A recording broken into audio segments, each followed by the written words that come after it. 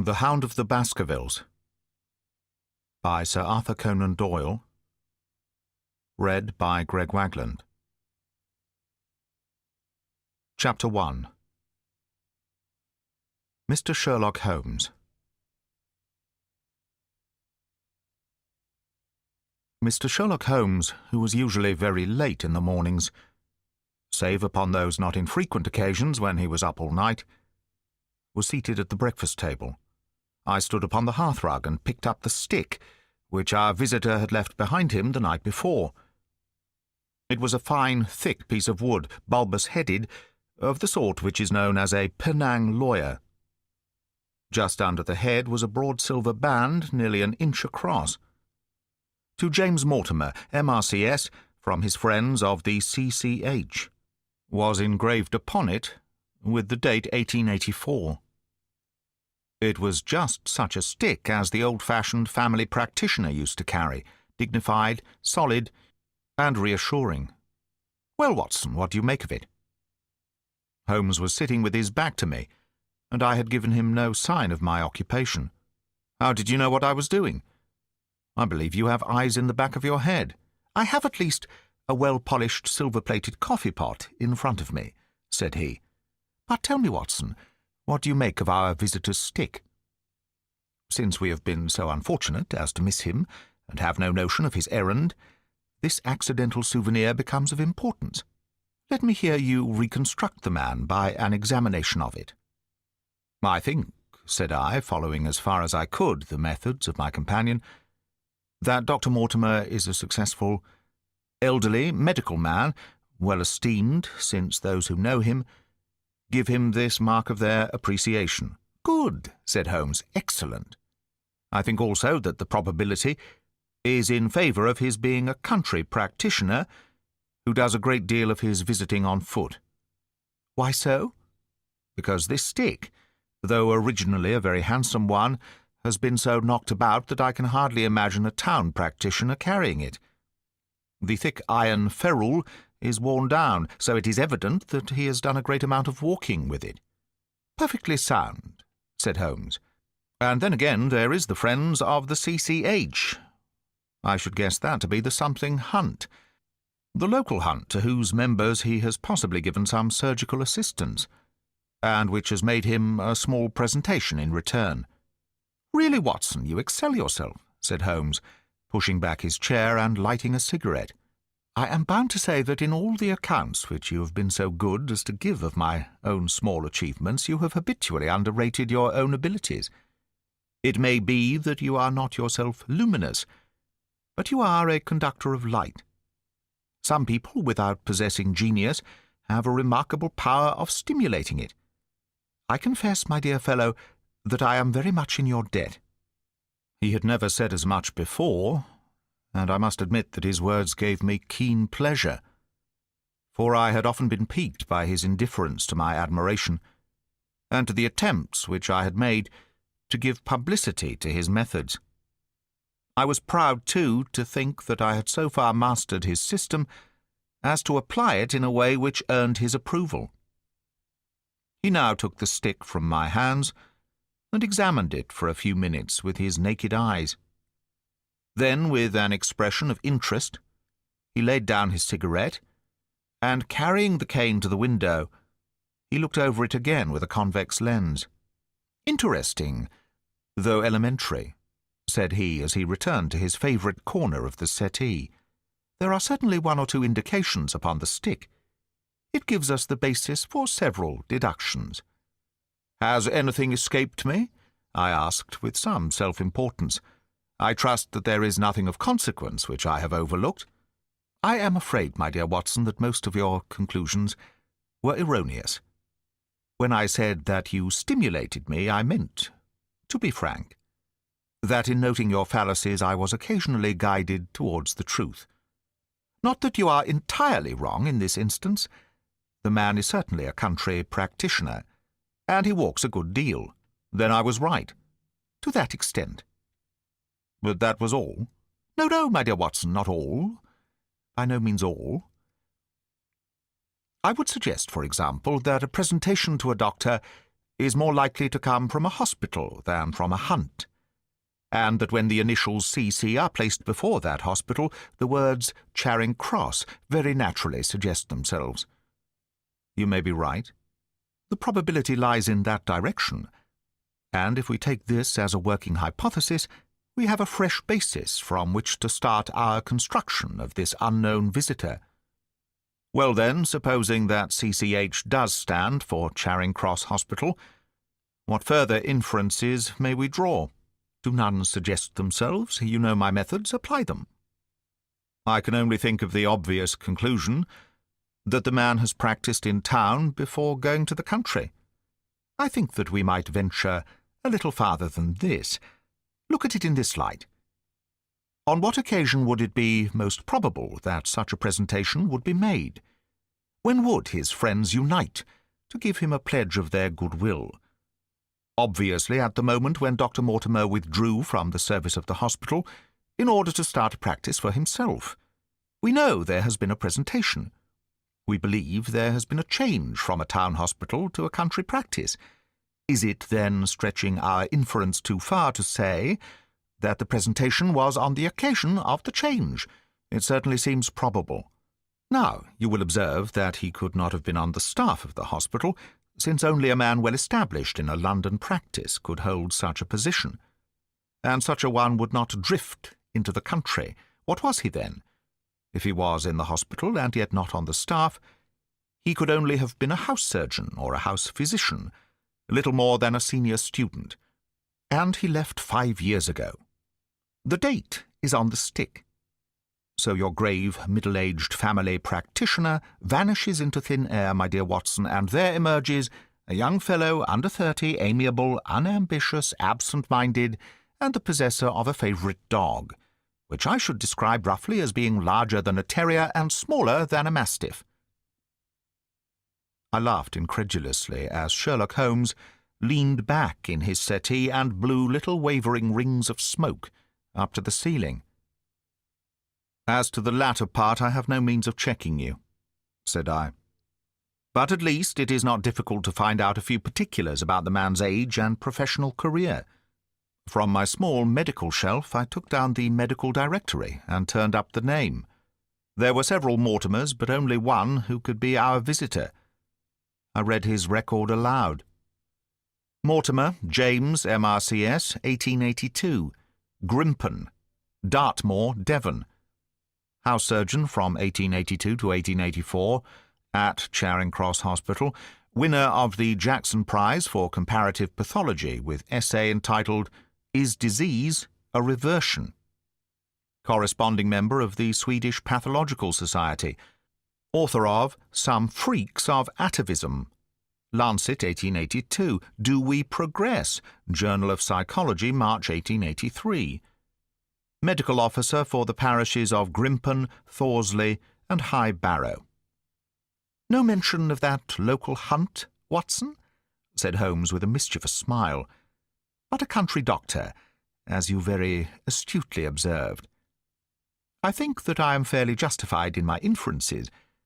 As to the adjectives, I said, if I remember right, amiable, unambitious, and absent-minded. It is my experience that it is only an amiable man in this world who receives testimonials, only an unambitious one who abandons a London career for the country, and only an absent-minded one who leaves his stick and not his visiting card after waiting an hour in your room. And the dog has been in the habit of carrying this stick behind his master. Being a heavy stick, the dog has held it tightly by the middle, and the marks of his teeth are very plainly visible. The dog's jaw, as shown in the space between these marks, is too broad, in my opinion, for a terrier, and not broad enough for a mastiff. It may have been— Yes, by Jove, it's a curly-haired spaniel." He had risen and paced the room as he spoke. Now he halted in the recess of the window. There was such a ring of conviction in his voice that I glanced up in surprise. "My dear fellow, how can you possibly be so sure of that?"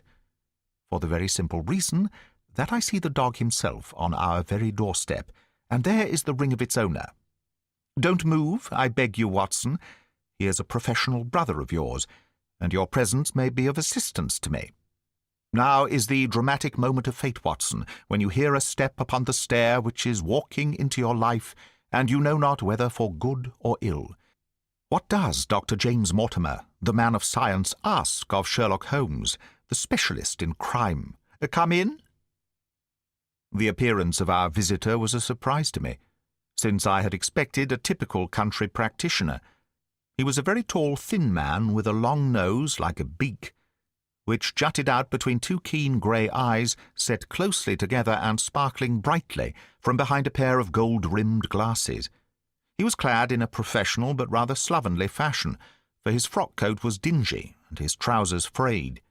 Though young, his long back was already bowed, and he walked with a forward thrust of his head and a general air of peering benevolence. As he entered, his eyes fell upon the stick in Holmes's hand, and he ran towards it with an exclamation of joy. "I am so very glad," said he. "I was not sure whether I had left it here or in the shipping office. I would not lose that stick for the world." "A presentation, I see," said Holmes. "Yes, sir." "From Charing Cross Hospital?" "From one or two friends there, on the occasion of my marriage." "Dear, dear, that's bad," said Holmes, shaking his head. Dr. Mortimer blinked through his glasses in mild astonishment. "Why was it bad?" "Only that you have disarranged our little deductions. Your marriage, you say?" "Yes, sir. I married, and so left the hospital, and with it all hopes of a consulting practice. It was necessary to make a home of my own."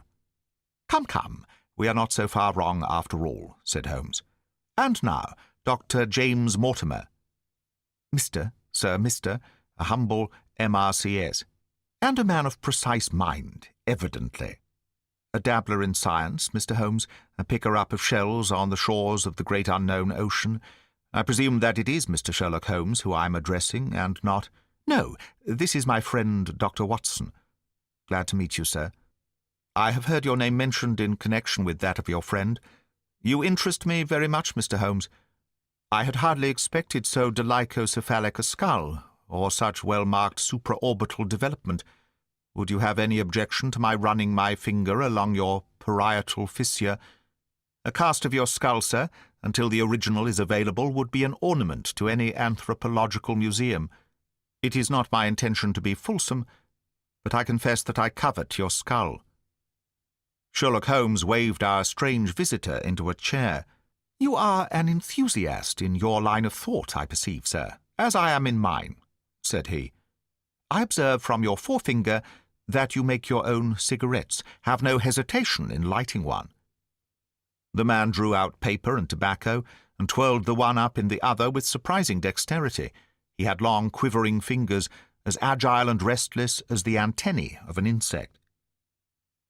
Holmes was silent, but his little darting glances showed me the interest which he took in our curious companion. "I presume, sir," said he at last, "that it was not merely for the purpose of examining my skull that you have done me the honour to call here last night and again to-day." "No, sir, no, though I am happy to have had the opportunity of doing that as well. I came to you, Mr. Holmes, because I recognized that I am myself an unpractical man, and because I am suddenly confronted with a most serious and extraordinary problem. Recognizing as I do that you are the second highest expert in Europe—" "Indeed, sir. May I inquire who has the honour to be the first?" asked Holmes with some asperity. To the man of precisely scientific mind, the work of Monsieur Bertillon must always appeal strongly. "Then had you not better consult him?" "I said, sir, to the precisely scientific mind. But as a practical man of affairs, it is acknowledged that you stand alone. I trust, sir, that I have not inadvertently—" "Just a little," said Holmes. "I think, Dr. Mortimer, you would do wisely if without more ado you would kindly tell me plainly what the exact nature of the problem is in which you demand my assistance."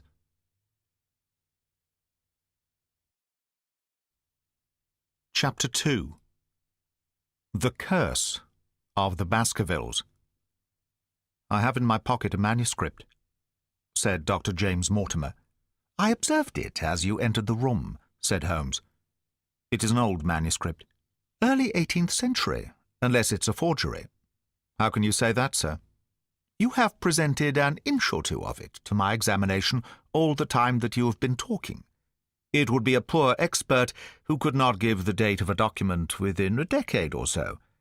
You may possibly have read my little monograph upon the subject. I put that at 1730. The exact date is 1742.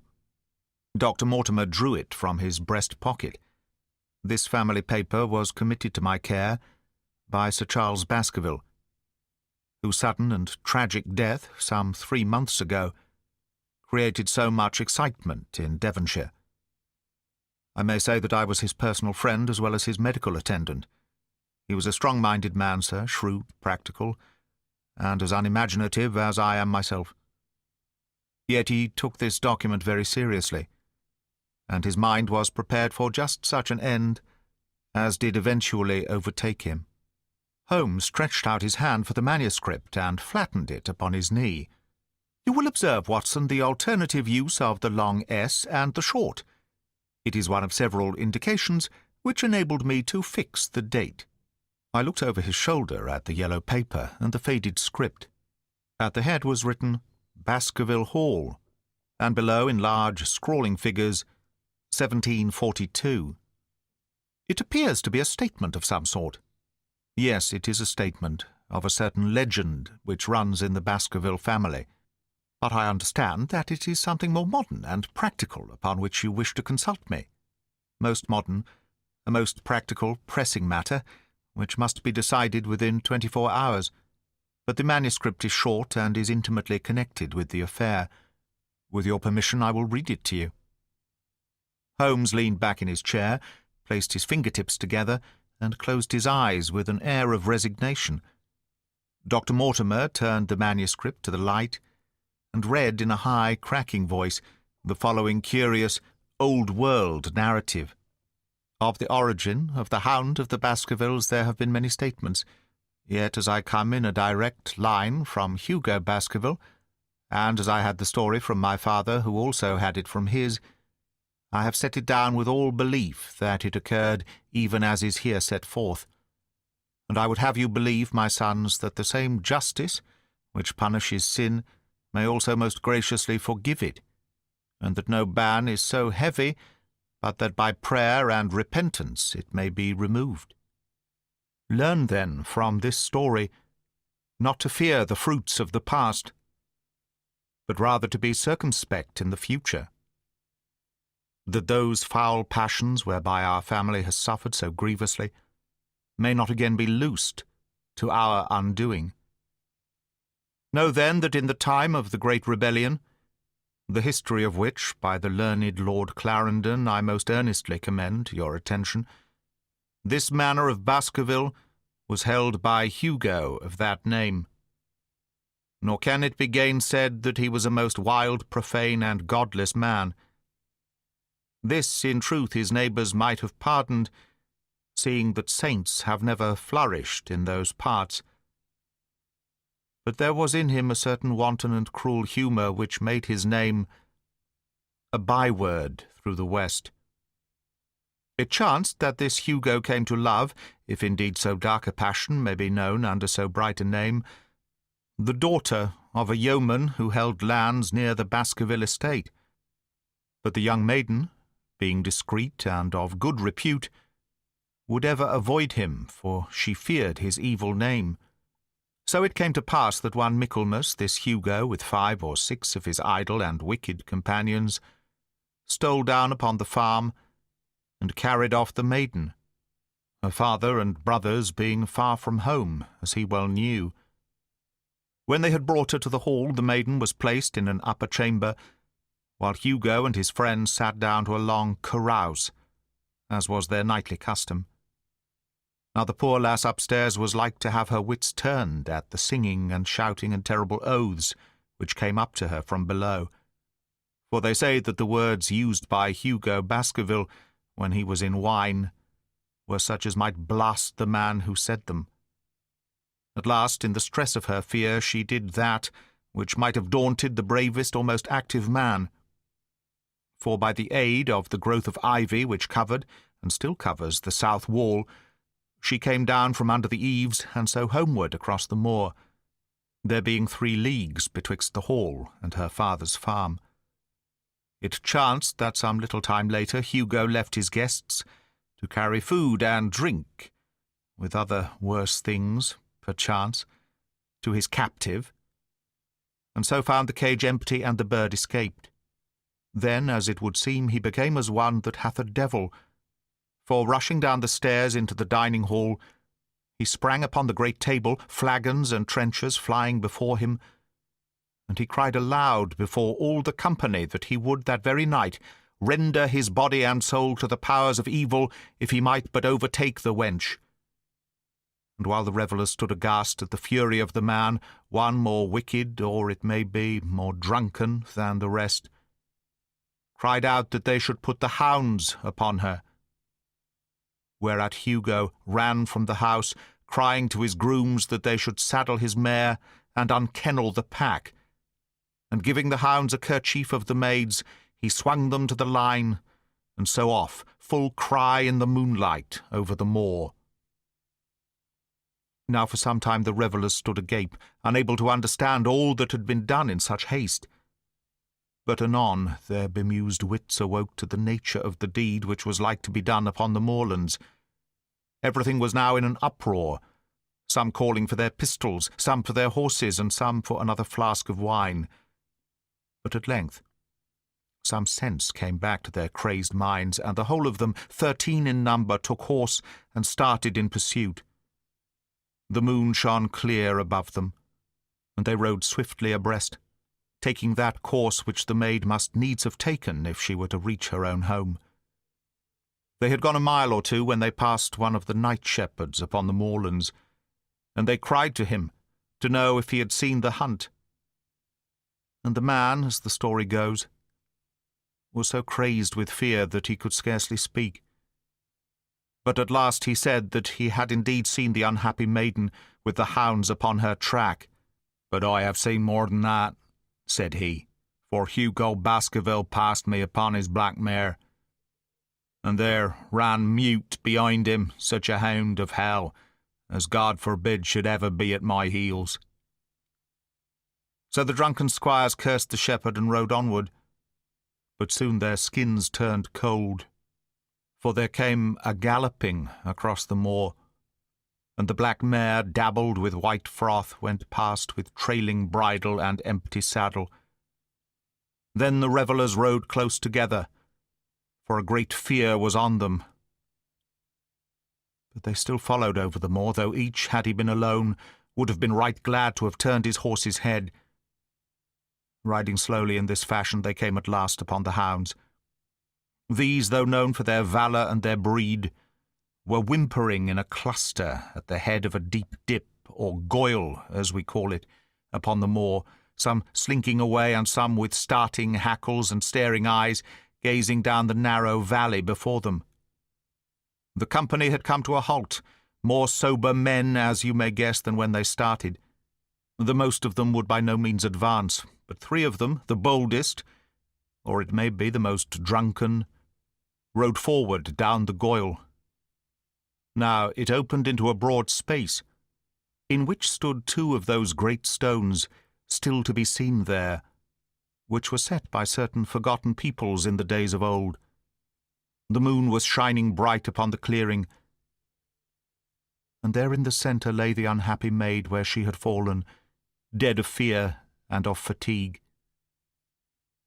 But it was not the sight of her body, nor yet was it that of the body of Hugo Baskerville lying near her, which raised the hair upon the heads of these 3 daredevil roisterers. But it was that, standing over Hugo and plucking at his throat, there stood a foul thing, a great black beast, shaped like a hound, yet larger than any hound that ever mortal eye has rested upon. And even as they looked, the thing tore the throat out of Hugo Baskerville, on which, as it turned its blazing eyes and dripping jaws upon them, the 3 shrieked with fear and rode for dear life, still screaming, across the moor. One, it is said, died that very night of what he had seen, and the other 2 were but broken men for the rest of their days. Such is the tale, my sons, of the coming of the Hound, which is said to have plagued the family so sorely ever since. If I have set it down, it is because that which is clearly known hath less terror than that which is but hinted at and guessed. Nor can it be denied that many of the family have been unhappy in their deaths, which have been sudden, bloody, and mysterious. Yet may we shelter ourselves in the infinite goodness of Providence, which would not for ever punish the innocent beyond that third or fourth generation which is threatened in Holy Writ. To that Providence, my sons, I hereby commend you, and I counsel you by way of caution to forbear from crossing the moor in those dark hours when the powers of evil are exalted. This from Hugo Baskerville to his sons Roger and John, with instructions that they say nothing thereof to their sister Elizabeth. When Dr. Mortimer had finished reading this singular narrative, he pushed his spectacles up on his forehead and stared across at Mr. Sherlock Holmes. The latter yawned and tossed the end of his cigarette into the fire. "Well," said he, "do you not find it interesting? To a collector of fairy tales." Dr. Mortimer drew a folded newspaper out of his pocket. "Now, Mr. Holmes, we will give you something a little more recent. This is the Devon County Chronicle of May the 14th of this year. It is a short account of the facts elicited at the death of Sir Charles Baskerville, which occurred a few days before that date." My friend leaned a little forward, and his expression became intent. Our visitor readjusted his glasses and began. "The recent sudden death of Sir Charles Baskerville, whose name has been mentioned as the probable Liberal candidate for Mid-Devon at the next election, has cast a gloom over the county. Though Sir Charles had resided at Baskerville Hall for a comparatively short period, his amiability of character and extreme generosity had won the affection and respect of all who had been brought into contact with him. In these days of nouveau riches, it is refreshing to find a case where the scion of an old county family which has fallen upon evil days is able to make his own fortune and to bring it back with him to restore the fallen grandeur of his line. Sir Charles, as is well known, made large sums of money in South African speculation. More wise than those who go on until the wheel turns against them, he realized his gains and returned to England with them. It is only 2 years since he took up his residence at Baskerville Hall, and it is common talk how large were those schemes of reconstruction and improvement which have been interrupted by his death. Being himself childless, it was his openly expressed desire that the whole countryside should, within his own lifetime, profit by his good fortune, and many will have personal reasons for bewailing his untimely end. His generous donations to local and county charities have been frequently chronicled in these columns. The circumstances connected with the death of Sir Charles cannot be said to have been entirely cleared up by the inquest, but at least enough has been done to dispose of those rumours to which local superstition has given rise. There is no reason whatever to suspect foul play, or to imagine that death could be from any but natural causes. Sir Charles was a widower, and a man who may be said to have been in some ways of an eccentric habit of mind. In spite of his considerable wealth, he was simple in his personal tastes, and his indoor servants at Baskerville Hall consisted of a married couple named Barrymore, the husband acting as butler and the wife as housekeeper.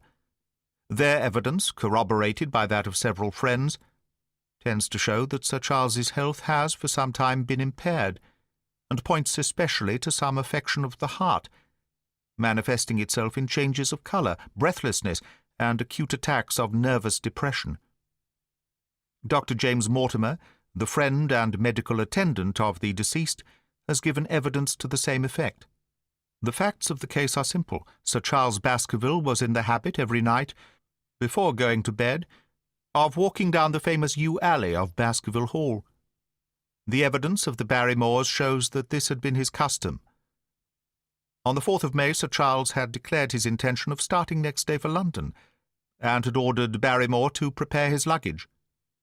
That night he went out as usual for his nocturnal walk, in the course of which he was in the habit of smoking a cigar. He never returned. At 12 o'clock, Barrymore, finding the hall door still open, became alarmed, and, lighting a lantern, went in search of his master. The day had been wet, and Sir Charles's footmarks were easily traced down the alley. Halfway down this walk there is a gate which leads out onto the moor.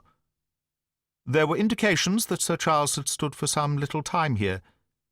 He then proceeded down the alley, and it was at the far end of it that his body was discovered. One fact which has not been explained is the statement of Barrymore that his master's footprints altered their character from the time that he passed the moor gate, and that he appeared from thence onward to have been walking upon his toes. One Murphy, a gipsy horse-dealer, was on the moor at no great distance at the time, but he appears, by his own confession, to have been the worse for drink. He declares that he heard cries, but is unable to state from what direction they came. No signs of violence were to be discovered upon Sir Charles's person, and though the doctor's evidence pointed to an almost incredible facial distortion, so great that Dr. Mortimer refused at first to believe that it was indeed his friend and patient who lay before him, it was explained that that is a symptom which is not unusual in cases of dyspnea and death from cardiac exhaustion. This explanation was borne out by the post-mortem examination, which showed long-standing organic disease, and the coroner's jury returned a verdict in accordance with the medical evidence.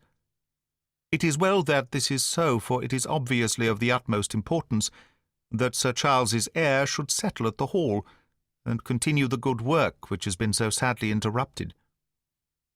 Had the prosaic finding of the coroner not finally put an end to the romantic stories which have been whispered in connection with the affair, it might have been difficult to find a tenant for Baskerville Hall. It is understood that the next of kin is Mr. Henry Baskerville, if he be still alive, the son of Sir Charles Baskerville's younger brother. The young man, when last heard of, was in America, and inquiries are being instituted with a view to informing him of his good fortune. Dr. Mortimer refolded his paper and replaced it in his pocket. Those are the public facts, Mr. Holmes, in connection with the death of Sir Charles Baskerville. I must thank you, said Sherlock Holmes, for calling my attention to a case which certainly presents some features of interest. I had observed some newspaper comment at the time, but I was exceedingly preoccupied by that little affair of the Vatican cameos, and in my anxiety to oblige the Pope, I lost touch with several interesting English cases. This article, you say, contains all the public facts? It does. Then let me have the private ones. He leaned back, put his fingertips together, and assumed his most impassive and judicial expression. In doing so, said Dr. Mortimer, who had begun to show signs of some strong emotion, I am telling that which I have not confided to anyone. My motive for withholding it from the coroner's inquiry is that a man of science shrinks from placing himself in the public position of seeming to endorse a popular superstition. I had the further motive that Baskerville Hall, as the paper says, would certainly remain untenanted if anything were done to increase its already rather grim reputation. For both these reasons I thought that I was justified in telling rather less than I knew, since no practical good could result from it. But with you there is no reason why I should not be perfectly frank.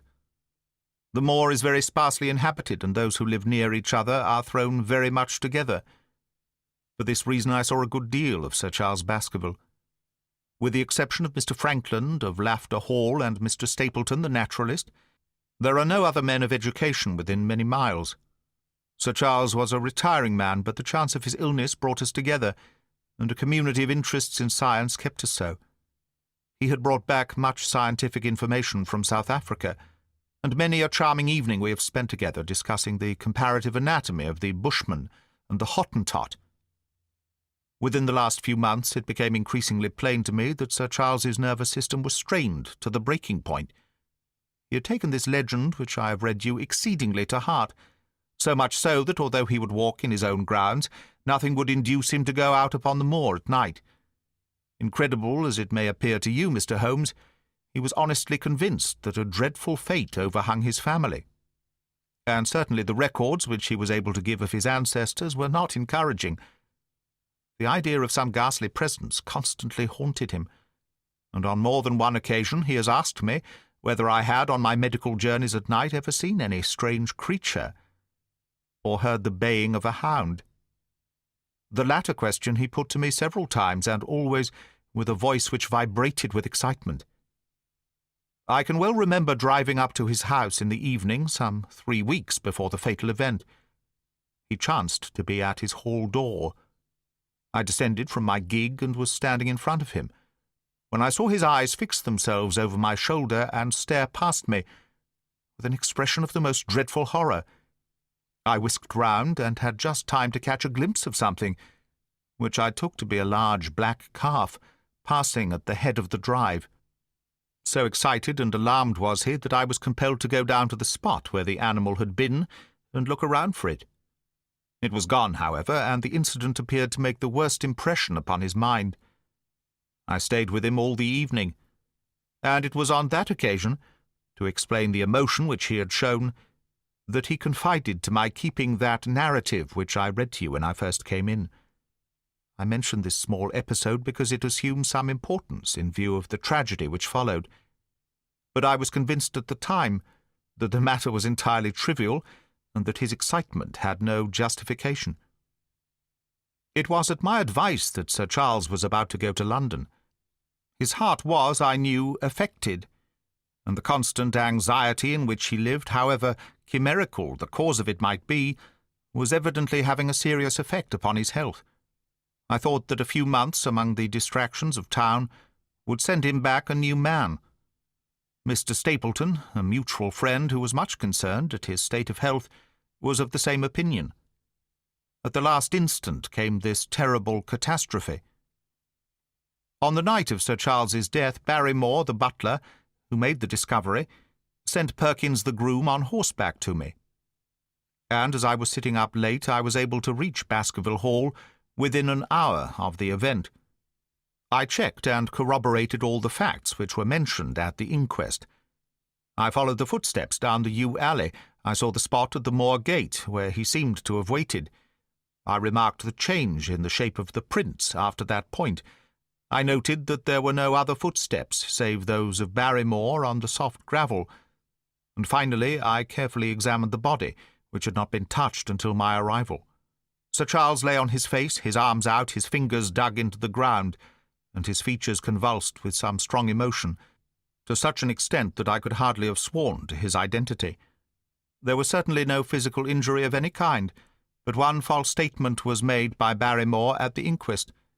He said that there were no traces upon the ground round the body. He did not observe any. But I did. Some little distance off, but fresh and clear. Footprints? Footprints. A man's or a woman's? Dr. Mortimer looked strangely at us for an instant, and his voice sank almost to a whisper as he answered, "Mr. Holmes, they were the footprints of a gigantic hound."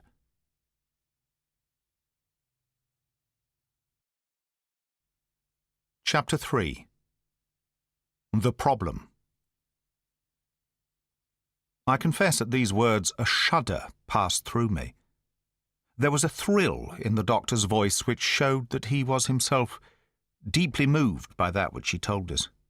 Holmes leaned forward in his excitement, and his eyes had the hard, dry glitter which shot from them when he was keenly interested. "You saw this?" "As clearly as I see you." "And you said nothing?" "What was the use?" "How was it that no one else saw it?" "The marks were some 20 yards from the body, and no one gave them a thought. I don't suppose I should have done so had I not known this legend." "There are many sheep-dogs on the moor?" "No doubt, but this was no sheep-dog." "You say it was large, enormous. But it had not approached the body?" "No." "What sort of night was it?" "Damp and raw." "But not actually raining?" "No." "What is the alley like?" "There are 2 lines of old yew hedge, 12 feet high and impenetrable. The walk in the centre is about 8 feet across." "Is there anything between the hedges and the walk?" "Yes, there is a strip of grass about 6 feet broad on either side." "I understand that the yew hedge is penetrated at one point by a gate." "Yes, the wicker gate, which leads on to the moor." "Is there any other opening?" "None." "So that to reach the yew alley one either has to come down it from the house, or else to enter it by the moor gate." There is an exit through a summer house at the far end. Had Sir Charles reached this? No, he lay about 50 yards from it. Now, tell me, Dr. Mortimer, and this is important. The marks which you saw were on the path and not on the grass? No marks could show on the grass. Were they on the same side of the path as the moor gate?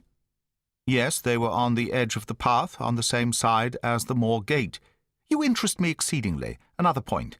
Was the wicket gate closed? Closed and padlocked. How high was it? About 4 feet high.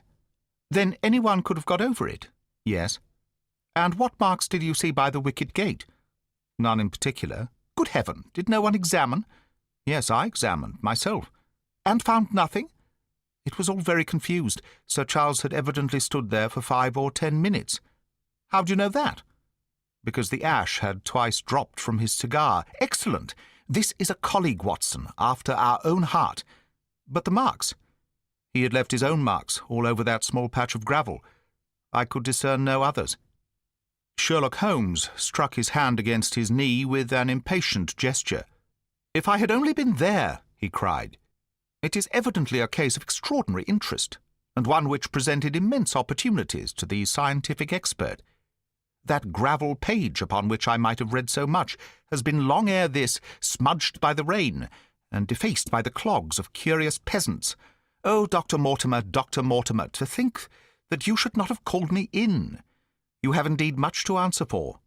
I could not call you in, Mr. Holmes, without disclosing these facts to the world, and I have already given my reasons for not wishing to do so. Besides, why do you hesitate? There is a realm in which the most acute and most experienced of detectives is helpless. You mean that the thing is supernatural? I did not positively say so. No, but you evidently think it. Since the tragedy, Mr. Holmes, there have come to my ears several incidents which are hard to reconcile with the settled order of nature. For example, I find that before the terrible event occurred, several people had seen a creature upon the moor which corresponds with this Baskerville demon, and which could not possibly be any animal known to science. They all agreed that it was a huge creature, luminous, ghastly, and spectral. I have cross-examined these men, one of them a hard-headed countryman, one a farrier, and one a moorland farmer, who all tell the same story of this dreadful apparition, exactly corresponding to the hell-hound of the legend. I assure you that there is a reign of terror in the district, and that it is a hardy man who will cross the moor at night. And you, a trained man of science, believe it to be supernatural? I do not know what to believe." Holmes shrugged his shoulders. "I have hitherto confined my investigations to this world," said he. "In a modest way I have combated evil, but to take on the father of evil himself would perhaps be too ambitious a task. Yet you must admit that the footmark is material. The original Hound was material enough to tug a man's throat out, and yet he was diabolical as well. I see that you have quite gone over to the supernaturalists. But now, Dr. Mortimer, tell me this. If you hold these views, why have you come to consult me at all? You tell me in the same breath that it is useless to investigate Sir Charles's death, and that you desire me to do it. I did not say that I desired you to do it. Then how can I assist you? By advising me as to what I should do with Sir Henry Baskerville, who arrives at Waterloo Station. Dr. Mortimer looked at his watch. In exactly 1 hour and a quarter. He being the heir? Yes. On the death of Sir Charles we inquired for this young gentleman, and found that he had been farming in Canada. From the accounts which have reached us, he is an excellent fellow in every way. I speak now not as a medical man, but as a trustee and executor of Sir Charles's will.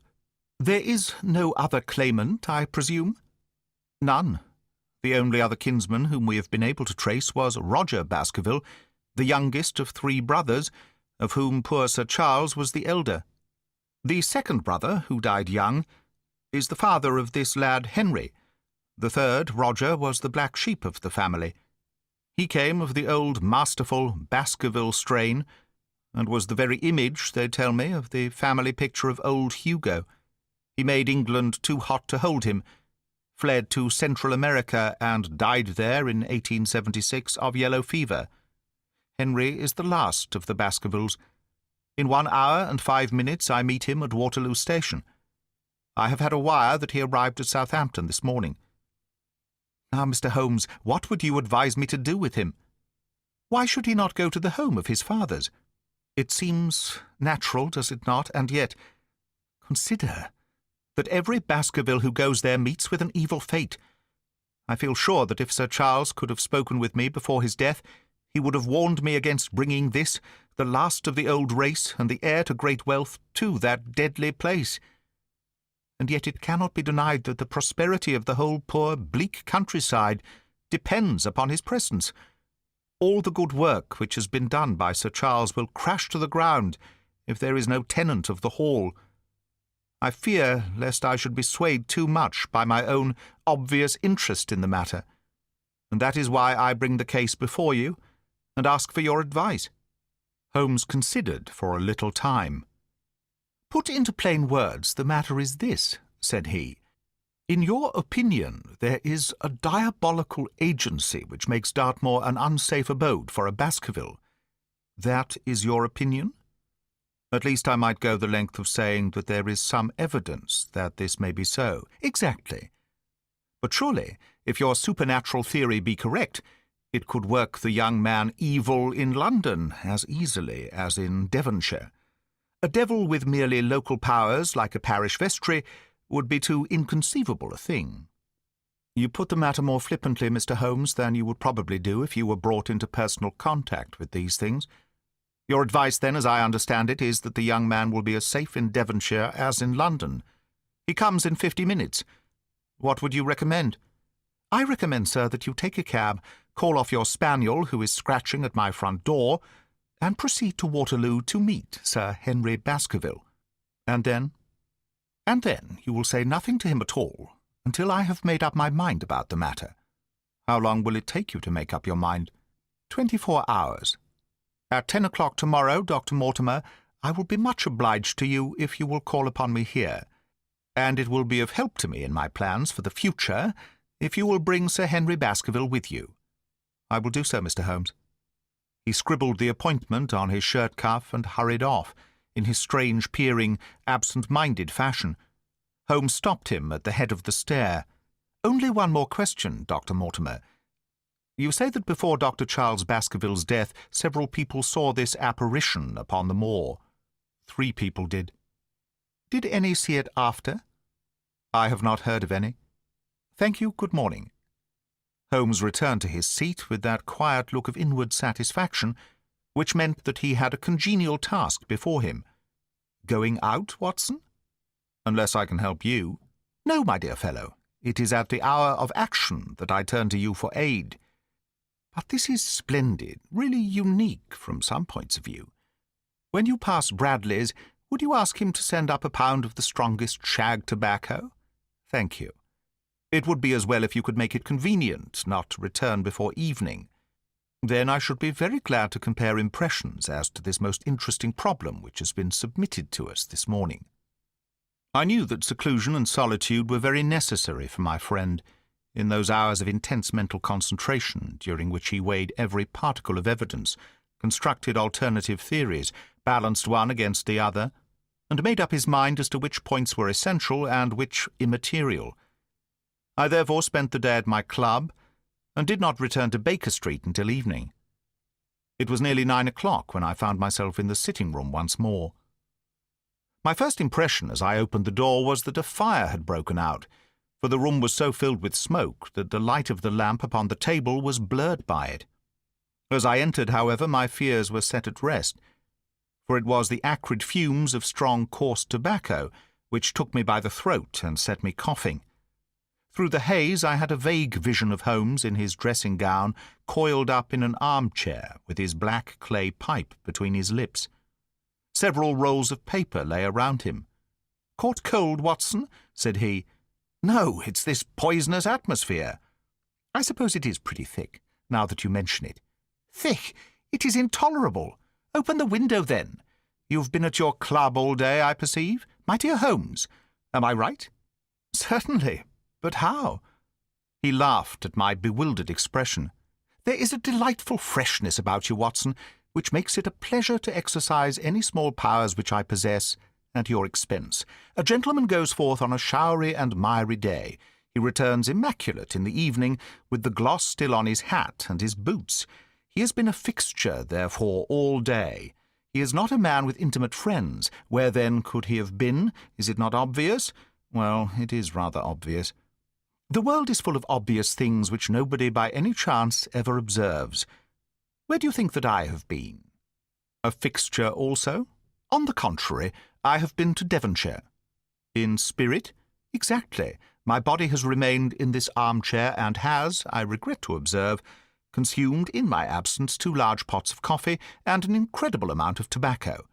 After you left, I sent down to Stamford's for the ordnance map of this portion of the moor, and my spirit has hovered over it all day. I flatter myself that I could find my way about. A large-scale map, I presume? Very large. He unrolled one section and held it over his knee. Here you have the particular district which concerns us. That is Baskerville Hall in the middle, with a wood round it. Exactly. I fancy the yew alley, though not marked under that name, must stretch along this line, with the moor, as you perceive, upon the right of it. This small clump of buildings here is the hamlet of Grimpen, where our friend Dr. Mortimer has his headquarters. Within a radius of 5 miles there are, as you see, only a very few scattered dwellings. Here is Laughter Hall, which was mentioned in the narrative. There is a house indicated here, which may be the residence of the naturalist. Stapleton, if I remember right, was his name. Here are 2 moorland farmhouses, High Tor and Foulmire. Then, 14 miles away, the great convict prison of Princetown. Between and around these scattered points extends the desolate, lifeless moor. This, then, is the stage upon which tragedy has been played, and upon which we may help to play it again. It must be a wild place. Yes, the setting is a worthy one. If the devil did desire to have a hand in the affairs of men, then you are yourself inclining to the supernatural explanation. The devil's agents may be of flesh and blood, may they not? There are 2 questions waiting for us at the outset. The one is whether any crime has been committed at all. The second is, what is the crime and how was it committed? Of course, if Dr. Mortimer's surmise should be correct and we are dealing with forces outside the ordinary laws of nature, there is an end of our investigation. But we are bound to exhaust all other hypotheses before falling back upon this one. I think we'll shut that window again, if you don't mind. It is a singular thing, but I find that a concentrated atmosphere helps a concentration of thought. I have not pushed it to the length of getting into a box to think, but that is the logical outcome of my convictions. Have you turned the case over in your mind? Yes, I have thought a good deal of it in the course of the day. What do you make of it? It is very bewildering. It has certainly a character of its own. There are points of distinction about it, that change in the footprints, for example. What do you make of that? Mortimer said that the man had walked on tiptoe down that portion of the alley. He only repeated what some fool had said at the inquest. Why should a man walk on tiptoe down the alley? What then? He was running, Watson, running desperately, running for his life, running until he burst his heart, and fell dead upon his face. Running from what? There lies our problem. There are indications that the man was crazed with fear before ever he began to run. How can you say that? I am presuming that the cause of his fears came to him across the moor. If that was so, and it seems most probable, only a man who had lost his wits would have run from the house instead of towards it. If the gypsy's evidence may be taken as true, he ran with cries for help in the direction where help was least likely to be. Then again, whom was he waiting for that night? And why was he waiting for him in the yew alley, rather than in his own house? You think that he was waiting for someone? The man was elderly and infirm. We can understand his taking an evening stroll, but the ground was damp and the night inclement. Is it natural that he should stand for 5 or 10 minutes, as Dr. Mortimer, with more practical sense than I should have given him credit for, deduced from the cigar ash? But he went out every evening. I think it unlikely that he waited at the moor gate every evening. On the contrary, the evidence is that he avoided the moor. That night he waited there, It was the night before he made his departure for London. The thing takes shape, Watson. It becomes coherent. Might I ask you to hand me my violin? And we will postpone all further thought upon this business until we have had the advantage of meeting Dr. Mortimer and Sir Henry Baskerville in the morning.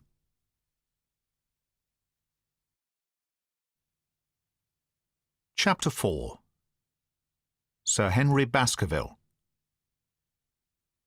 Our breakfast table was cleared early, and Holmes waited in his dressing gown for the promised interview. Our clients were punctual to their appointment, for the clock had just struck 10 when Dr. Mortimer was shown up, followed by the young baronet. The latter was a small, alert, dark-eyed man about 30 years of age, very sturdily built, with thick black eyebrows and a strong, pugnacious face. He wore a ruddy-tinted tweed suit, and had the weather-beaten appearance of one who has spent most of his time in the open air. And yet there was something in his steady eye and the quiet assurance of his bearing which indicated the gentleman. "This is Sir Henry Baskerville," said Dr. Mortimer. "Why, yes," said he. "And the strange thing is, Mr. Sherlock Holmes, that if my friend here had not proposed coming round to you this morning, I should have come on my own account. I understand that you think out little puzzles, and I've had one this morning which wants more thinking out than I'm able to give it. Pray take a seat, Sir Henry. Do I understand you to say that you have yourself had some remarkable experience since you arrived in London?" "Nothing of much importance, Mr. Holmes. Only a joke, as like as not. It was this letter, if you can call it a letter, which reached me this morning." He laid an envelope on the table, and we all bent over it. It was of common quality, greyish in colour. The address, Sir Henry Baskerville, Northumberland Hotel, was printed in rough characters, the postmark Charing Cross, and the date of posting the preceding evening. "Who knew that you were going to the Northumberland Hotel?" asked Holmes, glancing keenly across at our visitor. "No one could have known. We only decided after I met Dr. Mortimer." "But Dr. Mortimer was no doubt already stopping there." "No, I had been staying with a friend," said the doctor. "There was no possible indication that we intended to go to this hotel." Someone seems to be very deeply interested in your movements." Out of the envelope he took a half-sheet of foolscap paper folded into 4. This he opened and spread flat upon the table. Across the middle of it a single sentence had been formed by the expedient of pasting printed words upon it. It ran, "As you value your life or your reason, keep away from the moor." The word "moor" only was printed in ink. "Now," said Sir Henry Baskerville, "perhaps you will tell me, Mr. Holmes, what in thunder is the meaning of that, and who it is that takes so much interest in my affairs." "What do you make of it, Dr. Mortimer? You must allow that there is nothing supernatural about this, at any rate." "No, sir, but it might very well come from someone who was convinced that the business is supernatural." "What business?" asked Sir Henry sharply. "It seems to me that all you gentlemen know a great deal more than I do about my own affairs." "You shall share our knowledge before you leave this room, Sir Henry. I promise you that," said Sherlock Holmes. "We will confine ourselves for the present, with your permission, to this very interesting document, which must have been put together and posted yesterday evening. Have you yesterday's Times, Watson? It is here in the corner. Might I trouble you for it? The inside page, please, with the leading articles." He glanced swiftly over it, running his eyes up and down the columns. "Capital article this on free trade. Permit me to give you an extract from it. You may be cajoled into imagining that your own special trade or your own industry will be encouraged by a protective tariff, but it stands to reason that such legislation must in the long run keep away wealth from the country, diminish the value of our imports, and lower the general conditions of life in this island." "What do you think of that, Watson?" cried Holmes in high glee, rubbing his hands together with satisfaction. "Don't you think that is an admirable sentiment?" Dr. Mortimer looked at Holmes with an air of professional interest, and Sir Henry Baskerville turned a pair of puzzled dark eyes upon me. "I don't know much about the tariff and things of that kind," said he, "but it seems to me we've got a bit off the trail so far as that note is concerned." "On the contrary, I think we are particularly hot upon the trail, Sir Henry. Watson here knows more about my methods than you do. but I fear that even he has not quite grasped the significance of this sentence. No, I confess that I see no connection. And yet, my dear Watson, there is so very close a connection that the one is extracted out of the other. You, your, life, reason, value, keep away from the. Don't you see now whence these words have been taken? By thunder, you're right. Well, if that isn't smart, cried Sir Henry. If any possible doubt remained, it is settled by the fact that keep away and from thee are cut out in one piece. Well now, so it is. Really, Mr. Holmes, this exceeds anything which I could have imagined, said Dr. Mortimer, gazing at my friend in amazement. I could understand anyone saying that the words were from a newspaper, but that you should name which, and add that it came from the leading article, is really one of the most remarkable things which I have ever known. How did you do it? I presume, Doctor, that you could tell the skull of a Negro from that of an Eskimo? Most certainly. But how? Because that is my special hobby. The differences are obvious, the supraorbital crest, the facial angle, the maxillary curve, But this is my special hobby, and the differences are equally obvious. There is as much difference to my eyes between the leading bourgeois type of a Times article and the slovenly print of an evening halfpenny paper, as there could be between your Negro and your Eskimo. The detection of types is one of the most elementary branches of knowledge to the special expert in crime. Though I confess that once, when I was very young, I confused the Leeds Mercury with the Western Morning News. But a Times leader is entirely distinctive, and these words could have been taken from nothing else. As it was done yesterday, the strong probability was that we should find the words in yesterday's issue. So far as I can follow you, then, Mr. Holmes, said Sir Henry Baskerville, someone cut out this message with the scissors. Nail scissors, said Holmes. You can see that it was a very short-bladed scissors, since the cutter had to take 2 snips over keep away. That is so. Someone then cut out the message with a pair of short-bladed scissors, pasted it with paste. Gum, said Holmes, with gum onto the paper, but I want to know why the word more should have been written. Because he could not find it in print. The other words were all simple, and might be found in any issue, but more would be less common. Why, of course, that would explain it. Have you read anything else in this message, Mr. Holmes? There are 1 or 2 indications, and yet the utmost pains have been taken to remove all clues. The address, you observe, is printed in rough characters, but the Times is a paper which is seldom found in any hands but those of the highly educated. We may take it, therefore, that the letter was composed by an educated man who wished to pose as an uneducated one, and his effort to conceal his own writing suggests that that writing might be known, or come to be known, by you. Again, you will observe that the words are not gummed on in an accurate line, but that some are much higher than others. Life, for example, is quite out of its proper place. That may point to carelessness, or it may point to agitation and hurry upon the part of the cutter. On the whole, I incline to the latter view, since the matter was evidently important, and it is unlikely that the composer of such a letter would be careless.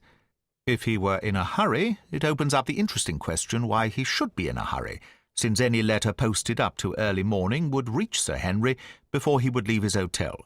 Did the composer fear an interruption, and from whom? We are coming now rather into the region of guesswork, said Dr. Mortimer. Say rather into the region where we balance probabilities and choose the most likely. It is the scientific use of the imagination. But we have always some material basis on which to start our speculation. Now, you would call it a guess, no doubt, but I am almost certain that this address has been written in a hotel. How in the world can you say that? If you examine it carefully, you will see that both the pen and the ink have given the writer trouble. The pen has spluttered twice in a single word and has run dry 3 times in a short address, showing that there was very little ink in the bottle.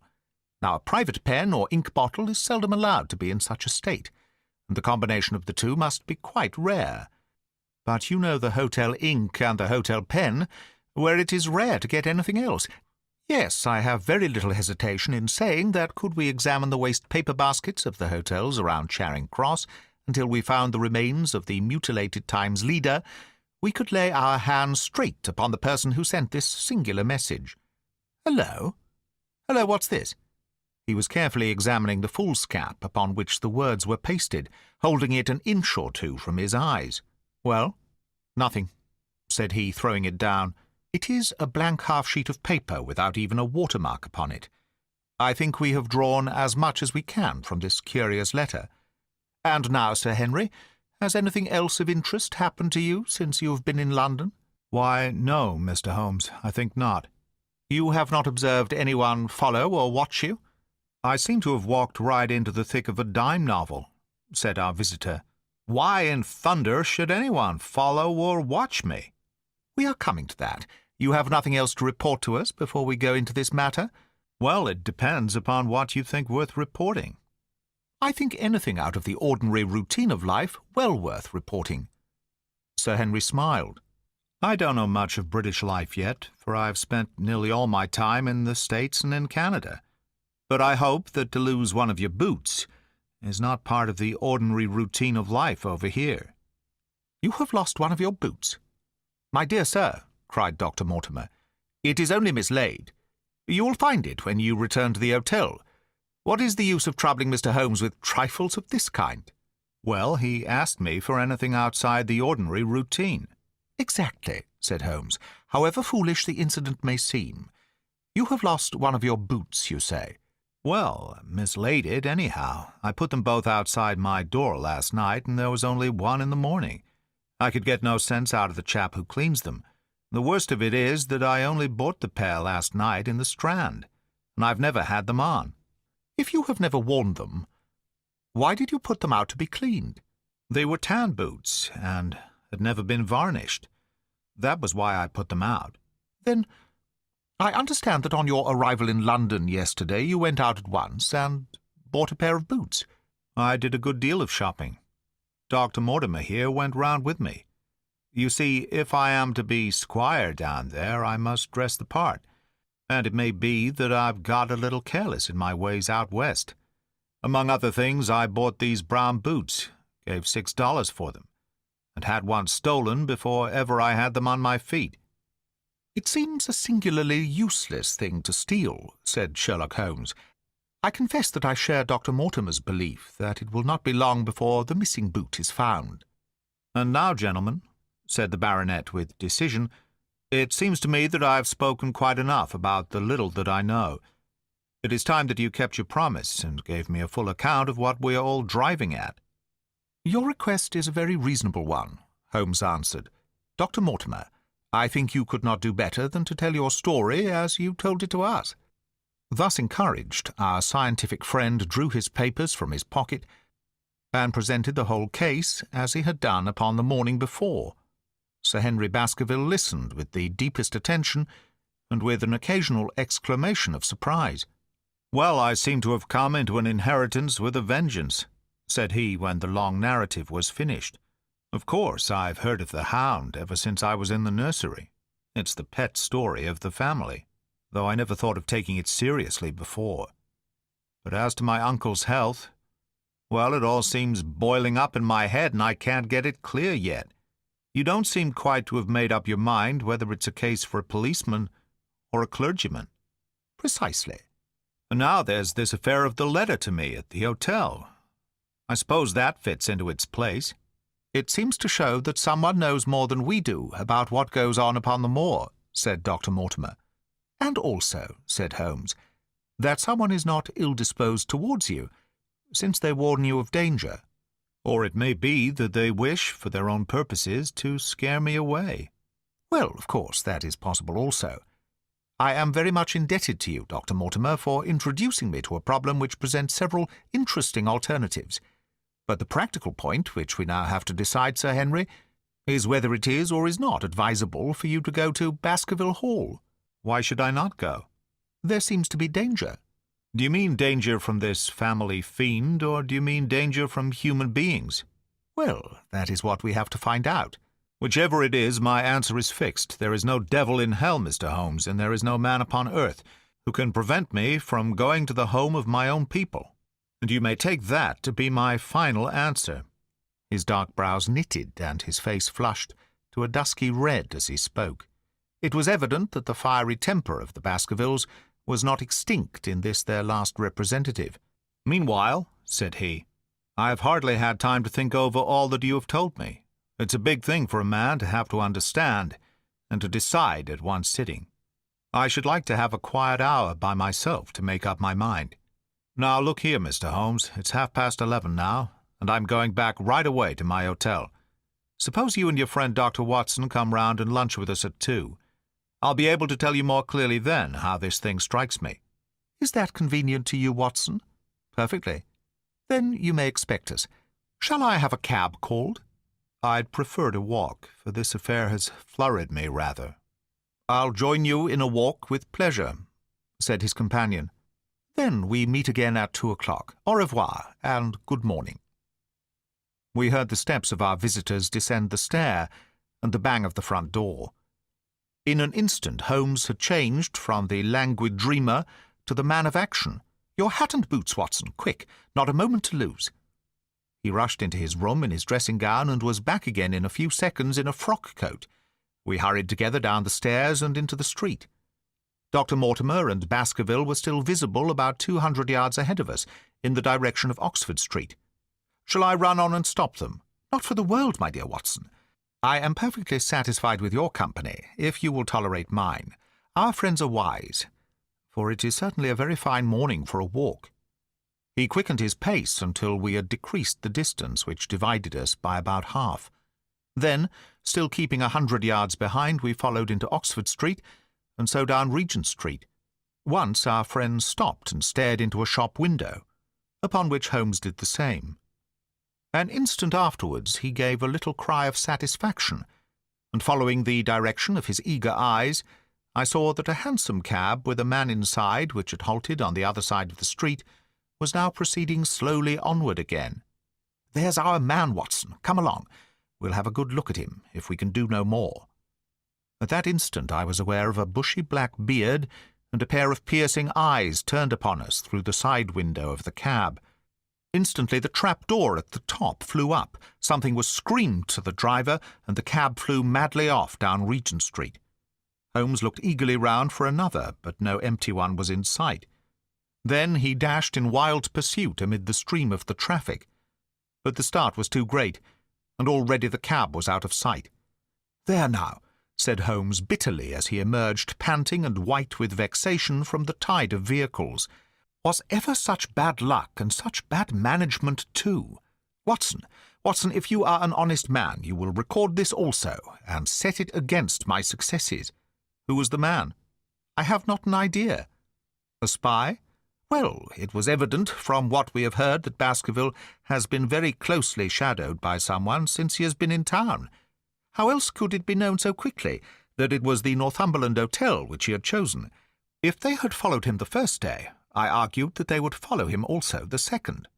You may have observed that I twice strolled over to the window while Dr. Mortimer was reading his legend." "Yes, I remember." "I was looking out for loiterers in the street, but I saw none. We are dealing with a clever man, Watson. This matter cuts very deep, and though I have not finally made up my mind whether it is a benevolent or a malevolent agency which is in touch with us, I am conscious always of power and design. When our friends left, I at once followed them, in the hopes of marking down their invisible attendant. So wily was he that he had not trusted himself upon foot, but he had availed himself of a cab, so that he could loiter behind or dash past them, and so escape their notice. His method had the additional advantage that if they were to take a cab, he was all ready to follow them. It has, however, one obvious disadvantage. It puts them in the power of the cabman. "Exactly. What a pity we did not get the number. My dear Watson, clumsy as I have been, you surely do not seriously imagine that I neglected to get the number. Number 2704 is our man. But that is no use to us for the moment. I fail to see how you could have done more. On observing the cab, I should have instantly turned and walked in the other direction. I should then, at my leisure, have hired a second cab and followed the first at a respectful distance, or, better still, have driven to the Northumberland Hotel and waited there. When our unknown had followed Baskerville home, we should have had the opportunity of playing his own game upon himself and seeing where he made for. As it is, by an indiscreet eagerness which was taken advantage of with extraordinary quickness and energy by our opponent, we have betrayed ourselves and lost our man." We had been sauntering slowly down Regent Street during this conversation, and Dr. Mortimer, with his companion, had long vanished in front of us. "There is no object in our following them," said Holmes. "The shadow has departed and will not return. We must see what further cards we have in our hands, and play them with decision. Could you swear to that man's face within the cab? I could swear only to the beard, and so could I, from which I gather that in all probability it was a false one. A clever man upon so delicate an errand has no use for a beard, save to conceal his features. Come in here, Watson." He turned into one of the district messenger offices, where he was warmly greeted by the manager. "Ah, Wilson, I see you have not forgotten the little case in which I had the good fortune to help you." "No, sir, indeed I have not. You saved my good name, and perhaps my life." "My dear fellow, you exaggerate. I have some recollection, Wilson, that you had among your boys a lad named Cartwright, who showed some ability during the investigation." "Yes, sir, he is still with us. Could you ring him up?" "Thank you, and I should be glad to have change of this £5 note." A lad of 14, with a bright, keen face, had obeyed the summons of the manager. He stood now gazing with great reverence at the famous detective. "Let me have the hotel directory," said Holmes. "Thank you. Now, Cartwright, there are the names of 23 hotels here, all in the immediate neighbourhood of Charing Cross, do you see?" "Yes, sir." "You will visit each of these in turn." "Yes, sir." "You will begin in each case by giving the outside porter 1 shilling. Here are 23 shillings. "Yes, sir." "You will tell him that you want to see the waste paper of yesterday. You will say that an important telegram has miscarried, and that you were looking for it. You understand?" "Yes, sir." "But what you are really looking for is the centre page of the Times, with some holes cut in it with scissors. Here is a copy of the Times. It is this page. You could easily recognise it, could you not?" "Yes, sir." "In each case, the outside porter will send for the hall porter, to whom you also will give a shilling. Here are 23 shillings. You will then learn, in possibly 20 cases out of the 23, that the waste of the day before has been burned or removed. In the 3 other cases you will be shown a heap of paper, and you will look for this page of the Times among it. The odds are enormously against your finding it. There are 10 shillings over, in case of emergencies. Let me have a report by wire at Baker Street before evening. And now, Watson, it only remains for us to find out by wire the identity of the cabman, number 2704, and then we will drop into one of the Bond Street picture galleries and fill in the time until we are due at the hotel." Chapter 5. 3 Broken Threads. Sherlock Holmes had, in a very remarkable degree, the power of detaching his mind at will. For 2 hours, the strange business in which we had been involved appeared to be forgotten, and he was entirely absorbed in the pictures of the modern Belgian masters. He would talk of nothing but art, of which he had the crudest ideas, from our leaving the gallery until we found ourselves at the Northumberland Hotel. "Sir Henry Baskerville is upstairs expecting you," said the clerk. "He asked me to show you up at once when you came." "Have you any objection to my looking at your register?" said Holmes. "Not in the least." The book showed that 2 names had been added after that of Baskerville. One was Theophilus Johnson and family, of Newcastle, the other Mrs. Oldmore and maid, of High Lodge, Alton. "Surely that must be the same Johnson whom I used to know," said Holmes to the porter. "A lawyer, is he not, grey-headed and walks with a limp?" "No, sir, this is Mr. Johnson, the coal owner. A very active gentleman. Not older than yourself." "Surely you are mistaken about his trade." "No, sir, he has used this hotel for many years, and he is very well known to us." "Ah, that settles it. Mrs. Oldmore, too. I seem to remember the name. Excuse my curiosity, but often in calling upon one friend, one finds another." "She is an invalid lady, sir. Her husband was once Mayor of Gloucester. She always comes to us when she's in town." "Thank you. I'm afraid I cannot claim her acquaintance." We have established a most important fact by these questions, Watson," he continued in a low voice as we went upstairs together. "We know now that the people who are so interested in our friend have not settled down in his own hotel. That means that while they are, as we have seen, very anxious to watch him, they are equally anxious that he should not see them. Now, this is a most suggestive fact. What does it suggest? It suggests— Hello, my dear fellow. What on earth is the matter?" As we came round the top of the stairs, we had run up against Sir Henry Baskerville himself. His face was flushed with anger, and he held an old and dusty boot in one of his hands. So furious was he that he was hardly articulate, and when he did speak, it was in a much broader and more Western dialect than any which we had heard from him in the morning. "Seems to me they're playing me for a sucker in this hotel. They'll find they've started in to monkey with the wrong man unless they are careful. By thunder, if that chap can't find my missing boot, there will be trouble. I can take a joke with the best, Mr. Holmes, but they've got a bit over the mark this time." "Still looking for your boot?" "Yes, sir, and mean to find it." "But surely you said that it was a new brown boot." "So it was, sir, and now it's an old black one." "What? You don't mean to say—" "That's just what I do mean to say. I only had 3 pairs in the world, the new brown, the old black, and the patent leathers, which I'm wearing. Last night they took one of my brown ones, and today they have sneaked one of the black. Well, have you got it? Speak out, man, and don't stand staring." An agitated German waiter had appeared upon the scene. "No, sir. I have made inquiry all over the hotel, but I can hear no word of it." "Well, either that boot comes back before sundown, or I'll see the manager and tell him that I go right straight out of this hotel." "It shall be found, sir. I promise you that if you will have a little patience, it will be found." "Mind it is, for it's the last thing of mine that I'll lose in this den of thieves." Well, Mr. Holmes, you'll excuse my troubling you about such a trifle." "I think it's well worth troubling about." "Why, you look very serious over it." "How do you explain it?" "I just don't attempt to explain it. It seems the very maddest, queerest thing that ever happened to me." "The queerest, perhaps," said Holmes thoughtfully. "What do you make of it yourself?" "Well, I don't profess to understand it yet.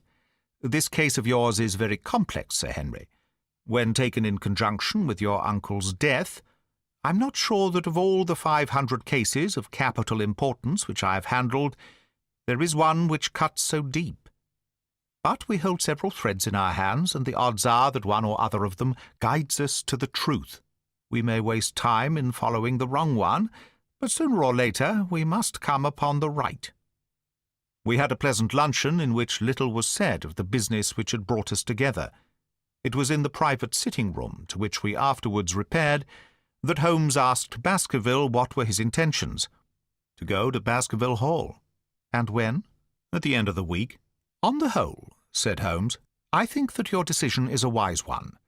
I have ample evidence that you are being dogged in London, and amid the millions of this great city it is difficult to discover who these people are, or what their object can be.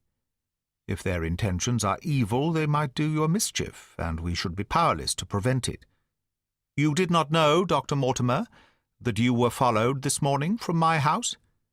Dr. Mortimer started violently. "Followed? By whom?" "That, unfortunately, is what I cannot tell you. Have you among your neighbours or acquaintances on Dartmoor any man with a black, full beard?" "No. Or, let me see. Why, yes. Barrymore, Sir Charles's butler, is a man with a full black beard." "Ha! Where is Barrymore?" "He is in charge of the hall. We had best ascertain if he is really there, or if by any possibility he might be in London." "How can you do that?" "Give me a telegraph form." "Is all ready for Sir Henry? That will do. Addressed to Mr. Barrymore, Baskerville Hall." "What is the nearest telegraph office?" "Grimpen. Very good. We will send a second wire to the postmaster, Grimpen. Telegram to Mr. Barrymore to be delivered into his own hand.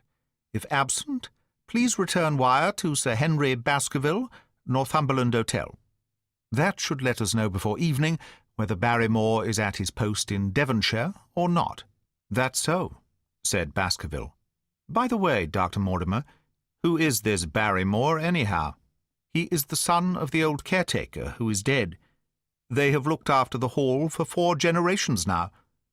So far as I know, he and his wife are as respectable a couple as any in the county." "At the same time," said Baskerville, "it's clear enough that so long as there are none of the family at the Hall, these people have a mighty fine home and nothing to do." "That is true. Did Barrymore profit at all by Sir Charles's will?" asked Holmes. "He and his wife had £500 each." "Ha! Did they know that they would receive this?" "Yes, Sir Charles was very fond of talking about the provisions of his will." "That is very interesting." "I hope," said Dr. Mortimer, "that you do not look with suspicious eyes upon everyone who received a legacy from Sir Charles, for I also had £1,000 left to me." "Indeed? And anyone else?" "There were many insignificant sums to individuals, and a large number of public charities. The residue all went to Sir Henry." "And how much was the residue?" £740,000. Holmes raised his eyebrows in surprise. "I had no idea that so gigantic a sum was involved," said he. "Sir Charles had the reputation of being rich, but we did not know how very rich he was until we came to examine his securities. The total value of the estate was close on to £1 million. Dear me! It is a stake for which a man might well play a desperate game. And one more question, Dr. Mortimer. Supposing that anything happened to our young friend here, you will forgive the unpleasant hypothesis, who would inherit the estate? Since Roger Baskerville, Sir Charles's younger brother, died unmarried, the estate would descend to the Desmonds, who are distant cousins. James Desmond is an elderly clergyman in Westmoreland." "Thank you. These details are all of great interest. Have you met Mr. James Desmond?" "Yes, he once came down to visit Sir Charles. He is a man of venerable appearance and of saintly life. I remember that he refused to accept any settlement from Sir Charles, though he pressed it upon him." "And this man of simple tastes would be the heir to Sir Charles's thousands?" "He would be the heir to the estate, because that is entailed. He would also be the heir to the money, unless it were willed otherwise by the present owner, who can, of course, do what he likes with it." "And have you made your will, Sir Henry?" "No, Mr. Holmes, I have not. I've had no time, for it was only yesterday that I learned how matters stood. But in any case I feel that the money should go with the title and estate. That was my poor uncle's idea. How is the owner going to restore the glories of the Baskervilles if he has not money enough to keep up the property? House, land, and dollars must go together." "Quite so. Well, Sir Henry, I am of one mind with you as to the advisability of your going down to Devonshire without delay. There is only one provision which I must make. You certainly must not go alone." "Dr. Mortimer returns with me." "But Dr. Mortimer has his practice to attend to, and his house is miles away from yours. With all the good will in the world, he may be unable to help you. No, Sir Henry. You must take with you someone, a trusty man, who will be always by your side." "Is it possible that you could come yourself, Mr. Holmes?" "If matters came to a crisis, I should endeavour to be present in person. But you can understand that with my extensive consulting practice, and with the constant appeals which reach me from many quarters, it is impossible for me to be absent from London for an indefinite time. At the present instant, one of the most revered names in England is being besmirched by a blackmailer, and only I can stop a disastrous scandal. You will see how impossible it is for me to go to Dartmoor."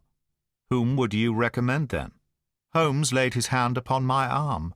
"If my friend would undertake it, there is no man who is better worth having at your side when you are in a tight place. No one can say so more confidently than I." The proposition took me completely by surprise. But before I had time to answer, Baskerville seized me by the hand and wrung it heartily. "Well, now, that is real kind of you, Dr. Watson," said he. "You see how it is with me, and you know just as much about the matter as I do.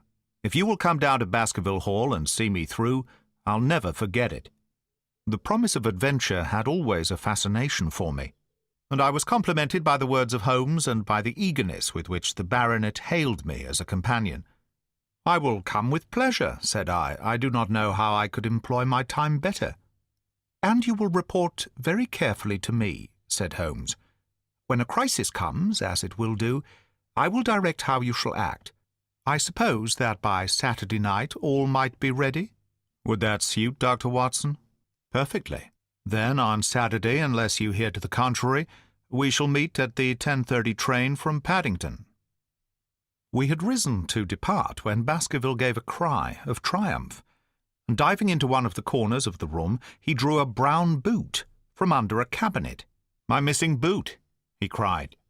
"May all our difficulties vanish as easily," said Sherlock Holmes. "But it is a very singular thing," Dr. Mortimer remarked. "I searched this room carefully before lunch." "And so did I," said Baskerville. "Every inch of it." "There was certainly no boot in it then." "In that case the waiter must have placed it there while we were lunching." The German was sent for, but professed to know nothing of the matter, nor could any inquiry clear it up. Another item had been added to that constant and apparently purposeless series of small mysteries which had succeeded each other so rapidly.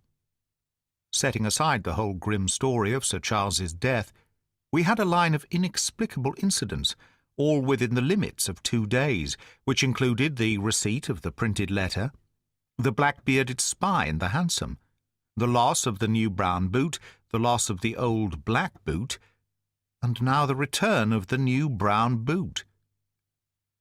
Holmes sat in silence in the cab as we drove back to Baker Street, and I knew from his drawn brows and keen face that his mind, like my own, was busy in endeavouring to frame some scheme into which all these strange and apparently disconnected episodes could be fitted.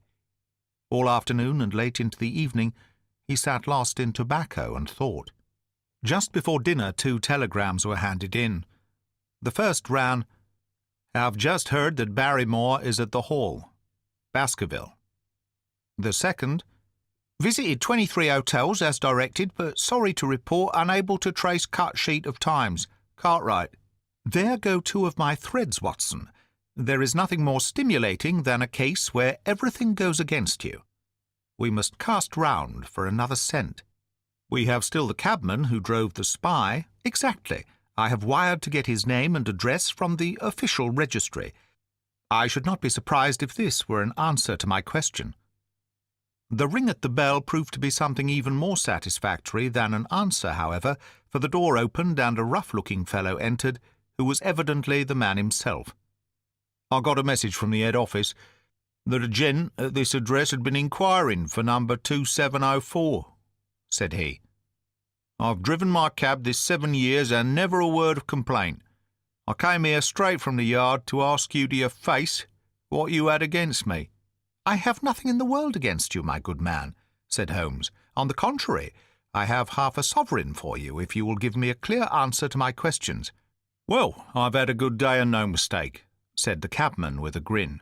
"What was it you wanted to ask, sir?" "First of all, your name and address, in case I want you again." "John Clayton, 3 Turpey Street, the Borough. My cab is out of Shipley's Yard, near Waterloo Station." Sherlock Holmes made a note of it. "Now, Clayton, tell me all about the fare who came and watched this house at 10 o'clock this morning, and afterwards followed the 2 gentlemen down Regent Street." The man looked surprised and a little embarrassed. "Why, there's no good my telling you things, for you seem to know as much as I do already," said he. "The truth is that the gentleman told me that he was a detective, and that I was to say nothing about him to anyone." "My good fellow, this is a very serious business, and you may find yourself in a pretty bad position if you try to hide anything from me. You say that your fare told you that he was a detective?" "Yes, he did." "When did he say this?" "When he left me." "Did he say anything more?" "He mentioned his name." Holmes cast a swift glance of triumph at me. "Oh, he mentioned his name, did he? That was imprudent. What was the name that he mentioned?" "His name," said the cabman, "was Mr. Sherlock Holmes." Never have I seen my friend more completely taken aback than by the cabman's reply. For an instant he sat in silent amazement. Then he burst into a hearty laugh. "A touch, Watson, an undeniable touch," said he. "I feel a foil as quick and supple as my own. He got home upon me very prettily that time. So his name was Sherlock Holmes, was it?" "Yes, sir, that was the gentleman's name." "Excellent. Tell me where you picked him up and all that occurred." "He hailed me at 9:30 in Trafalgar Square. He said that he was a detective, and he offered me 2 guineas if I would do exactly what he wanted all day and ask no questions. I was glad enough to agree. First, we drove down to the Northumberland Hotel and waited there until 2 gentlemen came out and took a cab from the rank. We followed their cab until it pulled up somewhere near here. "This very door," said Holmes. "Well, I couldn't be sure of that, but I dare say my fare knew all about it. We pulled up halfway down the street and waited an hour and a half. Then the 2 gentlemen passed us, walking, and we followed down Baker Street and along—" "I know," said Holmes, "until we got 3/4 down Regent Street. Then my gentleman threw up the trap, and he cried that I should drive right away to Waterloo Station as hard as I could go. I whipped up the mare, and we were there under the 10 minutes. Then he paid up his 2 guineas like a good 'un, and away he went into the station. Only just as he was leaving he turned round and he said, 'It might interest you to know that you have been driving Mr. Sherlock Holmes.' That's how I come to know the name." "I see. And you saw no more of him?" "Not after he went into the station." "And how would you describe Mr. Sherlock Holmes?" The cabman scratched his head. "Well, he wasn't altogether such an easy gentleman to describe. I'd put him at 40 years of age, and he was of a middle height, 2 or 3 inches shorter than you, sir. He was dressed like a toff, and he had a black beard, cut square at the end, and a pale face. I don't know as I could say more than that." "Colour of his eyes?" "No, I can't say that." "Nothing more that you can remember?" "No, sir, nothing." "Well, then, here is your half-sovereign. There's another one waiting for you if you can bring any more information. Good night." "Good night, sir, and thank you." John Clayton departed chuckling, and Holmes turned to me with a shrug of his shoulders and a rueful smile. "Snap goes our 3rd thread, and we end where we began," said he. "The cunning rascal! He knew our number, knew that Sir Henry Baskerville had consulted me, spotted who I was in Regent Street, conjectured that I had got the number of the cab and would lay my hands on the driver, and so sent back this audacious message. I tell you, Watson, this time we have got a foeman who is worthy of our steel. I have been checkmated in London. I can only wish you better luck in Devonshire. But I'm not easy in my mind about it." "About what?" "About sending you. It's an ugly business, Watson, an ugly, dangerous business, and the more I see of it, the less I like it. Yes, my dear fellow, you may laugh, but I give you my word that I shall be very glad to have you back safe and sound in Baker Street once more."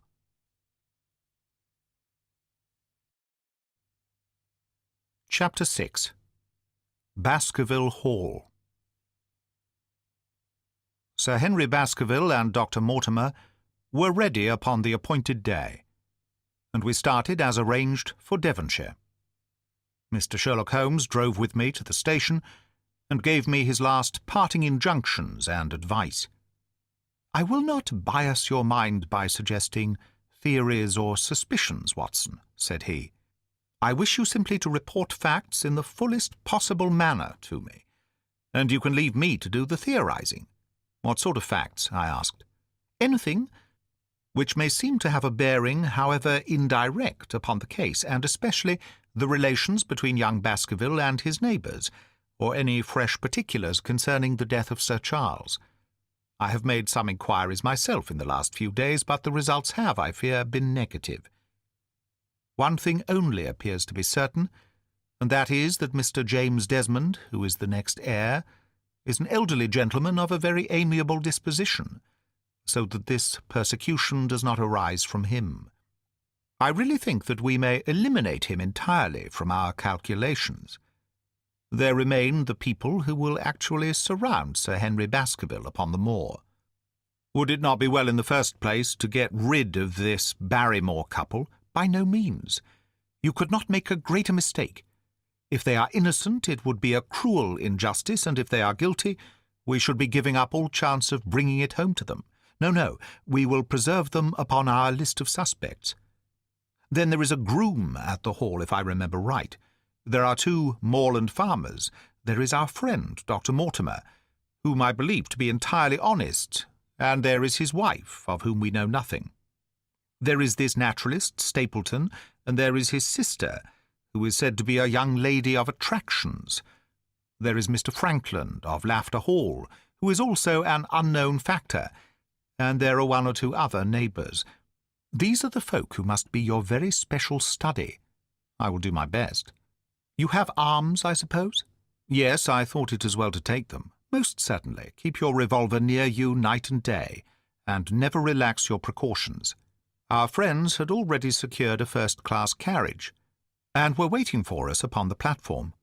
No, we have no news of any kind, said Dr. Mortimer, in answer to my friend's questions. I can swear to one thing, and that is that we have not been shadowed during the last 2 days. We have never gone out without keeping a sharp watch, and no one could have escaped our notice. You have always kept together, I presume? Except yesterday afternoon, I usually give up one day to pure amusement when I come to town, so I spent it at the Museum of the College of Surgeons. And I went to look at the folk in the park, said Baskerville. But we had no trouble of any kind. It was imprudent all the same, said Holmes, shaking his head and looking very grave. I beg, Sir Henry, that you will not go about alone. Some great misfortune will befall you if you do. Did you get your other boot? No, sir, it is gone forever. Indeed, that is very interesting. Well, good-bye, he added as the train began to glide down the platform. Bear in mind, Sir Henry, one of the phrases in that queer old legend which Dr. Mortimer has read to us, and avoid the moor in those hours of darkness when the powers of evil are exalted. I looked back at the platform when we had left it far behind, and saw the tall, austere figure of Holmes standing motionless and gazing after us. The journey was a swift and pleasant one, and I spent it in making the more intimate acquaintance of my two companions, and in playing with Dr. Mortimer's spaniel. In a very few hours the brown earth had become ruddy, the brick had changed to granite, and red cows grazed in well-hedged fields, where the lush grasses and more luxuriant vegetation spoke of a richer, if a damper, climate. Young Baskerville stared eagerly out of the window and cried aloud with delight as he recognized the familiar features of the Devon scenery.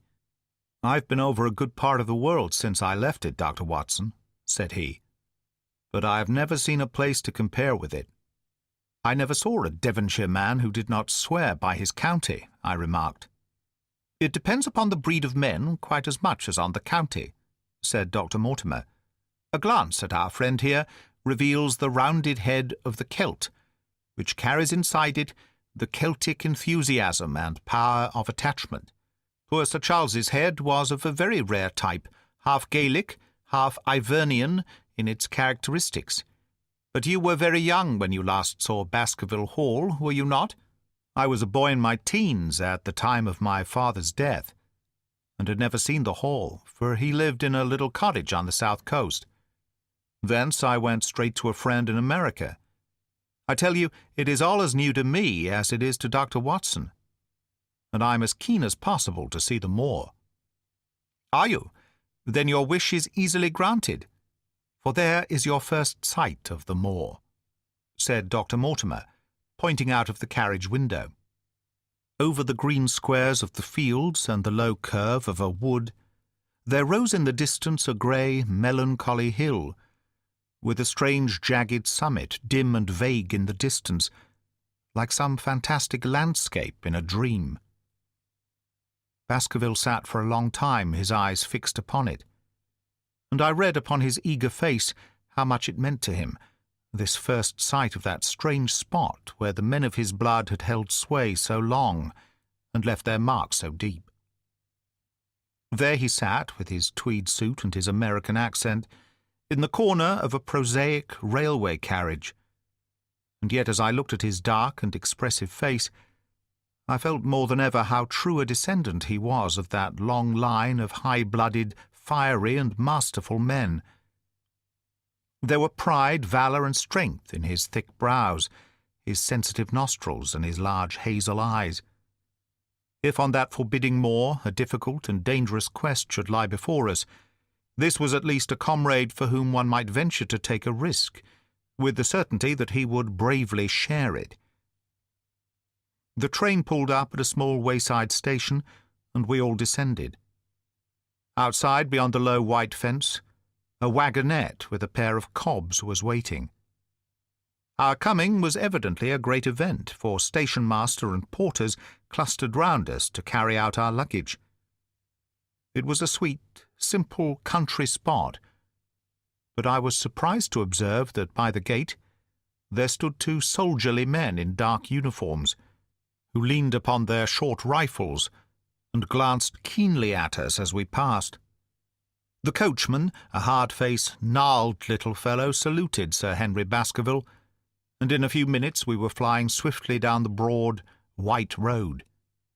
Rolling pasture lands curved upward on either side of us, and old gabled houses peeped out from amid the thick green foliage. But behind the peaceful and sunlit countryside there rose ever, dark against the evening sky, the long gloomy curve of the moor, broken by the jagged and sinister hills. The wagonette swung round into a side road, and we curved upward through deep lanes, worn by centuries of wheels, high banks on either side, heavy with dripping moss and fleshy hart's-tongue ferns. Bronzing bracken and mottled bramble gleamed in the light of the sinking sun. Still steadily rising, we passed over a narrow granite bridge and skirted a noisy stream which gushed swiftly down, foaming and roaring amid the grey boulders. Both road and stream wound up through a valley dense with scrub oak and fir. At every turn Baskerville gave an exclamation of delight, looking eagerly about him and asking countless questions.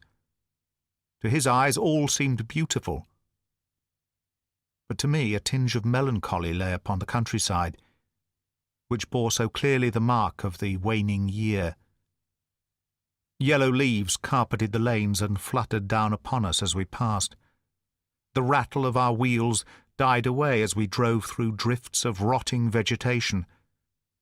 Sad gifts, as it seemed to me, for nature to throw before the carriage of the returning heir of the Baskervilles. "Hello!" cried Dr. Mortimer. "What is this?" A steep curve of heath-clad land, an outlying spur of the moor, lay in front of us. On the summit, hard and clear like an equestrian statue upon its pedestal, was a mounted soldier, dark and stern, his rifle poised ready over his forearm. He was watching the road along which we travelled. "What is this, Perkins?" asked Dr. Mortimer. Our driver half-turned in his seat. "There's a convict escaped from Princetown, sir. He's been out 3 days now, and the warders watch every road and every station, but they've had no sight of him yet. The farmers about here don't like it, sir, and that's a fact." "Well, I understand that they get £5 if they can give information." "Yes, sir, but the chance of £5 is but a poor thing compared to the chance of having your throat cut. You see, it isn't like any ordinary convict. This is a man that would stick at nothing." "Who is he, then?" "It is Selden, the Notting Hill murderer." I remembered the case well, for it was one in which Holmes had taken an interest, on account of the peculiar ferocity of the crime and the wanton brutality which had marked all the actions of the assassin. The commutation of his death sentence had been due to some doubts as to his complete sanity, so atrocious was his conduct. Our wagonette had topped a rise, and in front of us rose the huge expanse of the moor, mottled with gnarled and craggy cairns and tors. A cold wind swept down from it and set us shivering. Somewhere there, on that desolate plain, was lurking this fiendish man, hiding in a burrow like a wild beast, his heart full of malignancy against the whole race which had cast him out. It needed but this to complete the grim suggestiveness of the barren waste, the chilling wind, and the darkling sky. Even Baskerville fell silent, and pulled his overcoat more closely around him. We had left the fertile country behind, and beneath us. We looked back on it now, the slanting rays of a low sun turning the streams to threads of gold, and glowing on the red earth new-turned by the plough, and the broad tangle of the woodlands. The road in front of us grew bleaker and wilder over huge russet and olive slopes, sprinkled with giant boulders. Now and then we passed a moorland cottage, walled and roofed with stone, with no creeper to break its harsh outline. Suddenly we looked down into a cup-like depression, patched with stunted oaks and firs, which had been twisted and bent by the fury of years of storm. 2 high, narrow towers rose over the trees. The driver pointed with his whip. "Baskerville Hall," said he.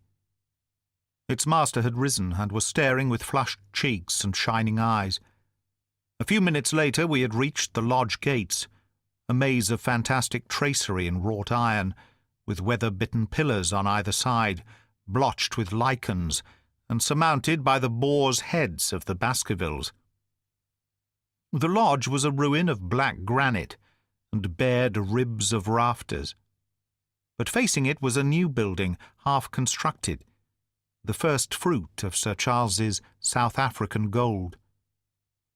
Through the gateway we passed into the avenue, where the wheels were again hushed amid the leaves, and the old trees shot their branches in a sombre tunnel over our heads. Baskerville shuddered as he looked up the long dark drive to where the house glimmered like a ghost at the farther end. "Was it here?" he asked in a low voice. No, the yew alley is on the other side." The young heir glanced round with a gloomy face. "It's no wonder my uncle felt as if trouble were coming on him in such a place as this," said he. "It's enough to scare any man. I'll have a row of electric lamps up here inside of 6 months, and you won't know it again, with 1,000 candle-power Swan and Edison right here in front of the hall door." The avenue opened into a broad expanse of turf, and the house lay before us. In the fading light I could see that the centre was a heavy block of building from which a porch projected.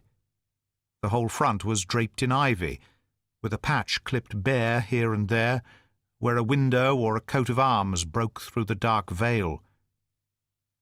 From this central block rose the twin towers, ancient, crenellated, and pierced with many loopholes. To right and left of the turrets were more modern wings of black granite.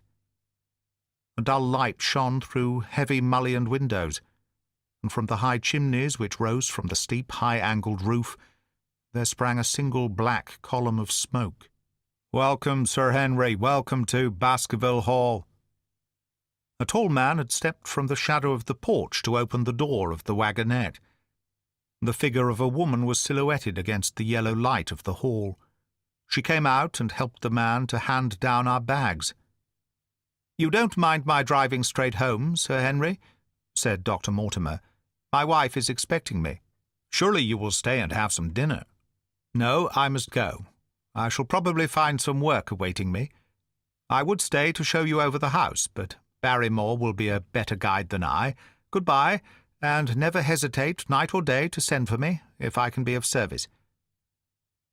The wheels died away down the drive, while Sir Henry and I turned into the hall, and the door clanged heavily behind us. It was a fine apartment in which we found ourselves, large, lofty, and heavily raftered with huge bulks of age-blackened oak. In the great old-fashioned fireplace behind the high iron dogs, a log fire crackled and snapped. Sir Henry and I held out our hands to it, for we were numb from our long drive. Then we gazed round us at the high, thin window of old stained glass, the oak panelling, the stags' heads, the coats of arms upon the walls, all dim and sombre in the subdued light of the central lamp. "It's just as I imagined it," said Sir Henry. "Is it not the very picture of an old family home? To think that this should be the same hall in which, for 500 years, my people have lived. It strikes me solemn to think of it." I saw his dark face lit up with a boyish enthusiasm as he gazed about him. The light beat upon him where he stood. but long shadows trailed down the walls and hung like a black canopy above him. Barrymore had returned from taking our luggage to our rooms. He stood in front of us now with the subdued manner of a well-trained servant. He was a remarkable-looking man, tall, handsome, with a square black beard and pale, distinguished features. "Would you wish dinner to be served at once, sir? Is it ready?" "In a very few minutes, sir. You will find hot water in your rooms. My wife and I will be happy, Sir Henry, to stay with you until you have made your fresh arrangements. But you will understand that under the new conditions, this house will require a considerable staff." "What new conditions?" "I only meant, sir, that Sir Charles led a very retired life, and we were able to look after his wants. You would naturally wish to have more company, and so you will need changes in your household." "Do you mean that your wife and you wish to leave? Only when it is quite convenient to you, sir." "But your family have been with us for several generations, have they not? I should be sorry to begin my life here by breaking an old family connection." I seemed to discern some signs of emotion upon the butler's white face.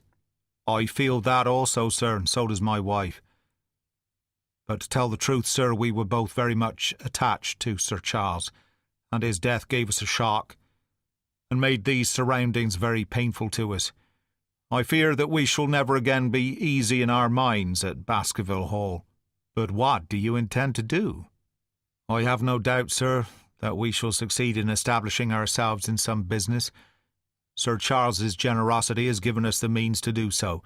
And now, sir, perhaps I had best show you to your rooms." A square balustraded gallery ran round the top of the old hall, approached by a double stair. From this central point, 2 long corridors extended the whole length of the building, from which all the bedrooms opened. My own was in the same wing as Baskervilles, and almost next door to it. These rooms appeared to be much more modern than the central part of the house, and the bright paper and numerous candles did something to remove the sombre impression which our arrival had left upon my mind. But the dining-room, which opened out of the hall, was a place of shadow and gloom. It was a long chamber with a step separating the dais, where the family sat, from the lower portion reserved for their dependents. At one end a minstrel's gallery overlooked it. Black beams shot across above our heads with a smoke-darkened ceiling beyond them, with rows of flaring torches to light it up, and the colour and rude hilarity of an old-time banquet it might have softened. But now, when 2 black-clothed gentlemen sat in the little circle of light thrown by a shaded lamp, one's voice became hushed, and one's spirit subdued. A dim line of ancestors, in every variety of dress, from the Elizabethan knight to the buck of the Regency, stared down upon us, and daunted us by their silent company. We talked little, and I for one was glad when the meal was over and we were able to retire into the modern billiard-room and smoke a cigarette. "My word, it isn't a very cheerful place," said Sir Henry. "I suppose one can tone down to it, but I feel a bit out of the picture at present. I don't wonder that my uncle got a little jumpy if he lived all alone in such a house as this. However, if it suits you, we will retire early tonight, and perhaps things may seem more cheerful in the morning." I drew aside my curtains before I went to bed, and looked out from my window. It opened upon the grassy space which lay in front of the hall door. Beyond, 2 copses of trees moaned and swung in a rising wind. A half-moon broke through the rifts of racing clouds. In its cold light I saw beyond the trees a broken fringe of rocks, and the long, low curve of the melancholy moor. I closed the curtain, feeling that my last impression was in keeping with the rest. And yet it was not quite the last. I found myself weary and yet wakeful, tossing restlessly from side to side, seeking for the sleep which would not come. Far away a chiming clock struck out the quarters of the hours, but otherwise a deathly silence lay upon the old house. And then suddenly, in the very dead of the night. There came a sound to my ears, clear, resonant, and unmistakable. It was the sob of a woman, the muffled, strangling gasp of one who is torn by an uncontrollable sorrow. I sat up in bed and listened intently. The noise could not have been far away, and was certainly in the house. For half an hour I waited with every nerve on the alert. But there came no other sound, save the chiming clock and the rustle of the ivy on the wall.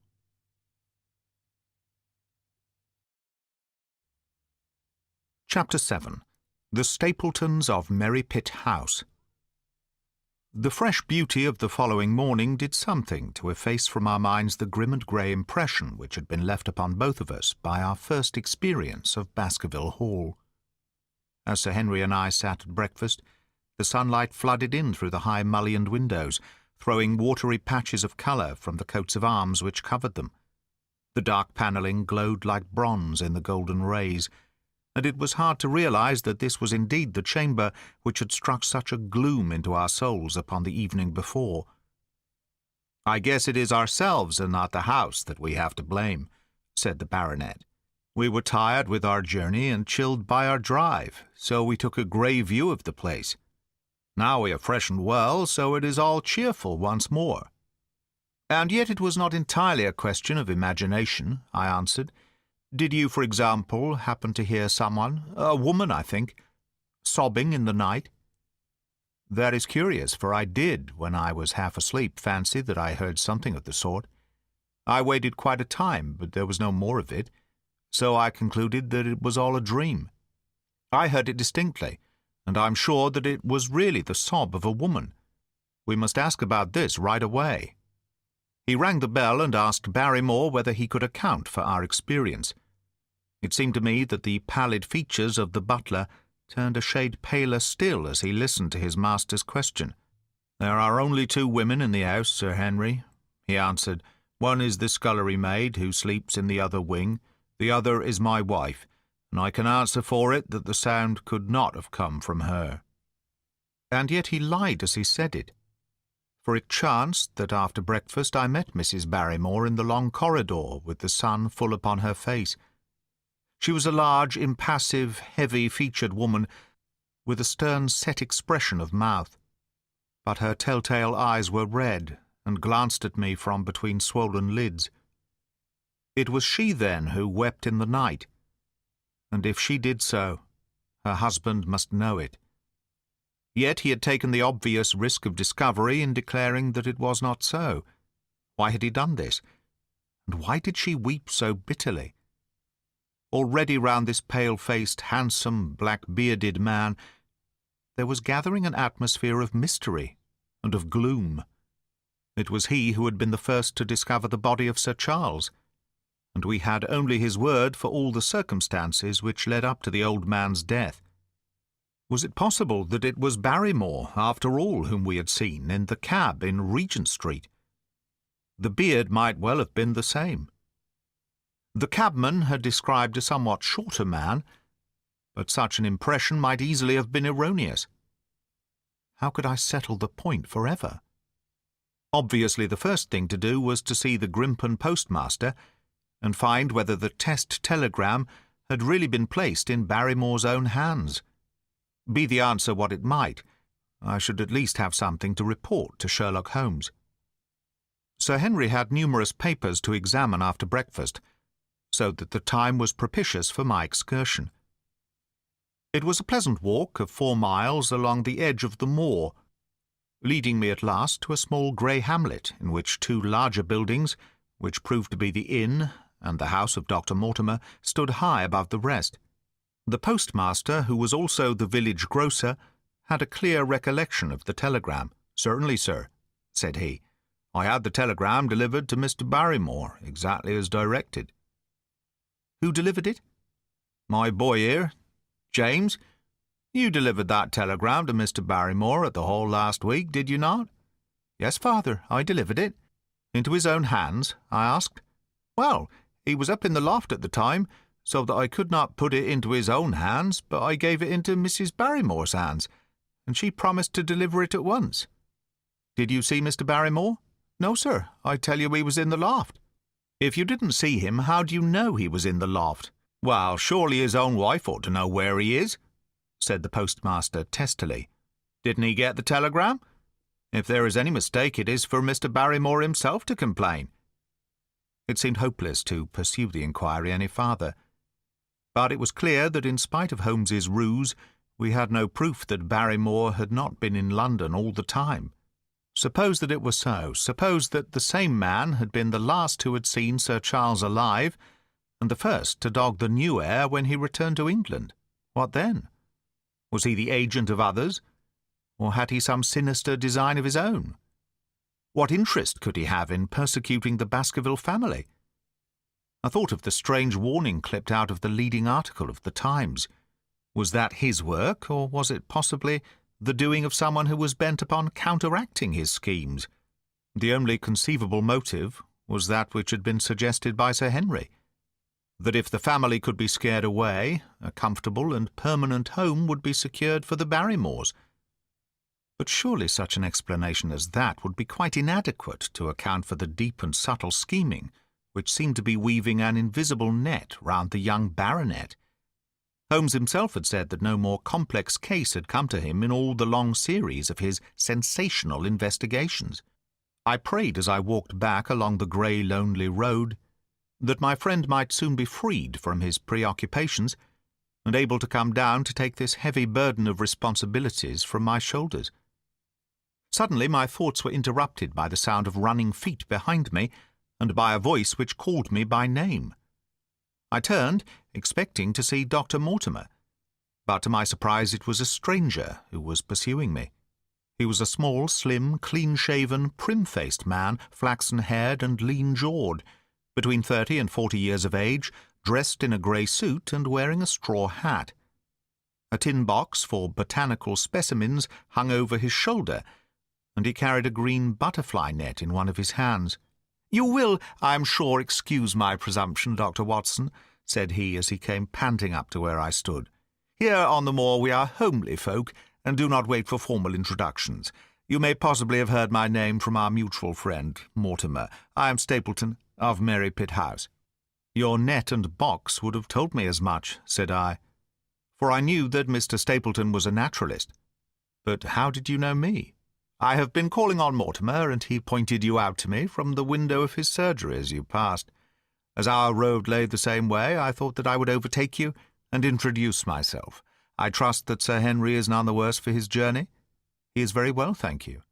We were all rather afraid that after the sad death of Sir Charles, the new baronet might refuse to live here. It is asking much of a wealthy man to come down and bury himself in a place of this kind, but I need not tell you that it means a very great deal to the countryside. Sir Henry has, I suppose, no superstitious fears in the matter?" "I do not think that is likely." "Of course you know the legend of the fiend dog which haunts the family?" "I have heard it." "It is extraordinary how credulous the peasants are about here. Any number of them are ready to swear that they have seen such a creature upon the moor." He spoke with a smile, but I seemed to read in his eyes that he took the matter more seriously. The story took a great hold upon the imagination of Sir Charles, and I have no doubt that it led to his tragic end. But how? His nerves were so worked up that the appearance of any dog might have had a fatal effect upon his diseased heart. I fancied that he really did see something of the kind upon that last day, in the yew alley. I feared that some disaster might occur, for I was very fond of the old man, and I knew that his heart was weak. "How did you know that?" "My friend Mortimer told me." "You think, then, that some dog pursued Sir Charles, and that he died of fright in consequence? Have you any better explanation?" "I have not come to any conclusion." "Has Mr. Sherlock Holmes?" The words took away my breath for an instant, but a glance at the placid face and steadfast eyes of my companion showed that no surprise was intended. "It is useless for us to pretend that we do not know you, Dr. Watson," said he. "The records of your detective have reached us here, and you could not celebrate him without being known yourself. When Mortimer told me your name, he could not deny your identity. If you are here, then it follows that Mr. Sherlock Holmes is interesting himself in the matter, and I am naturally curious to know what view he may take. I am afraid that I cannot answer that question. May I ask if he is going to honour us with a visit himself? He cannot leave town at present. He has other cases which engage his attention. What a pity. He might throw some light on that which is so dark to us. But as to your own researches, if there is any possible way in which I can be of service to you, I trust that you will command me. If I had any indication of the nature of your suspicions or how you propose to investigate the case, I might perhaps even now give you some aid or advice. I assure you that I am simply here upon a visit to my friend Sir Henry, and that I need no help of any kind." "Excellent," said Stapleton. "You are perfectly right to be wary and discreet. I am justly reproved for what I feel was an unjustifiable intrusion, and I promise you that I will not mention the matter again." We had come to a point where a narrow grassy path struck off from the road and wound away across the moor. A steep, boulder-sprinkled hill lay upon the right, which had in bygone days been cut into a granite quarry. The face which was turned towards us formed a dark cliff, with ferns and brambles growing in its niches. From over a distant rise there floated a grey plume of smoke. "A moderate walk along this moor path brings us to Merripit House," said he. "Perhaps you will spare an hour, that I may have the pleasure of introducing you to my sister." My first thought was that I should be by Sir Henry's side, but then I remembered the pile of papers and bills with which his study table was littered. It was certain that I could not help with those, and Holmes had expressly said that I should study the neighbours upon the moor. I accepted Stapleton's invitation, and we turned together down the path. "It is a wonderful place, the moor," said he, looking round over the undulating downs, long green rollers, with crests of jagged granite foaming up into fantastic surges. "You never tire of the moor. You cannot think the wonderful secrets which it contains. It is so vast and so barren and so mysterious. You know it well, then. I have only been here 2 years. The residents would call me a newcomer. We came shortly after Sir Charles settled. But my tastes led me to explore every part of the country round, and I should think that there are few men who know it better than I do. Is it hard to know? Very hard. You see, for example, this great plain to the north here, with the queer hills breaking out of it. Do you observe anything remarkable about that? It would be a rare place for a gallop. You would naturally think so, and the thought has cost several their lives before now. You notice those bright green spots scattered thickly over it? Yes, they seem more fertile than the rest. Stapleton laughed. "That is the great Grimpen Mire," said he. "A false step yonder means death to man or beast. Only yesterday I saw one of the moor ponies wander into it. He never came out. I saw his head for quite a long time, craning out of the bog-hole, but it sucked him down at last. Even in dry seasons it is a danger to cross it. But after these autumn rains it is an awful place, and yet I can find my way to the very heart of it and return alive. By George, there is another of those miserable ponies." Something brown was rolling and tossing among the green sedges. Then a long, agonized, writhing neck shot upward, and a dreadful cry echoed over the moor. It turned me cold with horror, but my companion's nerves seemed to be stronger than mine. "It's gone," said he. "The mire has him. 2 in 2 days, and many more perhaps, for they get in the way of going there in the dry weather, and never know the difference until the mire has them in its clutches. It's a bad place, the great Grimpen Mire." "And you say you can penetrate it?" "Yes. There are 1 or 2 paths which a very active man can take. I have found them out." "But why should you wish to go into so horrible a place?" "Well, you see the hills beyond. They are really islands cut off on all sides by the impassable mire, which has crawled round them in the course of years. That is where the rare plants and the butterflies are, if you have the wit to reach them. I shall try my luck some day." He looked at me with a surprised face. "For God's sake, put such an idea out of your mind," said he. "Your blood would be upon my head." I assure you that there would not be the least chance of your coming back alive. It is only by remembering certain complex landmarks that I am able to do it." "Hello!" I cried. "What is that?" A long, low moan, indescribably sad, swept over the moor. It filled the whole air, and yet it was impossible to say whence it came. From a dull murmur it swelled into a deep roar, and then sank back into a melancholy, throbbing murmur once again. Stapleton looked at me with a curious expression in his face. "Queer place, the moor," said he. "But what is it?" "The peasants say it is the hound of the Baskervilles calling for its prey. I've heard it once or twice before, but never quite so loud." I looked round, with a chill of fear in my heart, at the huge swelling plain, mottled with the green patches of rushes. Nothing stirred over the vast expanse, save a pair of ravens, which croaked loudly from a tor behind us. "You are an educated man. You don't believe such nonsense as that," said I. "What do you think is the cause of so strange a sound? Bogs make queer noises sometimes. It's the mud settling, or the water rising, or something." No, that was a living voice." "Well, perhaps it was. Did you ever hear a bittern booming?" "No, I never did. It's a very rare bird, practically extinct in England now. But all things are possible upon the moor. Yes, I should not be surprised to learn that what we have heard is the cry of the last of the bitterns. It's the weirdest, strangest thing that ever I heard in my life. Yes, it's rather an uncanny place altogether. Look at the hillside yonder. What do you make of those?" The whole steep slope was covered with grey, circular rings of stone, a score of them at least. "What are they, sheep pens?" "No, they are the homes of our worthy ancestors. Prehistoric man lived thickly on the moor, and as no one in particular has lived there since, we find all his little arrangements exactly as he left them. These are his wigwams with the roofs off. You can even see his hearth and his couch, if you have the curiosity to go inside. But it is quite a town. When was it inhabited? Neolithic man?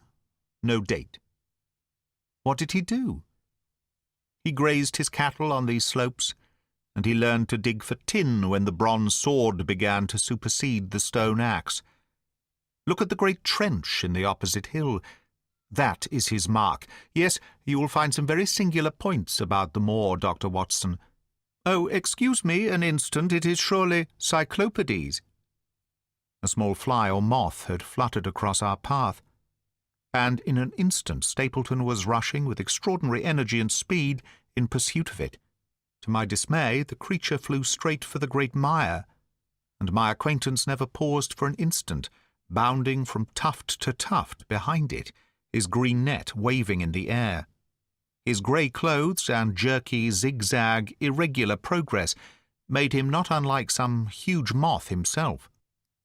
I was standing watching his pursuit, with a mixture of admiration for his extraordinary activity and fear lest he should lose his footing in the treacherous mire, when I heard the sound of steps and, turning round, found a woman near me upon the path.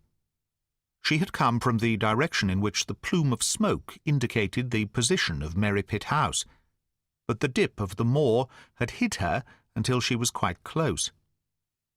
I could not doubt that this was the Miss Stapleton of whom I had been told, since ladies of any sort must be few upon the moor, and I remembered that I had heard someone describe her as being a beauty.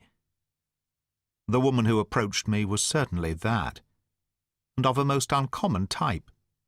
There could not have been a greater contrast between brother and sister, for Stapleton was neutral-tinted, with light hair and grey eyes, while she was darker than any brunette whom I have seen in England. Slim, elegant, and tall, she had a proud, finely cut face, so regular that it might have seemed impassive, were it not for the sensitive mouth, and the beautiful dark, eager eyes. With her perfect figure and elegant dress she was, indeed, a strange apparition upon a lonely moorland path. Her eyes were on her brother as I turned, and then she quickened her pace towards me. I had raised my hat and was about to make some explanatory remark, when her own words turned all my thoughts into a new channel. "Go back," she said. "Go straight back to London, instantly." I could only stare at her in stupid surprise. Her eyes blazed at me, and she tapped the ground impatiently with her foot. "Why should I go back?" I asked. "I cannot explain." She spoke in a low, eager voice, with a curious lisp in her utterance. "But for God's sake, do what I ask you. Go back and never set foot upon the moor again." "But I've only just come."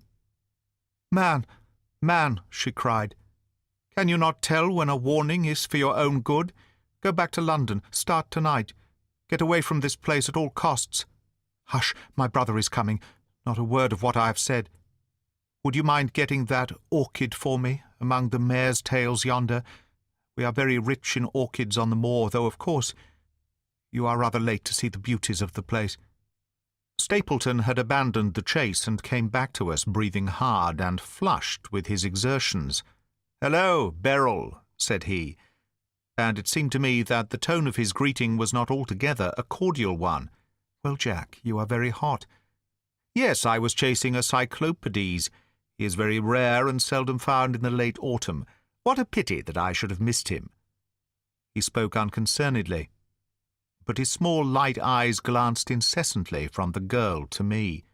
"You have introduced yourselves, I can see." "Yes, I was telling Sir Henry that it was rather late for him to see the true beauties of the moor." "Why, who do you think this is?" "I imagine that it must be Sir Henry Baskerville." No, said I, "only a humble commoner. But his friend, my name is Dr. Watson." A flush of vexation passed over her expressive face. "We have been talking at cross purposes," said she. "Why, you had not very much time for talk," her brother remarked with the same questioning eyes. "I talked as if Dr. Watson were a resident instead of being merely a visitor," said she. "It cannot much matter to him whether it is early or late for the orchids. But you will come on, will you not, and see Merrypit House?" A short walk brought us to it, a bleak moorland house, once the farm of some grazier in the old prosperous days, but now put into repair and turned into a modern dwelling. An orchard surrounded it, but the trees, as is usual upon the moor, were stunted and nipped, and the effect of the whole place was mean and melancholy. We were admitted by a strange, wizened, rusty-coated old manservant, who seemed in keeping with the house. Inside, however, there were large rooms furnished with an elegance in which I seemed to recognize the taste of the lady.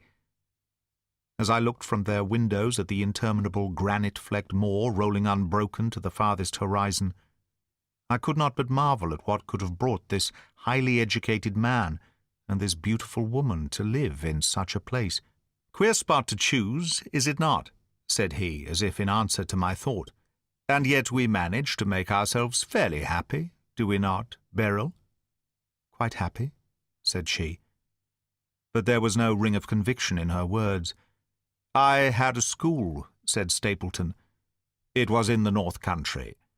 The work, to a man of my temperament, was mechanical and uninteresting, but the privilege of living with youth, of helping to mould those young minds, and of impressing them with one's own character and ideals, was very dear to me.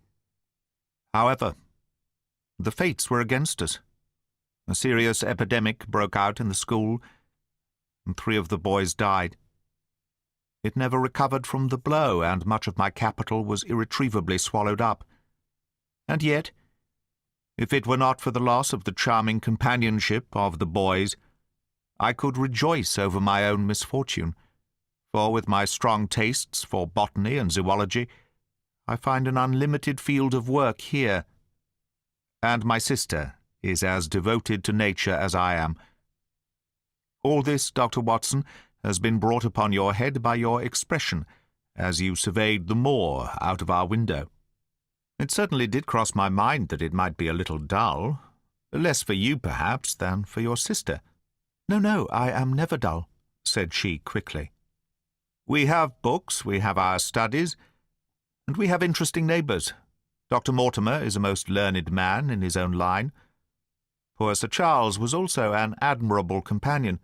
We knew him well, and miss him more than I can tell. Do you think that I should intrude if I were to call this afternoon and make the acquaintance of Sir Henry? I'm sure that he would be delighted. Then perhaps you would mention that I propose to do so. We may, in our humble way, do something to make things more easy for him until he becomes accustomed to his new surroundings. Will you come upstairs, Dr. Watson, and inspect my collection of Lepidoptera? I think it is the most complete one in the southwest of England. By the time that you have looked through them, lunch will be almost ready. But I was eager to get back to my charge. The melancholy of the moor, the death of the unfortunate pony, the weird sound which had been associated with the grim legend of the Baskervilles, all these things tinged my thoughts with sadness. Then, on the top of these, more or less vague impressions, there had come the definite and distinct warning of Miss Stapleton, delivered with such intense earnestness that I could not doubt that some grave and deep reason lay behind it. I resisted all pressure to stay for lunch, and I set off at once upon my return journey, taking the grass-grown path by which we had come. It seems, however, that there must have been some short-cut for those who knew it, for before I had reached the road I was astounded to see Miss Stapleton sitting upon a rock by the side of the track. Her face was beautifully flushed with her exertions, and she held her hand to her side. "I have run all the way in order to cut you off, Dr. Watson," said she. "I had not even time to put on my hat. I must not stop, or my brother may miss me. I wanted to say to you how sorry I am about the stupid mistake I made in thinking that you were Sir Henry. Please forget the words I said, which have no application whatever to you." "But I can't forget them, Miss Stapleton," said I. "I am Sir Henry's friend, and his welfare is a very close concern of mine. Tell me why it was that you were so eager that Sir Henry should return to London." "A woman's whim, Dr. Watson. When you know me better, you will understand that I cannot always give reasons for what I say or do." "No, no. I remember the thrill in your voice. I remember the look in your eyes. Please be frank with me, Miss Stapleton, for ever since I've been here I've been conscious of shadows all round me. Life has become like that great Grimpen mire, with little green patches everywhere into which one may sink, and with no guide to point the track. Tell me, then, what it was that you meant, and I will promise to convey your warning to Sir Henry." An expression of irresolution passed for an instant over her face, but her eyes had hardened again when she answered me. "You make too much of it, Dr. Watson," said she. "My brother and I were very much shocked by the death of Sir Charles. We knew him very intimately, for his favourite walk was over the moor to our house.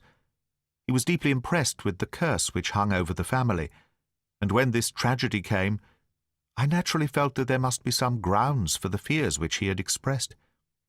I was distressed, therefore, when another member of the family came down to live here, and I felt that he should be warned of the danger which he will run. That was all which I intended to convey." "But what is the danger?" "You know the story of the Hound." "I do not believe in such nonsense." "But I do. If you have any influence with Sir Henry, take him away from a place which has always been fatal to his family. The world is wide. Why should he wish to live at the place of danger?" "Because it is the place of danger. That is Sir Henry's nature. I fear that unless you can give me some more definite information than this, it would be impossible to get him to move." "I cannot say anything definite, for I do not know anything definite." "I would ask you one more question, Miss Stapleton. If you meant no more than this when you first spoke to me, why should you not wish your brother to overhear what you said? There is nothing to which he or anyone else could object." "My brother is very anxious to have the hall inhabited, for he thinks it is for the good of the poor folk upon the moor. He would be very angry if he knew that I had said anything which might induce Sir Henry to go away. But I have done my duty now, and I will say no more. I must go back, or he will miss me, and suspect that I have seen you. Goodbye." She turned and had disappeared in a few minutes among the scattered boulders, while I, with my soul full of vague fears, pursued my way to Baskerville Hall.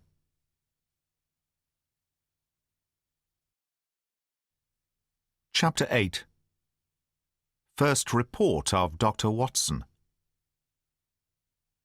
From this point onward I will follow the course of events by transcribing my own letters to Mr. Sherlock Holmes, which lie before me on the table.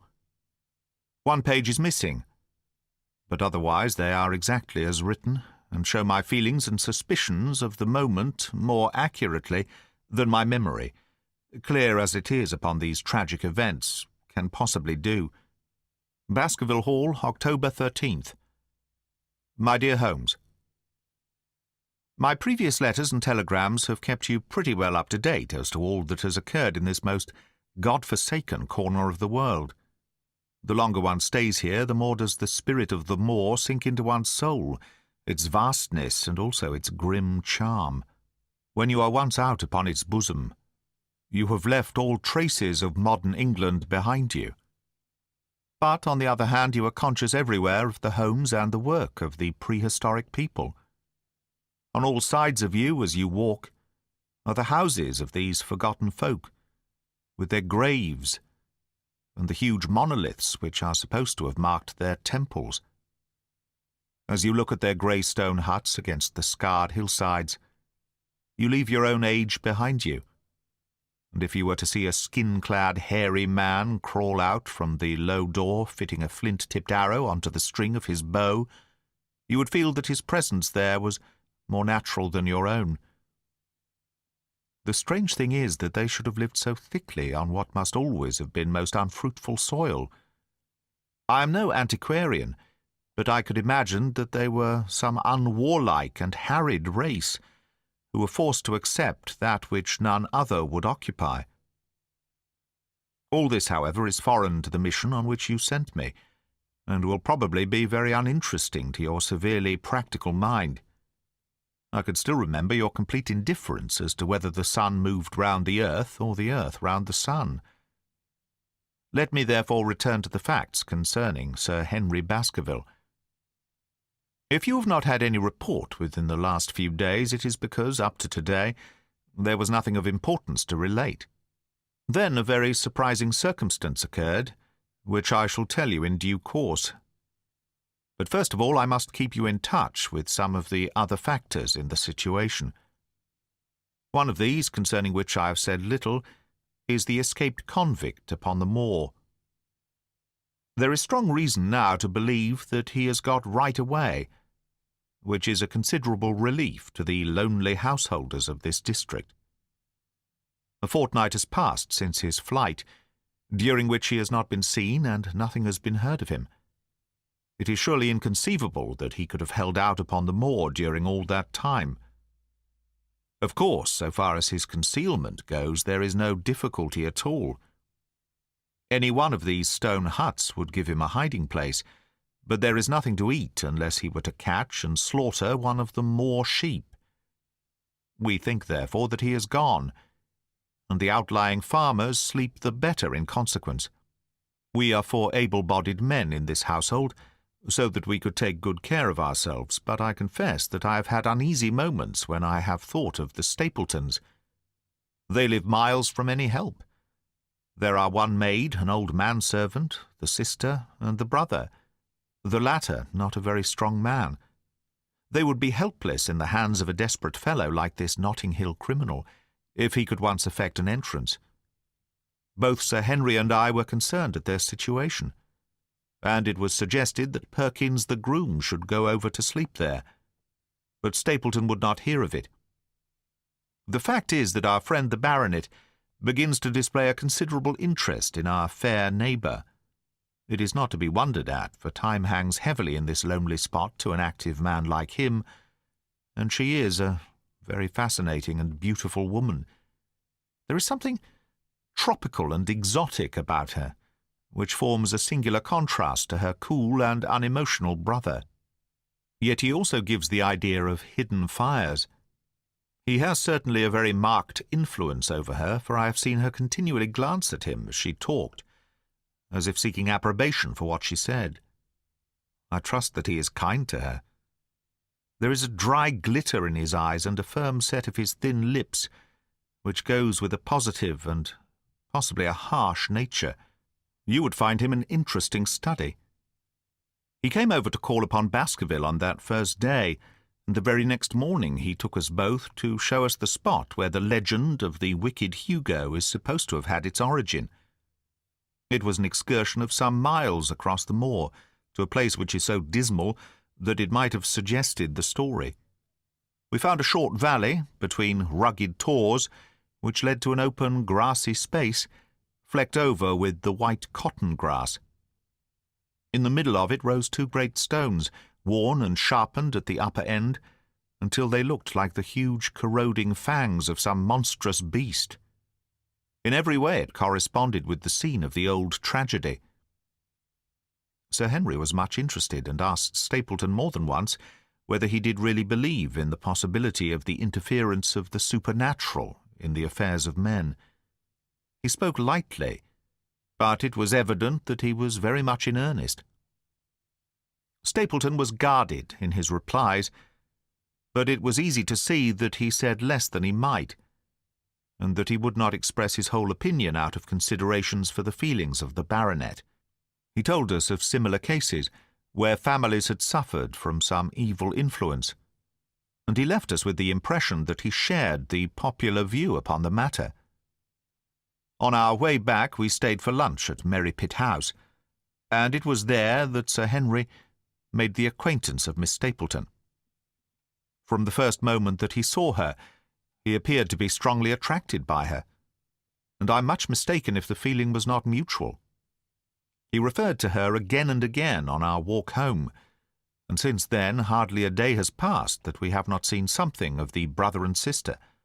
They dine here tonight, and there is some talk of our going to them next week.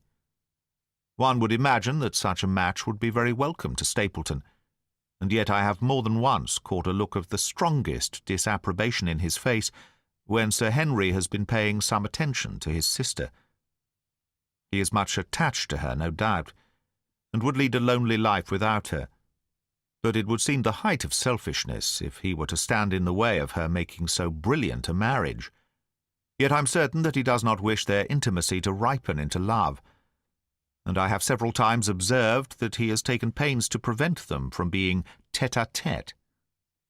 By the way, your instructions to me, never to allow Sir Henry to go out alone, will become very much more onerous if a love affair were to be added to our other difficulties.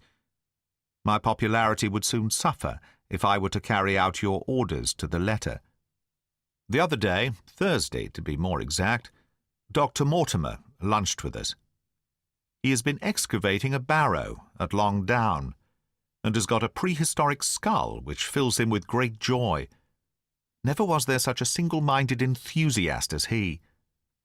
The Stapletons came in afterwards, and the good doctor took us all to the yew alley at Sir Henry's request, to show us exactly how everything occurred upon that fatal night. It is a long dismal walk, the yew alley, between two high walls of clipped hedge, with a narrow band of grass upon either side. At the far end is an old tumble-down summer-house. Halfway down is the moor gate, where the old gentleman left his cigar-ash. It is a white wooden gate with a latch. Beyond it lies the wide moor. I remember your theory of the affair, and tried to picture all that had occurred. As the old man stood there, he saw something coming across the moor, something which terrified him so that he lost his wits, and ran until he died of sheer horror and exhaustion. There was the long, gloomy tunnel which he fled. And from what? A sheep-dog of the moor? Or a spectral hound, black, silent, and monstrous? Was there a human agency in the matter? Did the pale, watchful Barrymore know more than he cared to say? It was all dim and vague, but always there is the dark shadow of crime behind it.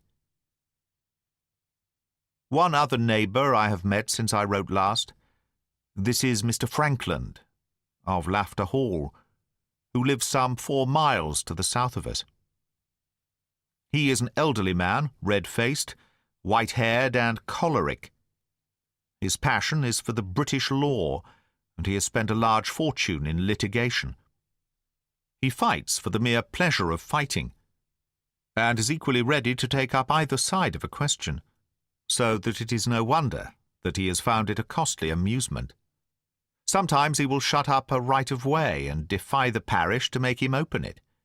At others he will, with his own hands, tear down some other man's gate, and declare that a path has existed there from time immemorial, defying the owner to prosecute him for trespass. He is learned in old manorial and communal rights, and he applies his knowledge sometimes in favour of the villagers of Fernworthy and sometimes against them, so that he is periodically either carried in triumph down the village street or else burned in effigy, according to his latest exploit. He is said to have about 7 lawsuits upon his hands at present, which will probably swallow up the remainder of his fortune, and so draw his sting and leave him harmless for the future. Apart from the law, he seems a kindly, good-natured person, and I only mention him because you were particular that I should send some description of the people who surround us. He is curiously employed at present for being an amateur astronomer.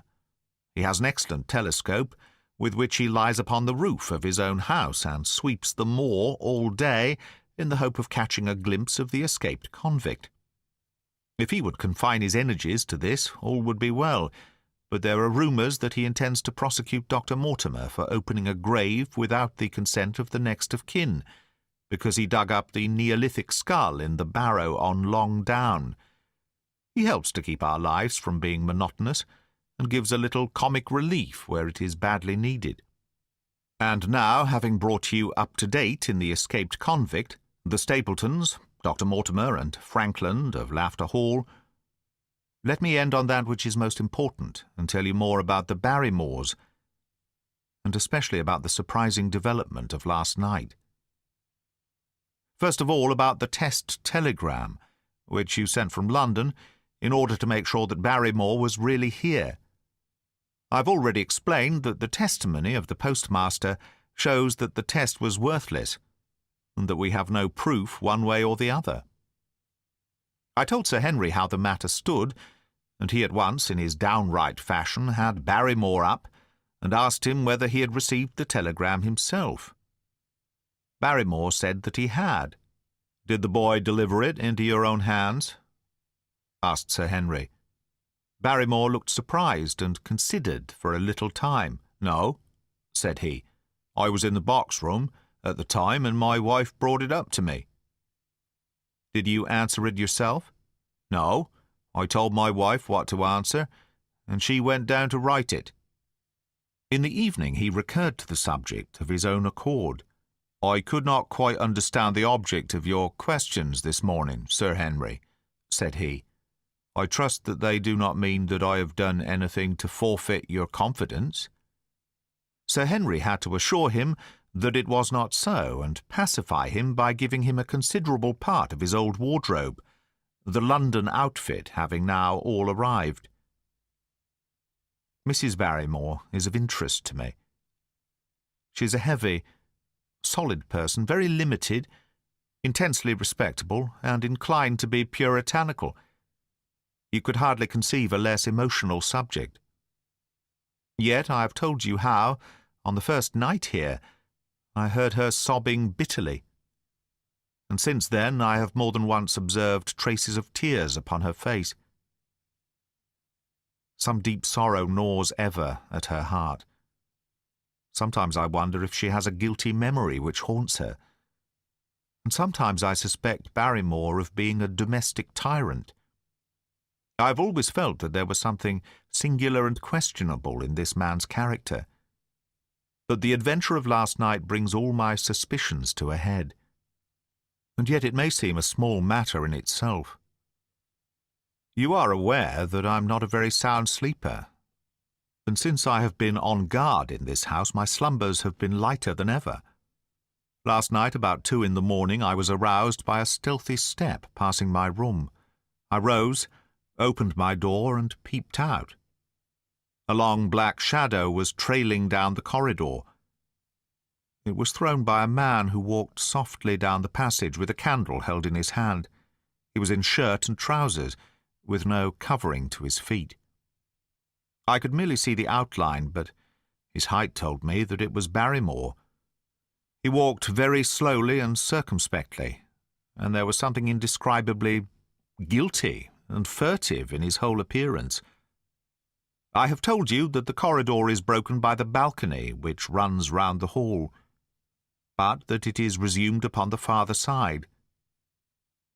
I waited until he had passed out of sight, and then I followed him. When I came round the balcony, he had reached the end of the farther corridor, and I could see from the glimmer of the light through an open door that he had entered one of the rooms. Now all these rooms are unfurnished and unoccupied, so that his expedition became more mysterious than ever. The light shone steadily as if he were standing motionless. I crept down the passage as noiselessly as I could, and peeped round the corner of the door. Barrymore was crouching at the window, with the candle held against the glass. His profile was half turned towards me, and his face seemed to be rigid with expectation as he stared out into the blackness of the moor. For some minutes he stood watching intently. Then he gave a deep groan, and with an impatient gesture he put out the light. Instantly I made my way back to my room, and very shortly came the stealthy steps passing once more upon their return journey. Long afterwards, when I had fallen into a light sleep, I heard a key turn somewhere in a lock, but I could not tell whence the sound came. What it all means I cannot guess. But there is some secret business going on in this house of gloom, which sooner or later we shall get to the bottom of. I do not trouble you with my theories, for you asked me to furnish you only with facts. I have had a long talk with Sir Henry this morning, and we have made a plan of campaign founded upon my observations of last night. I will not speak about it just now, but it should make my next report interesting reading.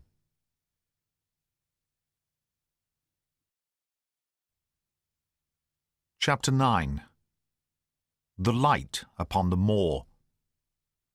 Second Report of Dr. Watson. Baskerville Hall, October 15th. My dear Holmes, if I was compelled to leave you without much news during the early days of my mission, you must acknowledge that I am making up for lost time, and that events are now crowding thick and fast upon us. In my last report I ended upon my top note with Barrymore at the window, and now I have quite a budget already which will, unless I am much mistaken, considerably surprise you. Things have taken a turn which I could not have anticipated. In some ways they have, within the last 48 hours, become much clearer, and in some ways they have become more complicated. But I will tell you all, and you shall judge for yourself. Before breakfast on the morning following my adventure, I went down the corridor and examined the room in which Barrymore had been on the night before. The western window through which he had stared so intently has, I noticed, one peculiarity above all other windows in the house. It commands the nearest outlook onto the moor.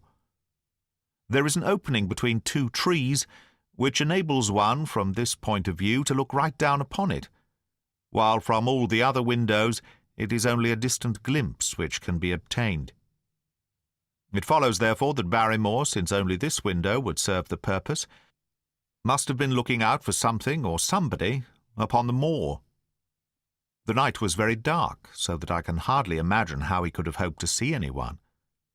It had struck me that it was possible that some love intrigue was on foot. That would have accounted for his stealthy movements, and also for the uneasiness of his wife. The man is a striking-looking fellow, very well equipped to steal the heart of a country girl, so that this theory seemed to have something to support it. That opening of the door which I had heard after I had returned to my room might mean that he had gone out to keep some clandestine appointment. So I reasoned with myself in the morning, and I tell you the direction of my suspicions however much the result may have shown that they were unfounded. But whatever the true explanation of Barrymore's movements might be, I felt that the responsibility of keeping them to myself until I could explain them was more than I could bear. I had an interview with the baronet in his study after breakfast, and I told him all that I had seen. He was less surprised than I had expected. "I knew that Barrymore walked about nights, and I had a mind to speak to him about it," said he. "2 or 3 times I have heard his steps in the passage, coming and going, just about the hour you name." "Perhaps then he pays a visit every night to that particular window," I suggested. "Perhaps he does. If so, we should be able to shadow him and see what it is that he is after. I wonder what your friend Holmes would do if he were here." "I believe that he would do exactly what you now suggest," said I. "He would follow Barrymore and see what he did. Then we shall do it together." "But surely he would hear us." "The man is rather deaf, and in any case we must take our chance of that. We'll sit up in my room tonight and wait until he passes." Sir Henry rubbed his hands with pleasure, and it was evident that he hailed the adventure as a relief to his somewhat quiet life upon the moor. "The baronet has been in communication with the architect who prepared the plans for Sir Charles, and with a contractor from London, so that we may expect great changes to begin here soon. There have been decorators and furnishers up from Plymouth, and it is evident that our friend has large ideas and means to spare no pains or expense to restore the grandeur of his family. When the house is renovated and refurnished, all that he will need will be a wife to make it complete. Between ourselves, there are pretty clear signs that this will not be wanting if the lady is willing, for I have seldom seen a man more infatuated with a woman than he is with our beautiful neighbour, Miss Stapleton. And yet the course of true love does not run quite as smoothly as one would, under the circumstances, expect. Today, for example, its surface was broken by a very unexpected ripple, which has caused our friend considerable perplexity and annoyance.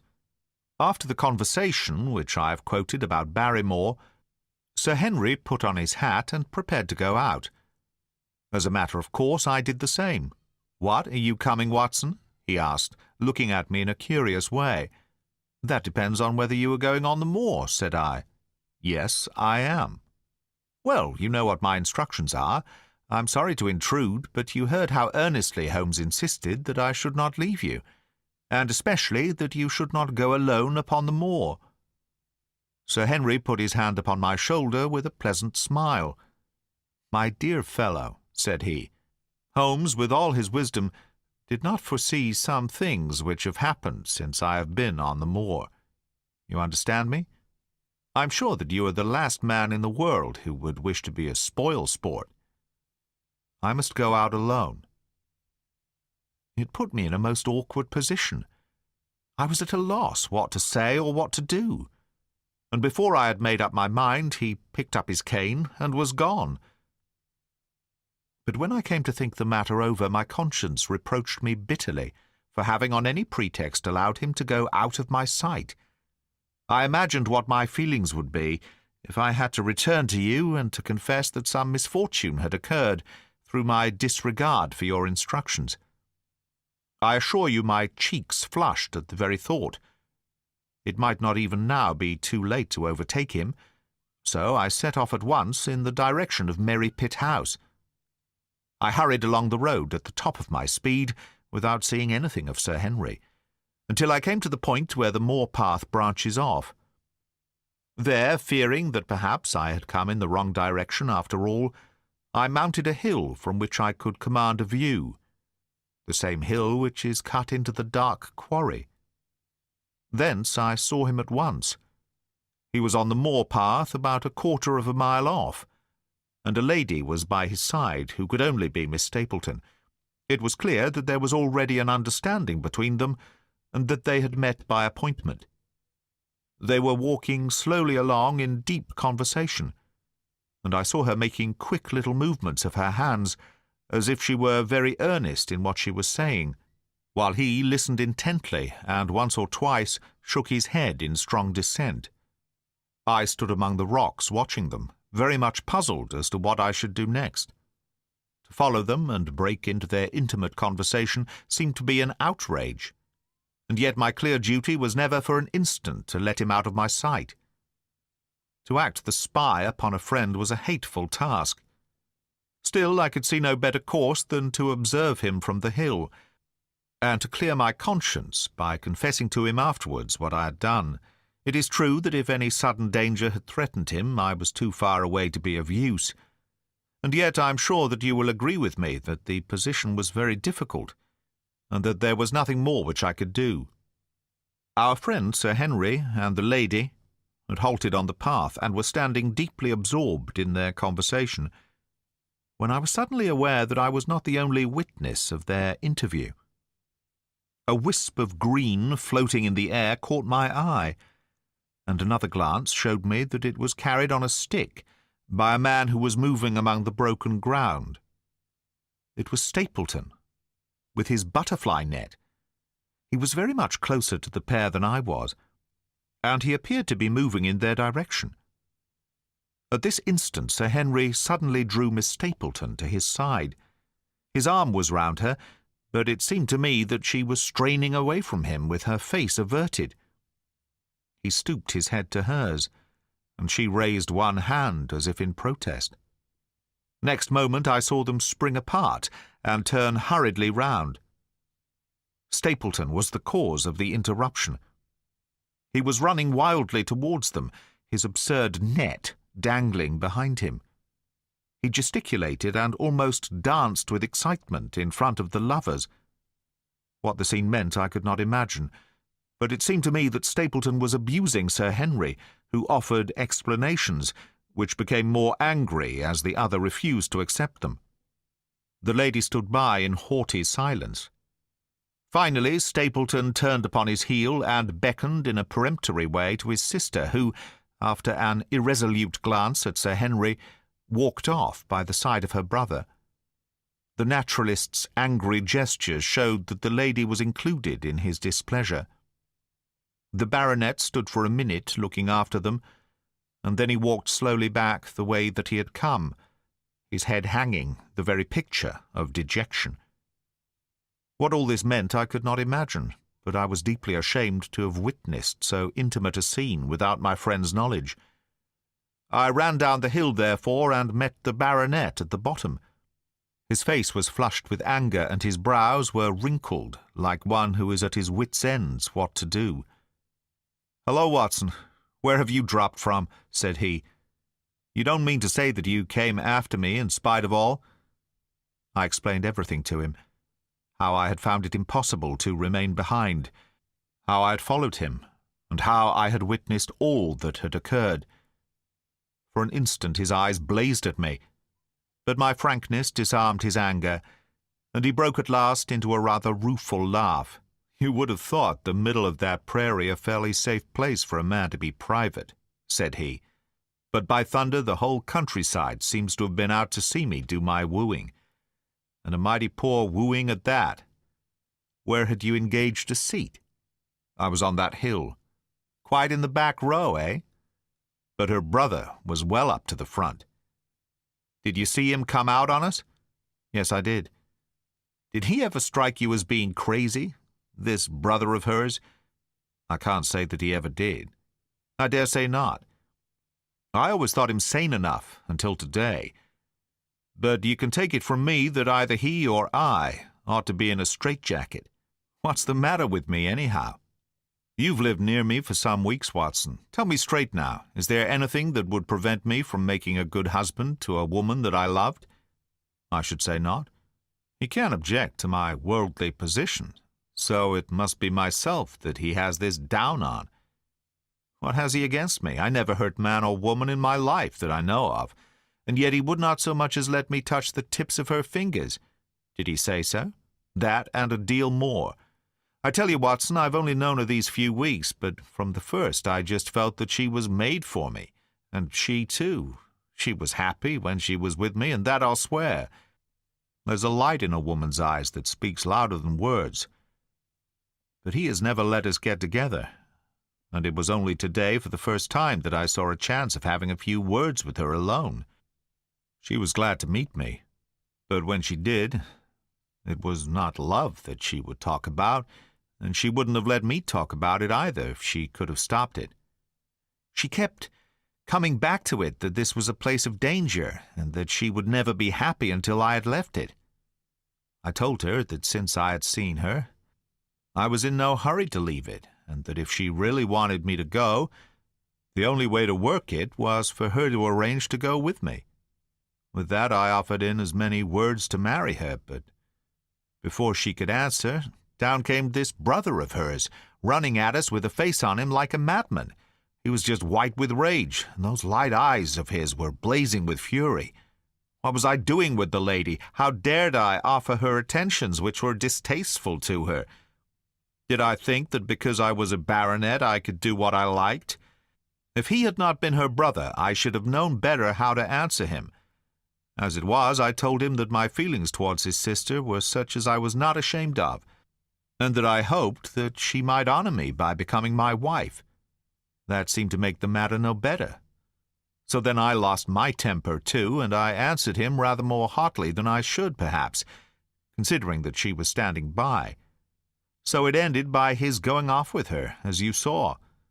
And here I am, as badly puzzled a man as any in this county. Just tell me what it all means, Watson, and I'll owe you more than ever I can hope to pay. I tried one or two explanations, but indeed I was completely puzzled myself. Our friend's title, his fortune, his age, his character, and his appearance are all in his favour, and I know nothing against him, unless it be this dark fate which runs in his family. That his advances should be rejected so brusquely without any reference to the lady's own wishes, and that the lady should accept the situation without protest, is very amazing. However, our conjectures were set at rest by a visit from Stapleton himself that very afternoon. He had come to offer apologies for his rudeness of the morning, and after a long private interview with Sir Henry in his study, the upshot of their conversation was that the breach is quite healed, and that we are to dine at Merrypit House next Friday, as a sign of it. "I don't say now that he isn't a crazy man," said Sir Henry. "I can't forget the look in his eyes when he ran at me this morning. But I must allow that no man could make a more handsome apology than he has done. Did he give any explanation of his conduct? His sister is everything in his life, he says. That is natural enough, and I'm glad that he should understand her value. They've always been together, and according to his account he has been a very lonely man, with only her as a companion, so that the thought of losing her was really terrible to him. He had not understood, he said, that I was becoming attached to her, but when he saw with his own eyes that it was really so, and that she might be taken away from him, it gave him such a shock that for a time he was not responsible for what he said or did. He was very sorry for all that had passed, and he recognized how foolish and how selfish it was that he should imagine that he could hold a beautiful woman like his sister to himself for her whole life. If she had to leave him, he had rather it was to a neighbor like myself than to anyone else. But in any case it was a blow to him, and it would take him some time before he could prepare himself to meet it.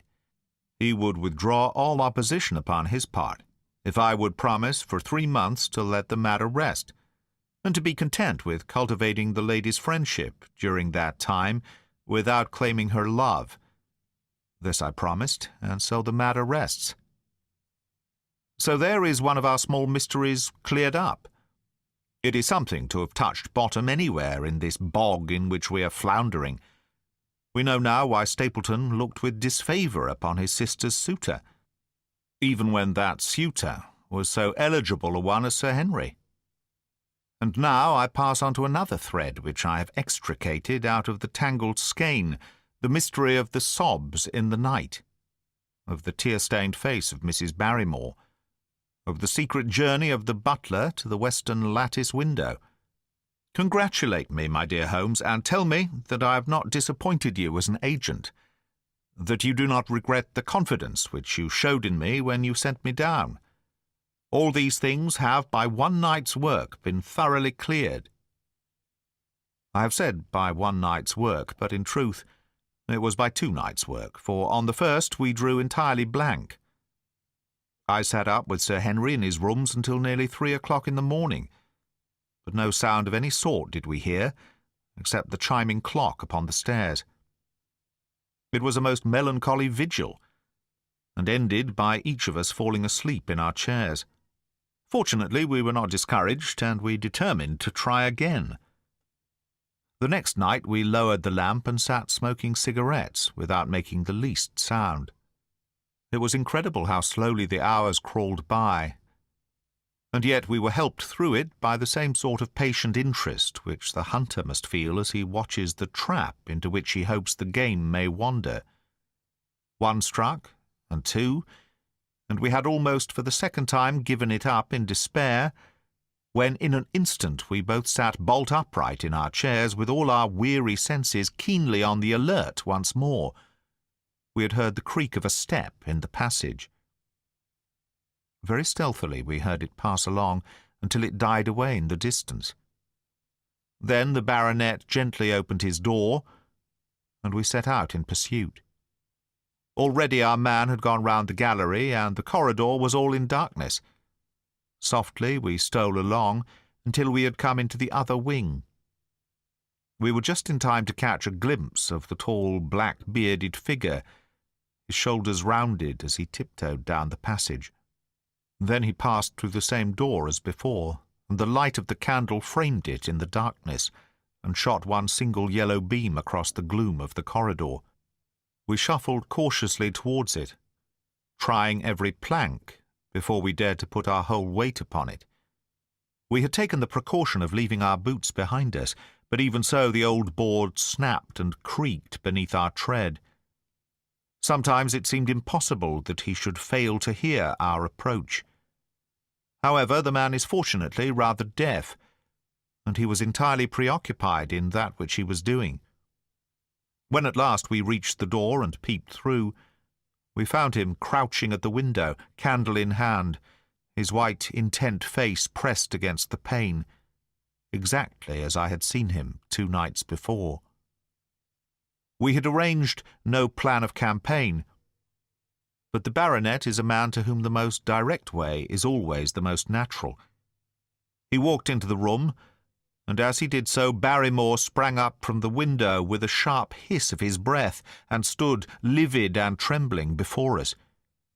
His dark eyes, glaring out of the white mask of his face, were full of horror and astonishment as he gazed from Sir Henry to me.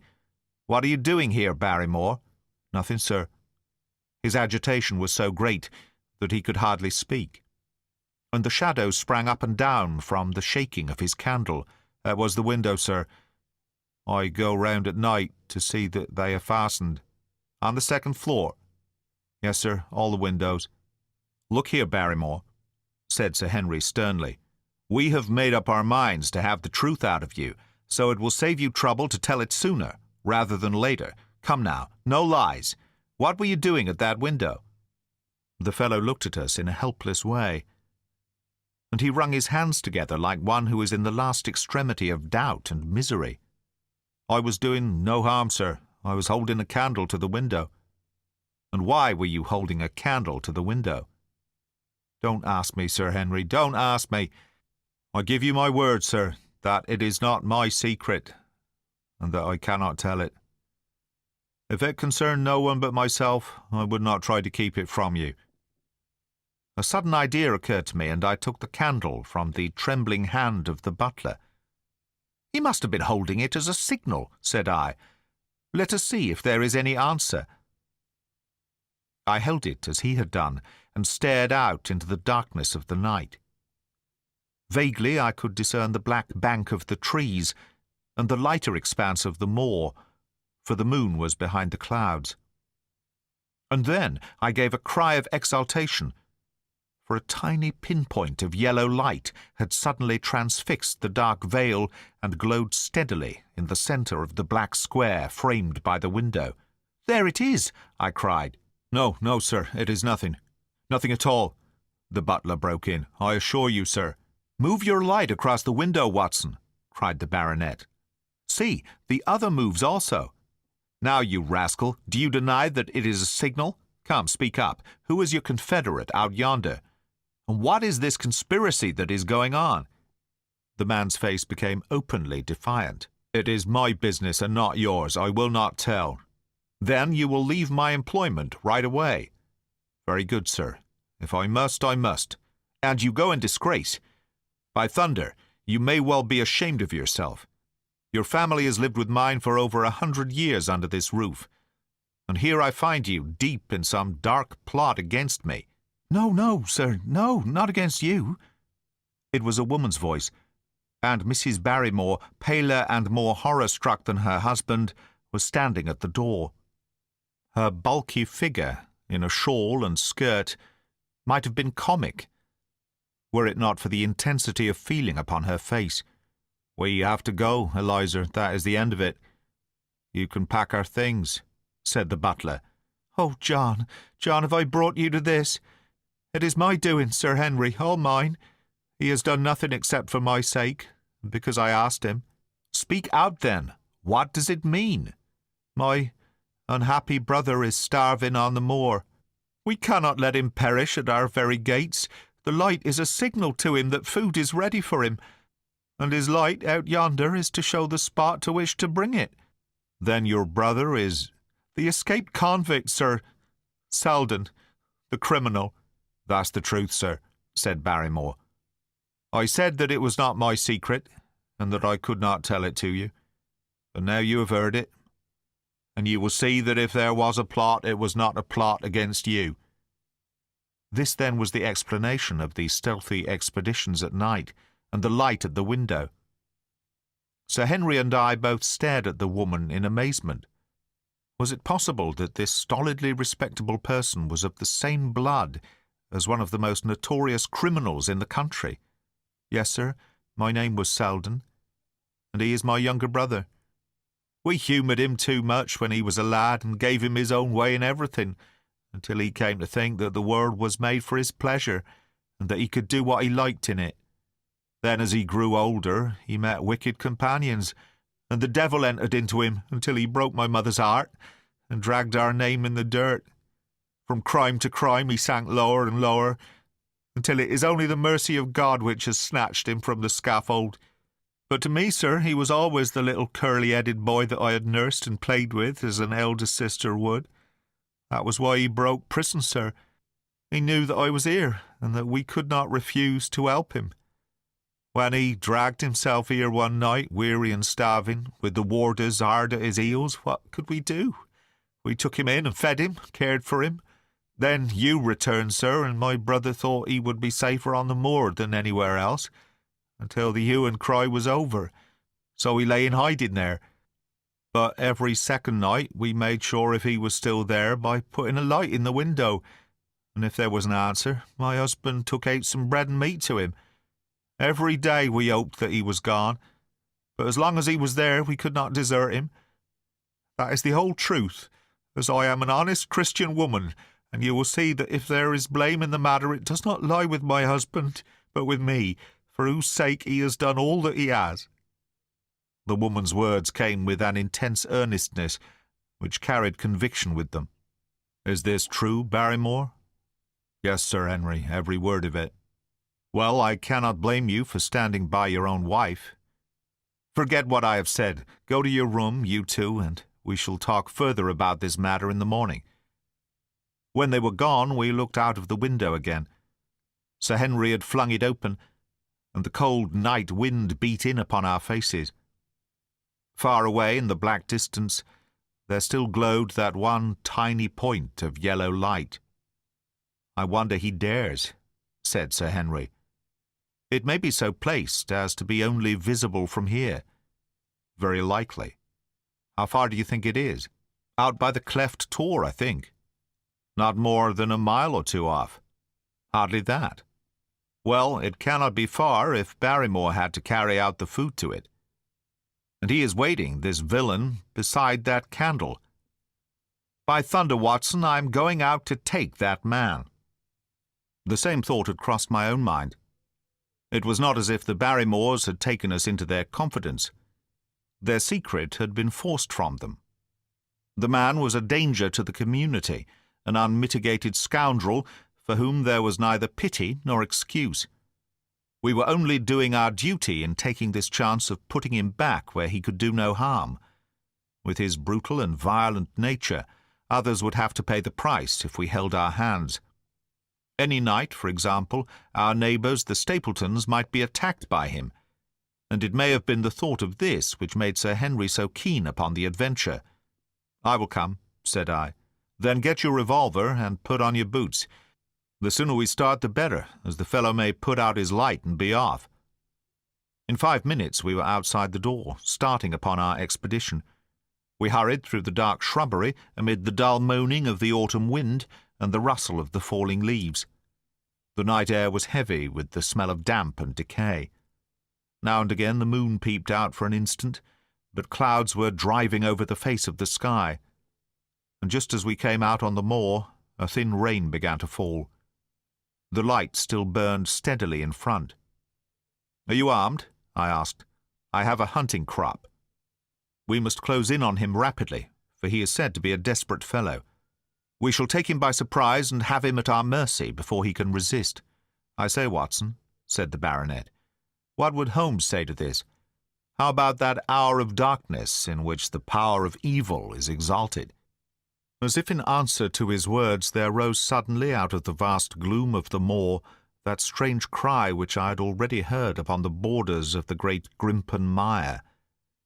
It came with the wind through the silence of the night, a long deep mutter, then a rising howl, and then the sad moan in which it died away.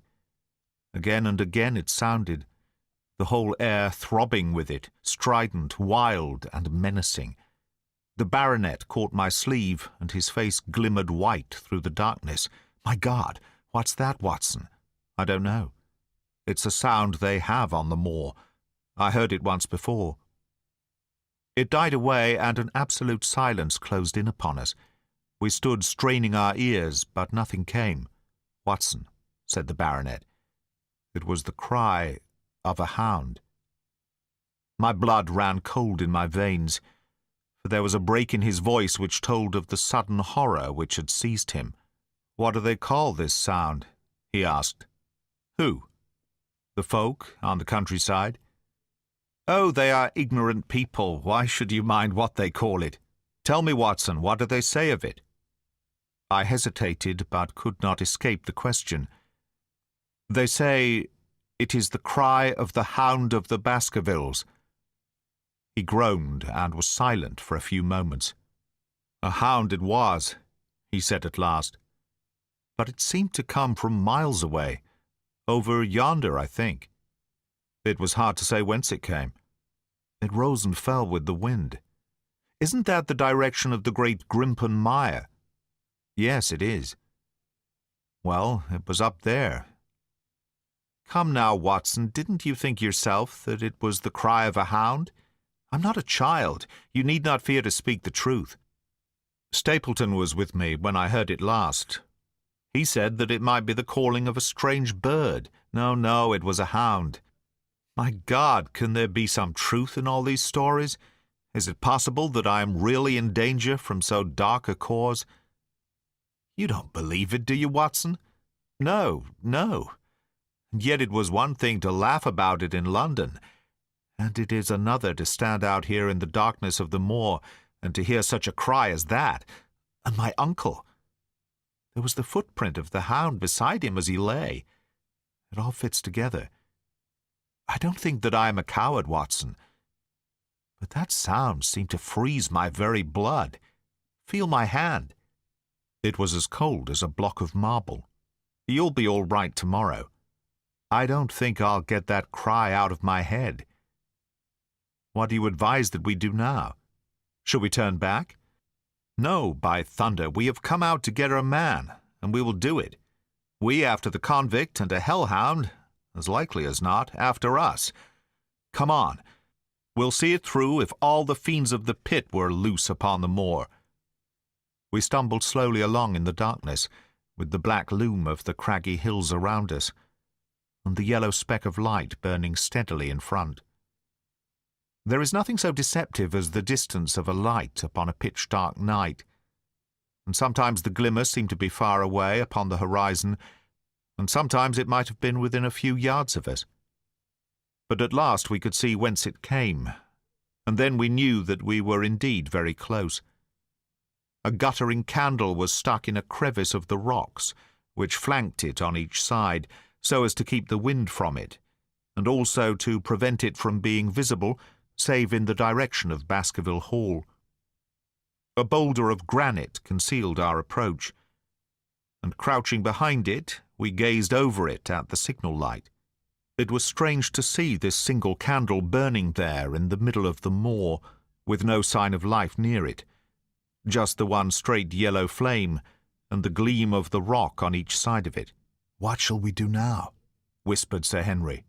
"Wait here. He must be near his light. Let us see if we can get a glimpse of him."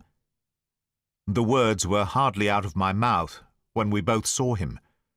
Over the rocks, in the crevice of which the candle burned, there was thrust out an evil yellow face, a terrible animal face, all seamed and scored with vile passions, foul with mire, with a bristling beard and hung with matted hair. It might well have belonged to one of those old savages who dwelt in the burrows on the hillsides. The light beneath him was reflected in his small, cunning eyes, which peered fiercely to right and left through the darkness, like a crafty and savage animal who has heard the steps of the hunters. Something had evidently aroused his suspicions. It may have been that Barrymore had some private signal which we had neglected to give, or the fellow may have had some other reason for thinking that all was not well, but I could read his fears upon his wicked face. Any instant he might dash out the light and vanish in the darkness. I sprang forward, therefore, and Sir Henry did the same. At the same moment the convict screamed out a curse at us and hurled a rock, which splintered up against the boulder which had sheltered us. I caught one glimpse of his short, squat, strongly built figure as he sprang to his feet and turned to run. At the same moment, by a lucky chance, the moon broke through the clouds. We rushed over the brow of the hill, and there was our man running with great speed down the other side, springing over the stones in his way with the activity of a mountain goat. A lucky long shot of my revolver might have crippled him, but I had brought it only to defend myself if attacked, and not to shoot an unarmed man who was running away. We were both swift runners and in fairly good training, but we soon found that we had no chance of overtaking him. We saw him for a long time in the moonlight, until he was only a small speck moving swiftly among the boulders upon the side of a distant hill. We ran and ran until we were completely blown, but the space between us grew ever wider. Finally we stopped and sat panting on two rocks, while we watched him disappearing in the distance. And it was at this moment that there occurred a most strange and unexpected thing. We had risen from our rocks and were turning to go home, having abandoned the hopeless chase. The moon was low upon the right, and the jagged pinnacle of a granite tor stood up against the lower curve of its silver disk.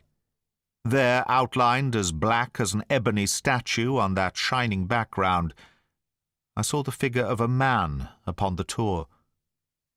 Do not think that it was a delusion, Holmes. I assure you that I have never in my life seen anything more clearly. As far as I could judge, the figure was that of a tall, thin man. He stood with his legs a little separated, his arms folded, his head bowed, as if he were brooding over that enormous wilderness of peat and granite which lay before him. He might have been the very spirit of that terrible place. It was not the convict. This man was far from the place where the latter had disappeared. Besides, he was a much taller man. With a cry of surprise, I pointed him out to the baronet, but in the instant during which I had turned to grasp his arm, the man was gone. There was the sharp pinnacle of granite still cutting the lower edge of the moon, but its peak bore no trace of that silent and motionless figure. I wished to go in that direction and to search the tor, but it was some distance away. The baronet's nerves were still quivering from that cry, which recalled the dark story of his family, and he was not in the mood for fresh adventures. He had not seen this lonely man upon the tor, and could not feel the thrill which his strange presence and his commanding attitude had given to me. "A warder, no doubt," said he. "The moor has been thick with them since this fellow escaped." Well, perhaps his explanation may be the right one, but I should like to have some further proof of it. Today we mean to communicate to the Princetown people where they should look for their missing man. But it is hard lines that we have not actually had the triumph of bringing him back as our own prisoner. Such are the adventures of last night, and you must acknowledge, my dear Holmes, that I have done you very well in the matter of a report. Much of what I tell you is no doubt quite irrelevant, but still I feel that it is best that I should let you have all the facts, and leave you to select for yourself those which will be of most service to you in helping you to your conclusions. We are certainly making some progress. So far as the Barrymores go, we have found the motive of their actions, and that has cleared up the situation very much. But the moor, with its mysteries and its strange inhabitants, remains as inscrutable as ever. Perhaps in my next I may be able to throw some light upon this also. Best of all would it be if you could come down to us. In any case, you will hear from me again in the course of the next few days.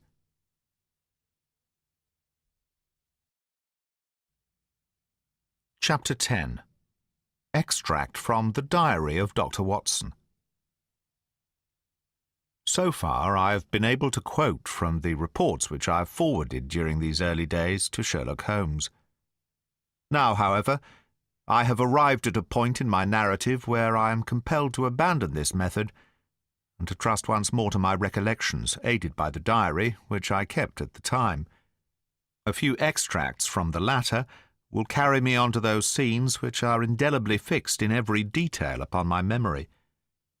I proceed, then, from the morning which followed our abortive chase of the convict, and our other strange experiences upon the moor. October 16th.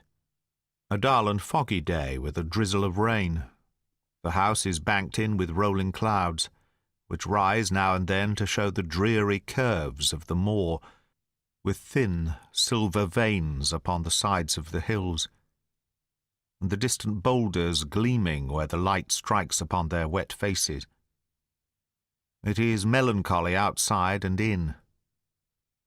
The baronet is in a black reaction after the excitements of the night. I am conscious myself of a weight at my heart and a feeling of impending danger, ever-present danger, which is the more terrible because I am unable to define it. And have I not cause for such a feeling? Consider the long sequence of incidents, which have all pointed to some sinister influence which is at work around us. There is the death of the last occupant of the hall, fulfilling so exactly the conditions of the family legend. There are the repeated reports from peasants of the appearance of a strange creature upon the moor. Twice I have with my own ears heard the sound which resembled the distant baying of a hound.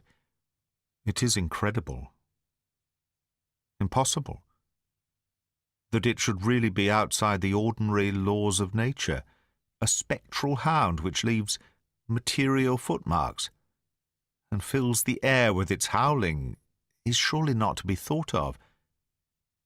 Stapleton may fall in with such a superstition, and Mortimer also. But if I have one quality upon earth, it is common sense, and nothing will persuade me to believe in such a thing. To do so would be to descend to the level of these poor peasants, who are not content with the mere fiend dog, but must needs describe him with hellfire shooting from his mouth and eyes. Holmes would not listen to such fancies, and I am his agent. But facts are facts, and I have twice heard this cry upon the moor. Suppose that there were really some huge hound loose upon it. That would go far to explain everything. But where could such a hound lie concealed? Where did it get its food? Where did it come from? How was it that no one saw it by day? It must be confessed that the natural explanation offers almost as many difficulties as the other, and always, apart from the hound, there is the fact of the human agency in London, the man in the cab, and the letter which warned Sir Henry against the moor. This at least was real. But it might have been the work of a protecting friend as easily as of an enemy. Where is that friend or enemy now? Has he remained in London, or has he followed us down here? Could he be the stranger whom I saw upon the Tor? It is true that I have had only the one glance at him, and yet there are some things to which I am ready to swear. He is no one whom I have seen down here, and I have now met all the neighbours. The figure was far taller than that of Stapleton, far thinner than that of Frankland. Barrymore it might possibly have been, but we had left him behind us, and I am certain that he could not have followed us. A stranger, then, is still dogging us, just as a stranger dogged us in London. We have never shaken him off. If I could lay my hands upon that man, then at last we might find ourselves at the end of all our difficulties. To this one purpose I must now devote all my energies. My first impulse was to tell Sir Henry all my plans. My second and wisest one is to play my own game and speak as little as possible to anyone. He is silent and distrait. His nerves have been strangely shaken by that sound upon the moor. I will say nothing to add to his anxieties, but I will take my own steps to attain my own end. We had a small scene this morning after breakfast. Barrymore asked leave to speak with Sir Henry, and they were closeted in his study some little time. Sitting in the billiard-room, I more than once heard the sound of voices raised, and I had a pretty good idea what the point was which was under discussion. After a time the baronet opened his door and called for me. "Barrymore considers that he has a grievance," he said. "He thinks that it was unfair on our part to hunt his brother-in-law down when he, of his own free will, had told us the secret." The butler was standing very pale but collected before us. "I may have spoken too warmly, sir," said he, "and if I have, I am sure that I beg your pardon. At the same time, I was very much surprised when I heard you two gentlemen come back this morning, and learned that you had been chasing Selden. The poor fellow has enough to fight against without my putting more upon his track." "If you had told us of your own free will, it would have been a different thing," said the baronet. "You only told us, or rather your wife only told us, when it was forced from you, and you could not help yourself. I didn't think you would have taken advantage of it, Sir Henry. Indeed, I didn't. The man is a public danger. There are lonely houses scattered over the moor, and he is a fellow who would stick at nothing. You only want to get a glimpse of his face to see that. Look at Mr. Stapleton's house, for example, with no one but himself to defend it. There's no safety for anyone until he is under lock and key. He'll break into no house, sir. I give you my solemn word upon that. But he will never trouble anyone in this country again. I assure you, Sir Henry, that in a very few days the necessary arrangements will have been made, and he will be on his way to South America. For God's sake, sir, I beg of you not to let the police know that he is still on the moor. They have given up the chase there, and he can lie quiet until the ship is ready for him. You can't tell on him without getting my wife and me into trouble. I beg you, sir, to say nothing to the police. What do you say, Watson?" I shrugged my shoulders. If he were safely out of the country, it would relieve the taxpayer of a burden. But how about the chance of his holding someone up before he goes? He would not do anything so mad, sir. We have provided him with all that he can want. To commit a crime would be to show where he was hiding. "That is true," said Sir Henry. "Well, Barrymore?" "God bless you, sir, and thank you from my heart. It would have killed my poor wife had he been taken again. I guess we are aiding and abetting a felony, Watson. But after what we have heard, I don't feel as if I could give the man up. So there is an end of it. All right, Barrymore, you can go." With a few broken words of gratitude, the man turned, but he hesitated and then came back.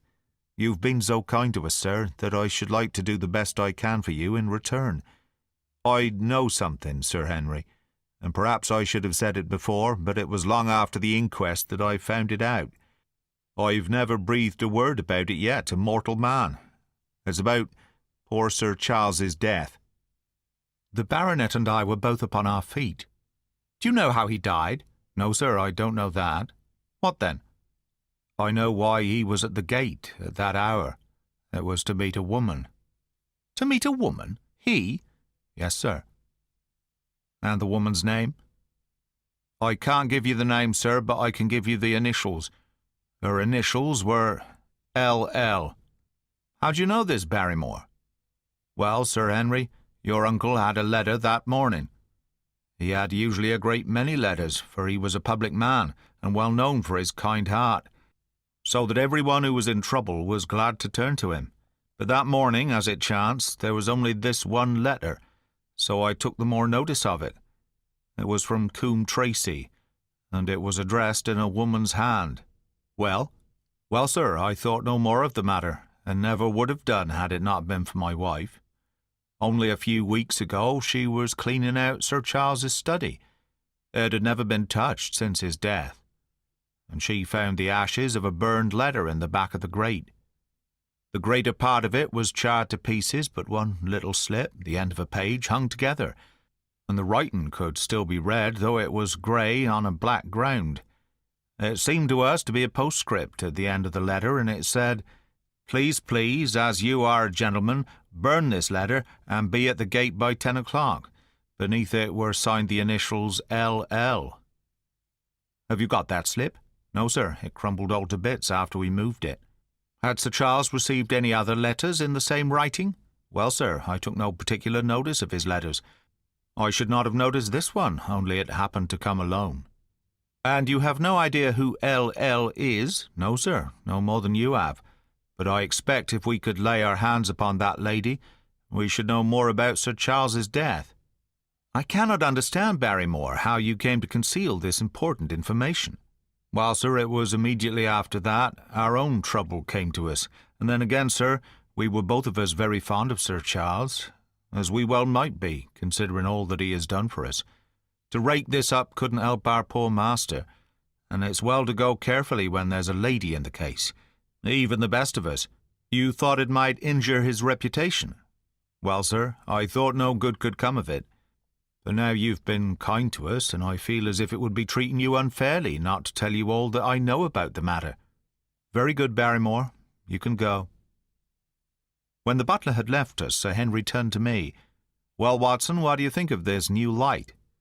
It seems to leave the darkness rather blacker than before, so I think. But if we can only trace L.L., it should clear up the whole business. We have gained that much. We know that there is someone who has the facts, if we can only find her. What do you think we should do?" "Let Holmes know all about it at once. It will give him the clue for which he has been seeking. I'm much mistaken if it does not bring him down." I went at once to my room and drew up my report of the morning's conversation for Holmes. It was evident to me that he had been very busy of late, for the notes which I had from Baker Street were few and short, with no comments upon the information which I had supplied, and hardly any reference to my mission. No doubt his blackmailing case is absorbing all his faculties, and yet this new factor must surely arrest his attention and renew his interest. I wish that he were here. October 17th. All day today the rain poured down, rustling on the ivy and dripping from the eaves. I thought of the convict out upon the bleak, cold, shelterless moor, poor devil. Whatever his crimes, he has suffered something to atone for them. And then I thought of that other one, the face in the cab, the figure against the moon. Was he also out in that, deluged? The unseen watcher, the man of darkness? In the evening I put on my waterproof, and I walked far upon the sodden moor, full of dark imaginings, the rain beating upon my face and the wind whistling about my ears. God help those who wander into the great mire now, for even the firm uplands are becoming a morass. I found the black tor upon which I had seen the solitary watcher, and from its craggy summit I looked out myself across the melancholy downs. Rain squalls drifted across their russet face, and the heavy slate-coloured clouds hung low over the landscape, trailing in grey wreaths down the sides of the fantastic hills. In the distant hollow on the left, half hidden by the mist, the two thin towers of Baskerville Hall rose above the trees. They were the only signs of human life which I could see, save only those prehistoric huts which lay thickly upon the slopes of the hills. Nowhere was there any trace of that lonely man whom I had seen on the same spot 2 nights before.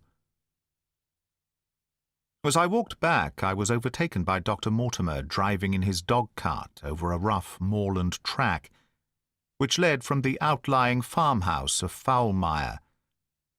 He has been very attentive to us, and hardly a day has passed that he has not called at the hall to see how we were getting on. He insisted upon my climbing into his dog-cart, and he gave me a lift homeward. I found him much troubled over the disappearance of his little spaniel. It had wandered onto the moor, and had never come back.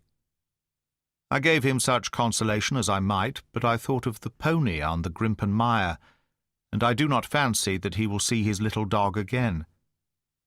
"By the way, Mortimer," said I, as we jolted along the rough road, "I suppose there are few people living within driving distance of this whom you do not know?" "Hardly any, I think." "Can you, then, tell me the name of any woman whose initials are L.L.? He thought for a few moments. "No," said he. "There are a few gypsies and labouring folk for whom I can't answer, but among the farmers or gentry there is no one whose initials are those. Wait a bit, though," he added after a pause. "There is Laura Lyons. Her initials are L.L., but she lives in Coombe Tracy." "Who's she?" I asked. "She is Franklin's daughter." "What, old Franklin, the crank?" "Exactly. She married an artist named Lyons, who came sketching on the moor. He proved to be a blackguard and deserted her. The fault, from what I hear, may not have been entirely on one side. Her father refused to have anything to do with her because she had married without his consent, and perhaps for 1 or 2 other reasons as well. So, between the old sinner and the young one, the girl has had a pretty bad time. How does she live? I fancy old Frankland allows her a pittance, but it cannot be more, for his own affairs are considerably involved. Whatever she may have deserved, one could not allow her to go hopelessly to the bad. Her story got about, and several of the people here did something to enable her to earn an honest living. Stapleton did for one, and Sir Charles for another. I gave a trifle myself. It was to set her up in a typewriting business. He wanted to know the object of my inquiries, but I managed to satisfy his curiosity without telling him too much, for there is no reason why we should take anyone into our confidence.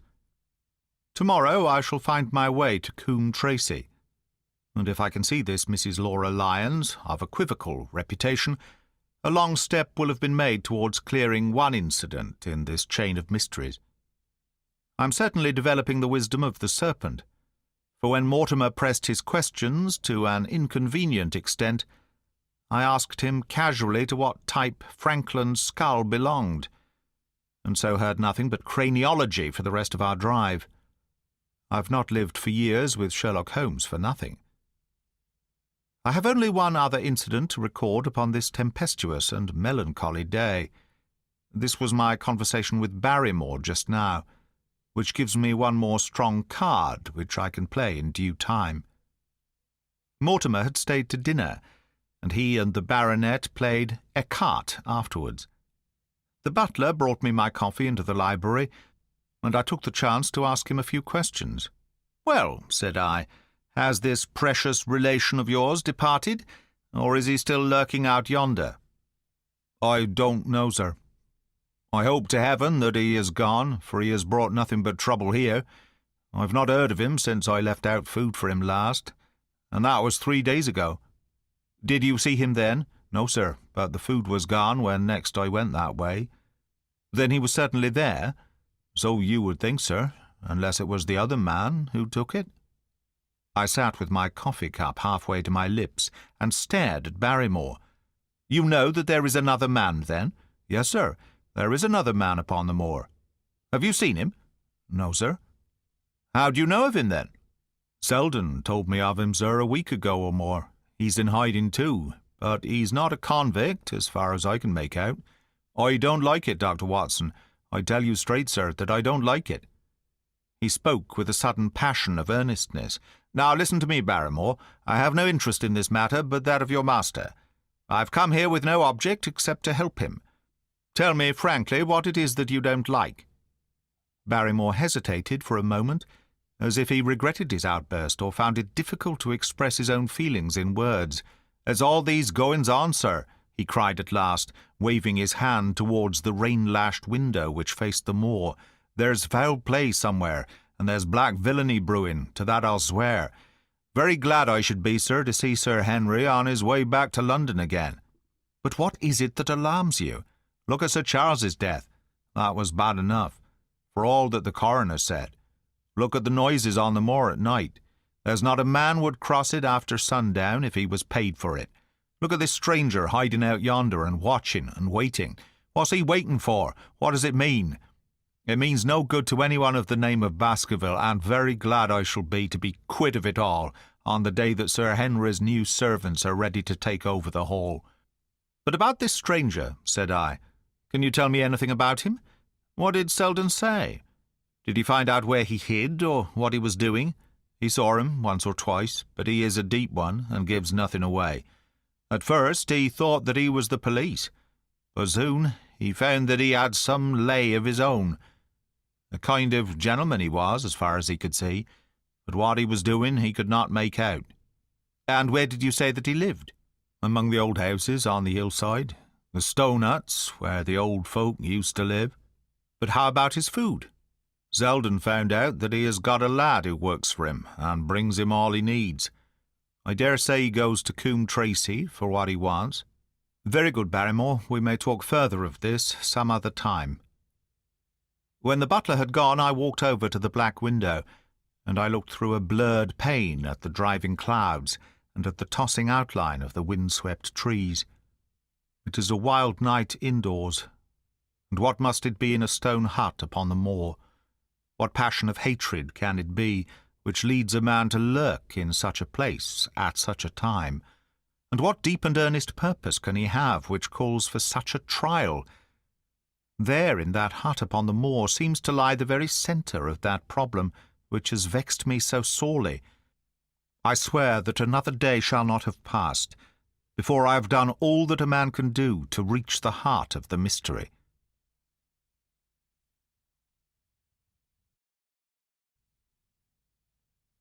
Chapter 11. The Man on the Tor. The extract from my private diary, which forms the last chapter, has brought my narrative up to the 18th of October, a time when these strange events began to move swiftly towards their terrible conclusion. The incidents of the next few days are indelibly graven upon my recollection, and I can tell them without reference to the notes made at the time. I start them from the day which succeeded that upon which I had established two facts of great importance. The one, that Mrs. Laura Lyons of Coombe Tracy had written to Sir Charles Baskerville and made an appointment with him at the very place and hour that he met his death. The other, that the lurking man upon the moor was to be found among the stone huts upon the hillside. With these two facts in my possession, I felt that either my intelligence or my courage must be deficient if I could not throw some further light upon these dark places. I had no opportunity to tell the baronet what I had learned about Mrs. Lyons upon the evening before, for Dr. Mortimer remained with him at cards until it was very late. At breakfast, however, I informed him about my discovery and asked him whether he would care to accompany me to Coombe Tracy. At first he was very eager to come, but on second thoughts it seemed to both of us that if I went alone the results might be better. The more formal we made the visit, the less information we might obtain. I left Sir Henry behind, therefore, not without some prickings of conscience, and drove off upon my new quest. When I reached Coombe Tracey, I told Perkins to put up the horses, and I made inquiries for the lady whom I had come to interrogate. I had no difficulty in finding her rooms, which were central and well appointed. A maid showed me in without ceremony, and as I entered the sitting-room, a lady who was sitting before a Remington typewriter sprang up with a pleasant smile of welcome. Her face fell, however, when she saw that I was a stranger, and she sat down again and asked me the object of my visit. The first impression left by Mrs. Lyons was one of extreme beauty. Her eyes and hair were of the same rich hazel colour, and her cheeks, though considerably freckled, were flushed with the exquisite bloom of the brunette, the dainty pink which lurks at the heart of the sulphur rose. Admiration was, I repeat, the first impression, but the second was criticism. There was something subtly wrong with the face, some coarseness of expression, some hardness, perhaps, of eye, some looseness of lip, which marred its perfect beauty. But these, of course, are afterthoughts. At the moment I was simply conscious that I was in the presence of a very handsome woman, and that she was asking me the reasons for my visit. I had not quite understood until that instant how delicate my mission was. "I have the pleasure," said I, "of knowing your father." It was a clumsy introduction, and the lady made me feel it. "There is nothing in common between my father and me," she said. "I owe him nothing, and his friends are not mine. If it were not for the late Sir Charles Baskerville and some other kind hearts, I might have starved, for all that my father cared. It was about the late Sir Charles Baskerville that I have come here to see you." The freckles started out on the lady's face. "What can I tell you about him?" she asked, and her fingers played nervously over the stops of her typewriter. "You knew him, did you not? I have already said that I owe a great deal to his kindness. If I am able to support myself, it is largely due to the interest which he took in my unhappy situation. Did you correspond with him?" The lady looked quickly up, with an angry gleam in her hazel eyes. "What is the object of these questions?" she asked sharply. "The object is to avoid a public scandal. It is better that I should ask them here than that the matter should pass outside our control." She was silent, and her face was still very pale. At last she looked up with something reckless and defiant in her manner. "Well, I'll answer," she said. "What are your questions?" "Did you correspond with Sir Charles?" "I certainly wrote to him once or twice, to acknowledge his delicacy and his generosity." "Have you the dates of those letters?" "No." "Have you ever met him?" "Yes, once or twice, when he came into Coombe Tracey. He was a very retiring man, and he preferred to do good by stealth." "But if you saw him so seldom, and wrote so seldom, how did he know enough about your affairs to be able to help you, as you say that he has done?" She met my difficulty with the utmost readiness. There were several gentlemen who knew my sad history and united to help me. One was Mr. Stapleton, a neighbour and intimate friend of Sir Charles's. He was exceedingly kind, and it was through him that Sir Charles learned about my affairs. I knew already that Sir Charles Baskerville had made Stapleton his almoner upon several occasions, so the lady's statement bore the impress of truth upon it. "Did you ever write to Sir Charles, asking him to meet you?" I continued. Mrs. Lyons flushed with anger again.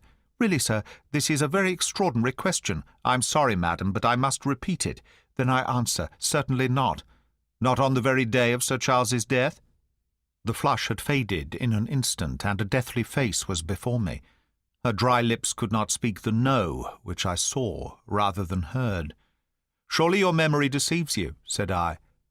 "I could even quote a passage of your letter. It ran, 'Please, please, as you are a gentleman, burn this letter and be at the gate by 10 o'clock.'"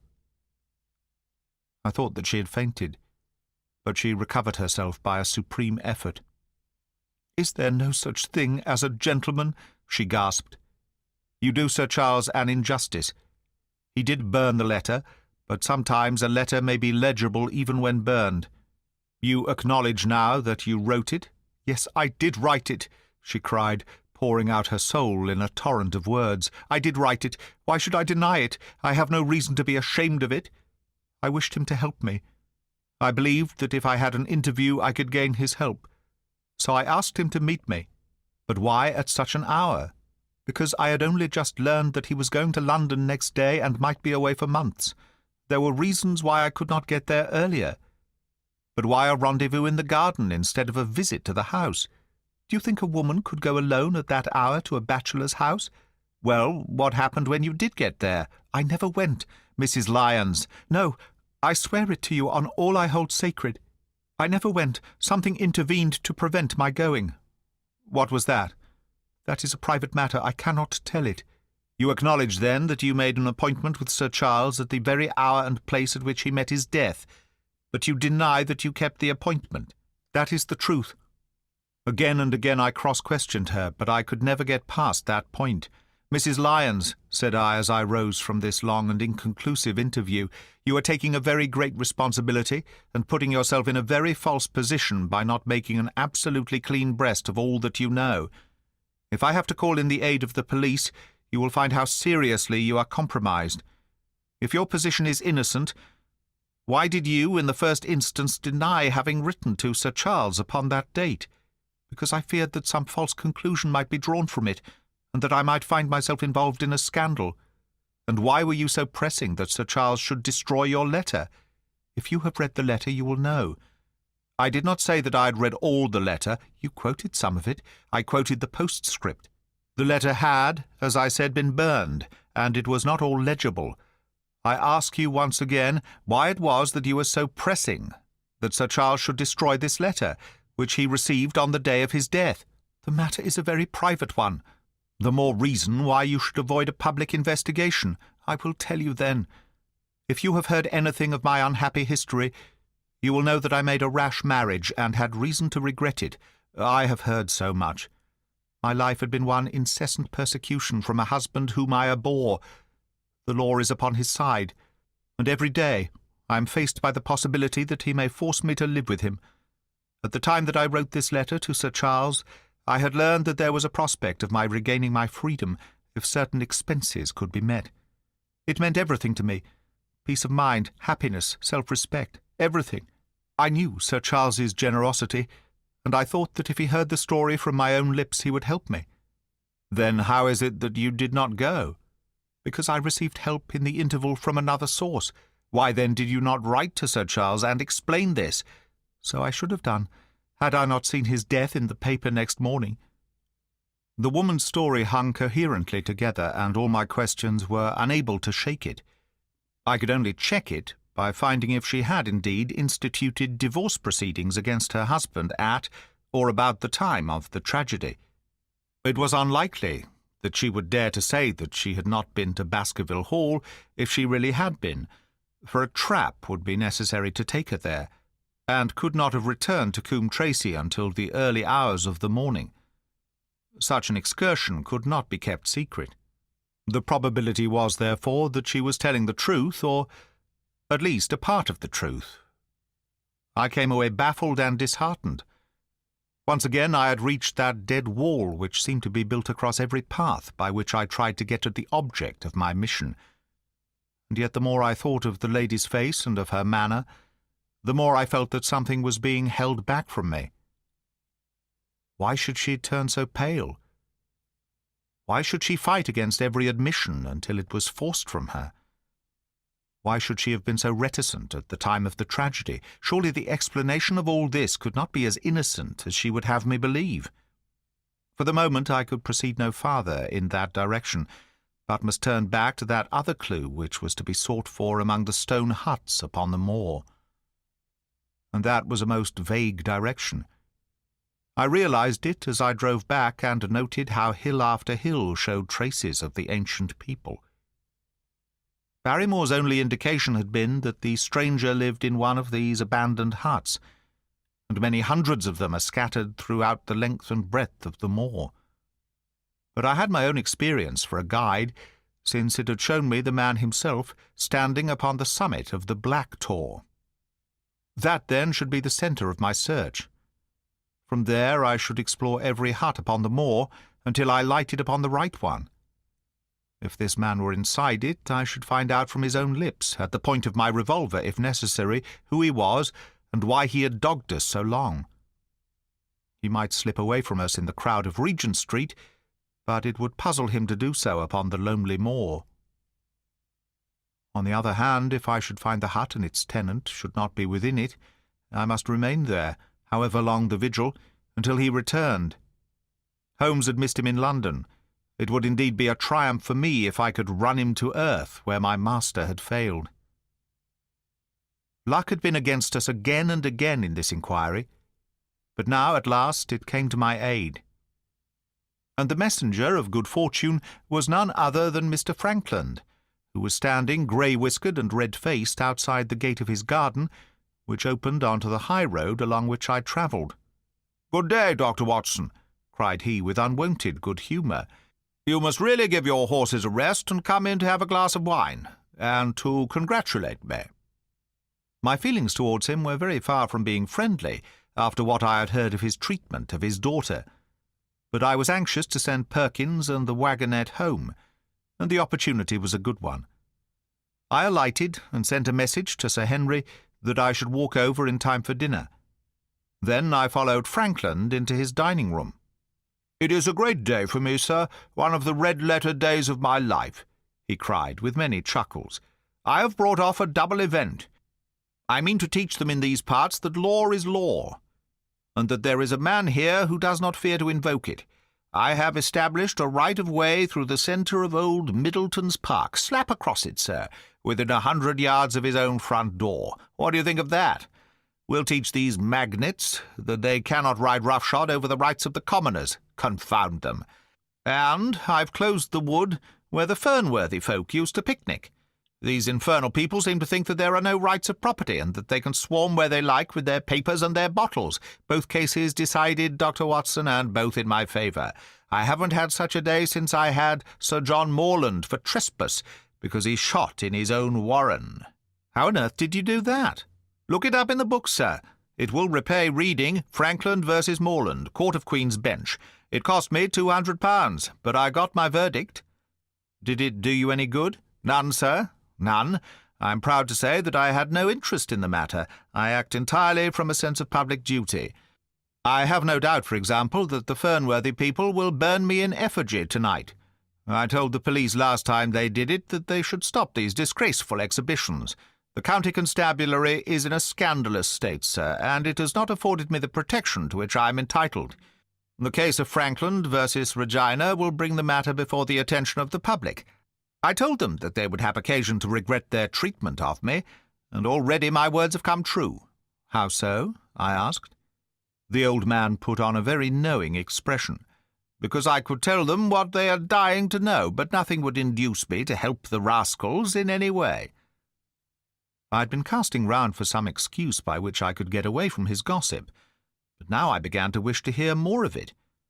I'd seen enough of the contrary nature of the old sinner to understand that any strong sign of interest would be the surest way to stop his confidences.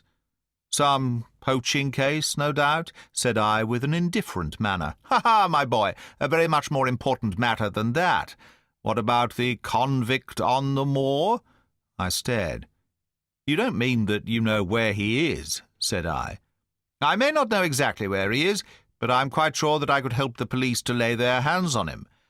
Has it never struck you that the way to catch that man was to find out where he got his food, and so trace it to him?"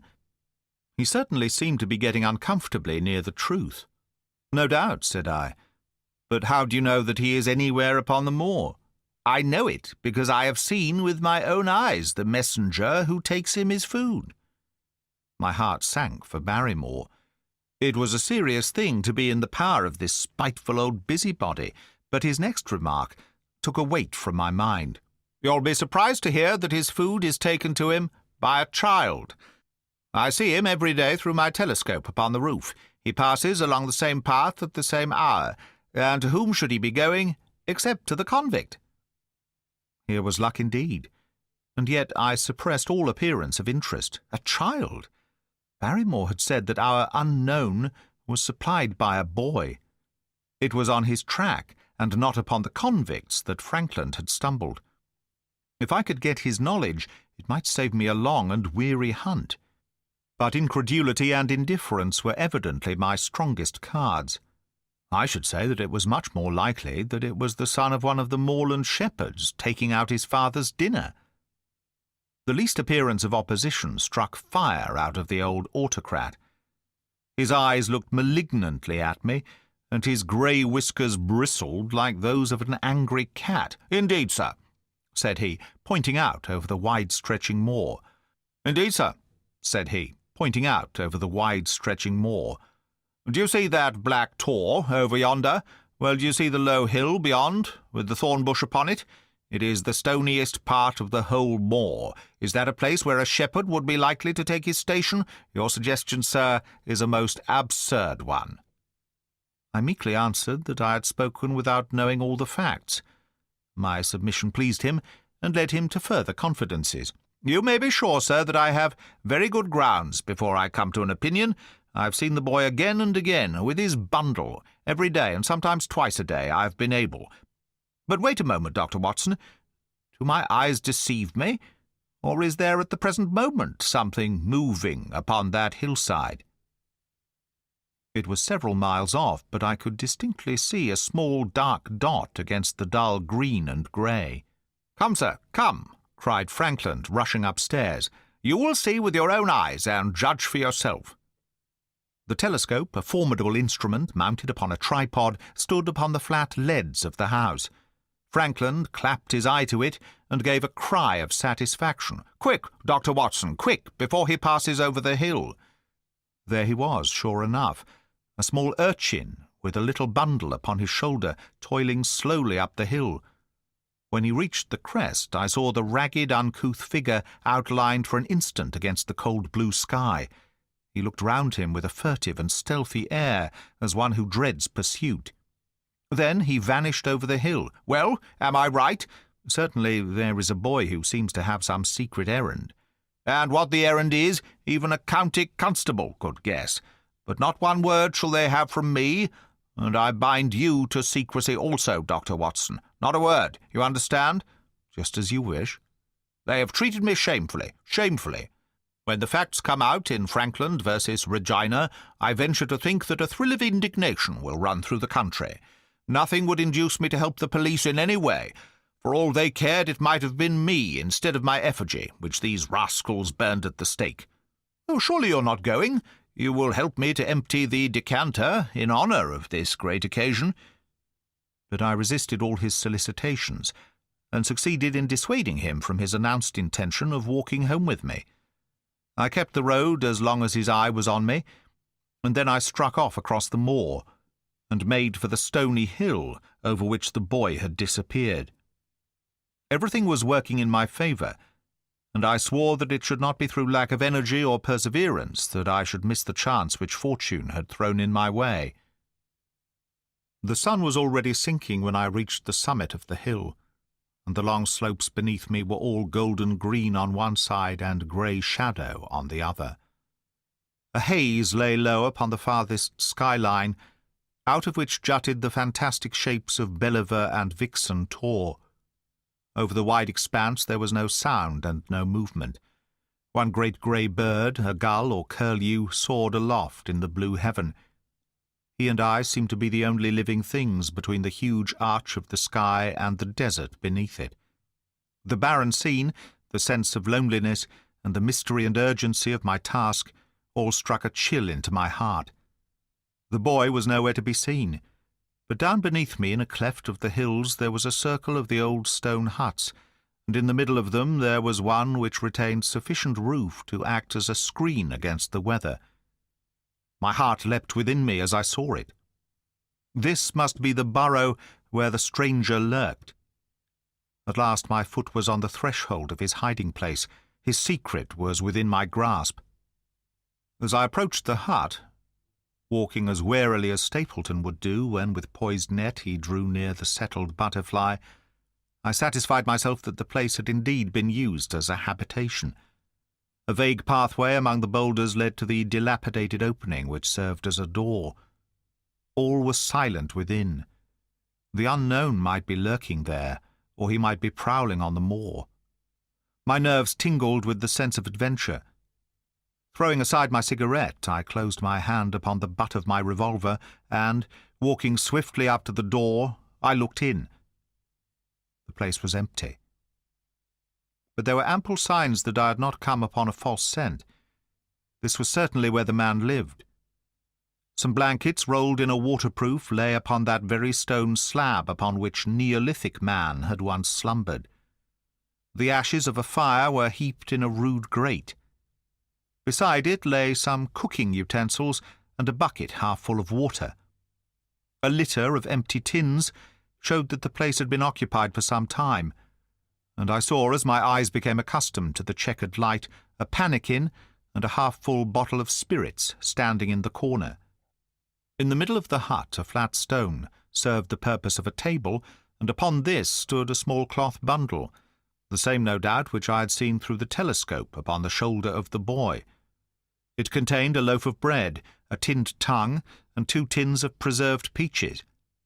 As I set it down again, after having examined it, my heart leapt to see that beneath it there lay a sheet of paper with writing upon it.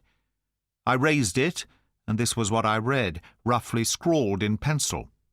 "Dr. Watson has gone to Coombe Tracy." For a minute I stood there with the paper in my hands, thinking out the meaning of this curt message. It was I, then, and not Sir Henry, who was being dogged by this secret man. He had not followed me himself, but he had set an agent, the boy perhaps, upon my track, and this was his report. Possibly I had taken no steps since I had been upon the moor which had not been observed and reported.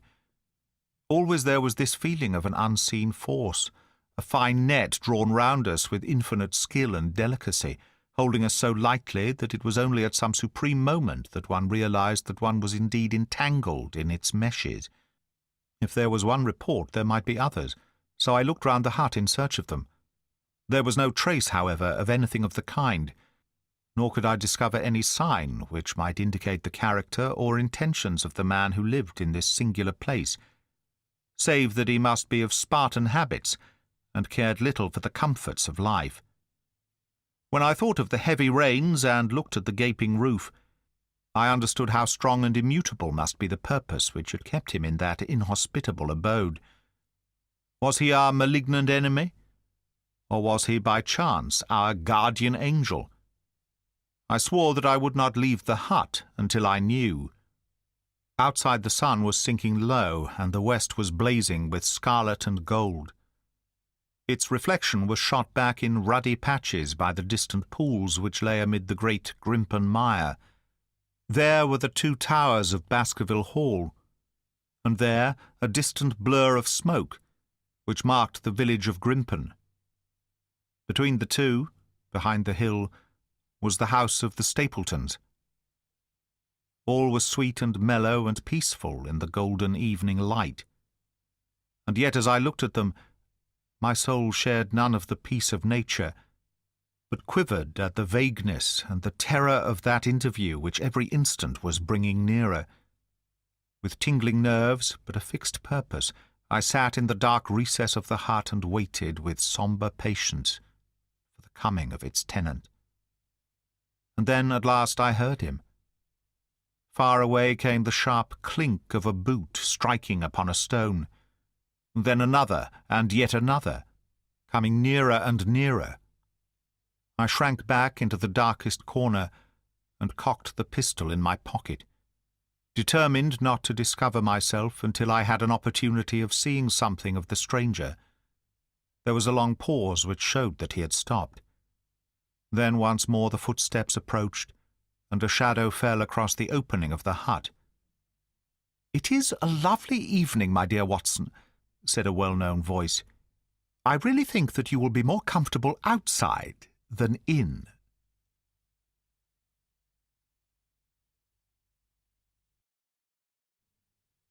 Chapter 12. Death on the Moor. For a moment or two I sat breathless, hardly able to believe my ears. Then my senses and my voice came back to me, while a crushing weight of responsibility seemed in an instant to be lifted from my soul. That cold, incisive, ironical voice could belong to but one man in all the world. "Holmes!" I cried. "Holmes!" "Come out," said he, "and please be careful with the revolver." I stooped under the rude lintel, and there he sat upon a stone outside, his grey eyes dancing with amusement as they fell upon my astonished features. He was thin and worn, but clear and alert, his keen face bronzed by the sun and roughened by the wind. In his tweed suit and cloth cap, he looked like any other tourist upon the moor, and he had contrived, with that cat-like love of personal cleanliness which was one of his characteristics, that his chin should be as smooth and his linen as perfect as if he were in Baker Street. "I never was more glad to see anyone in my life," said I, as I wrung him by the hand. "Or more astonished, eh? Well, I must confess to it. The surprise was not all on one side, I assure you. I had no idea that you had found my occasional retreat, still less that you were inside it until I was within 20 paces of the door. My footprint, I presume?" "No, Watson. I fear that I could not undertake to recognize your footprint amid all the footprints of the world. If you seriously desire to deceive me, you must change your tobacconist. For when I see the stub of a cigarette marked Bradley, Oxford Street, I know that my friend Watson is in the neighbourhood. You will see it there beside the path. You threw it down, no doubt, at that supreme moment when you charged into the empty hut." "Exactly. I thought as much.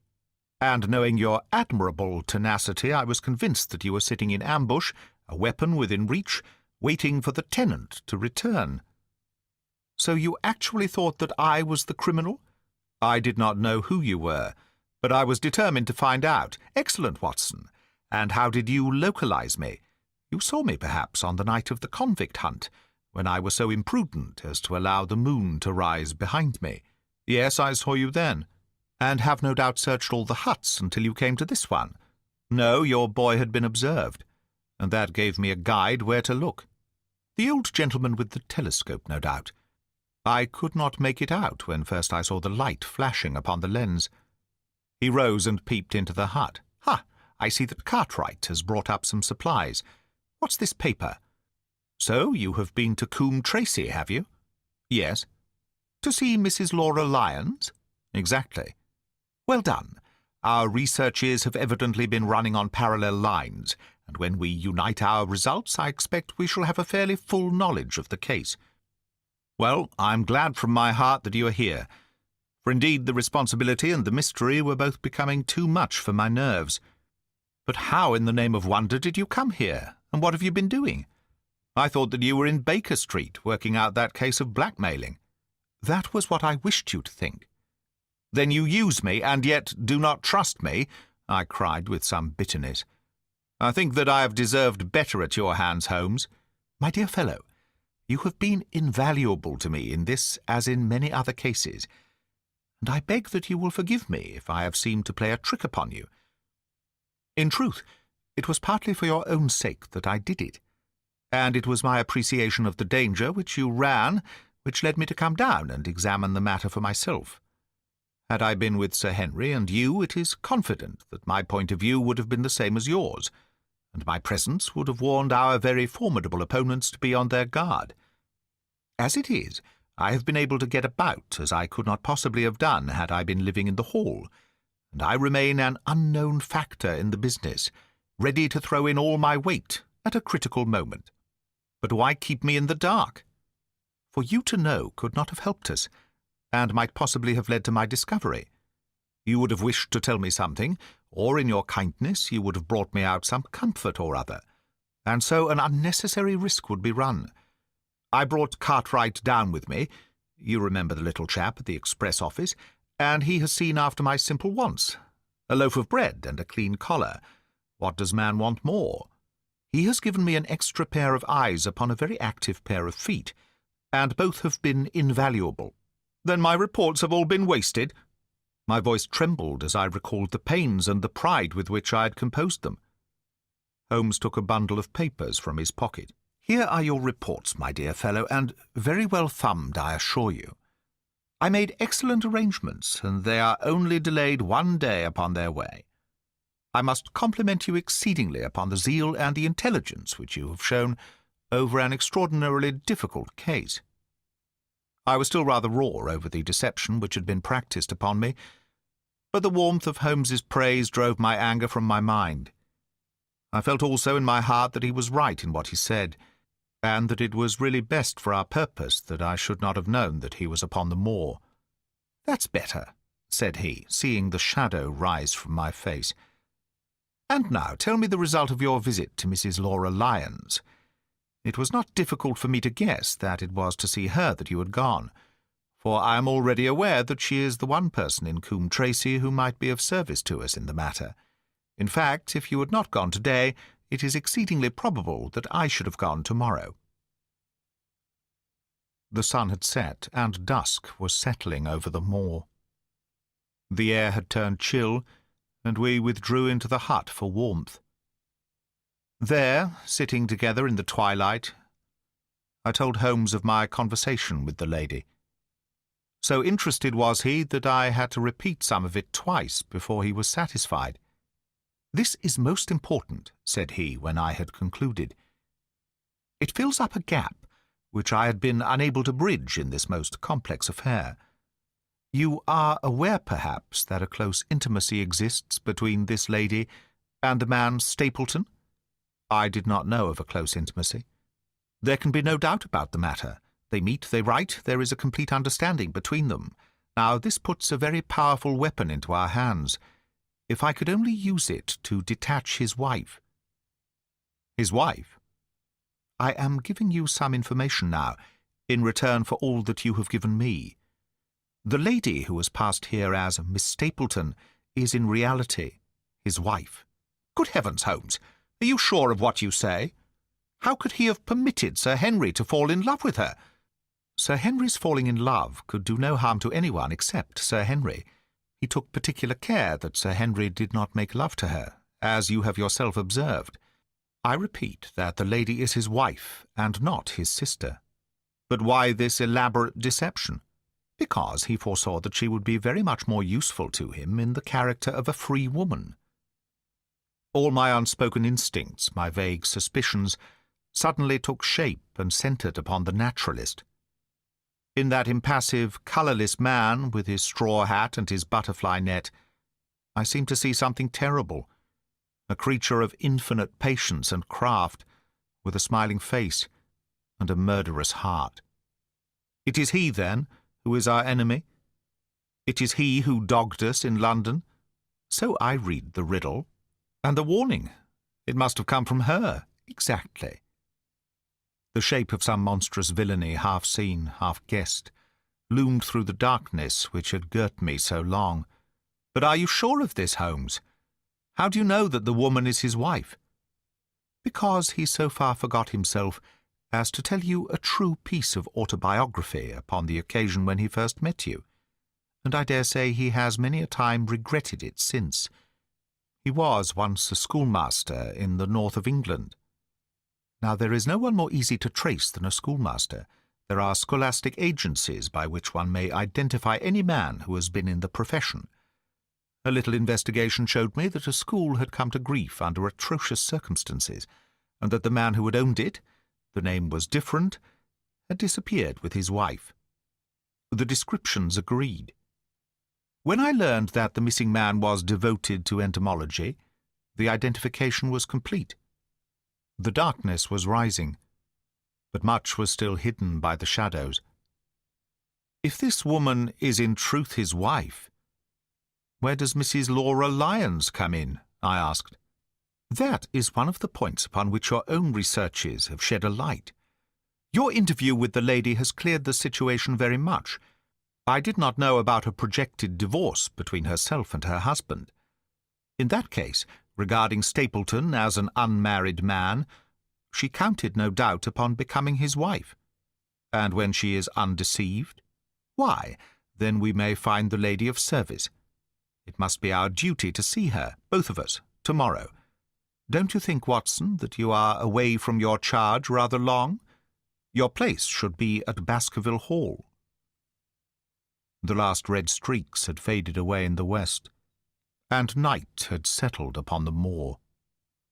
A few faint stars were gleaming in a violet sky. "One last question, Holmes," I said as I rose. "Surely there is no need of secrecy between you and me. What is the meaning of it all? What is he after?" Holmes's voice sank as he answered, "It is murder, Watson. Refined, cold-blooded, deliberate murder. Do not ask me for particulars. My nets are closing upon him, even as his are upon Sir Henry, and with your help he is already almost at my mercy. There is but one danger which can threaten us.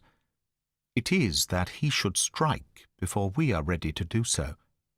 Another day, 2 at the most, and I have my case complete.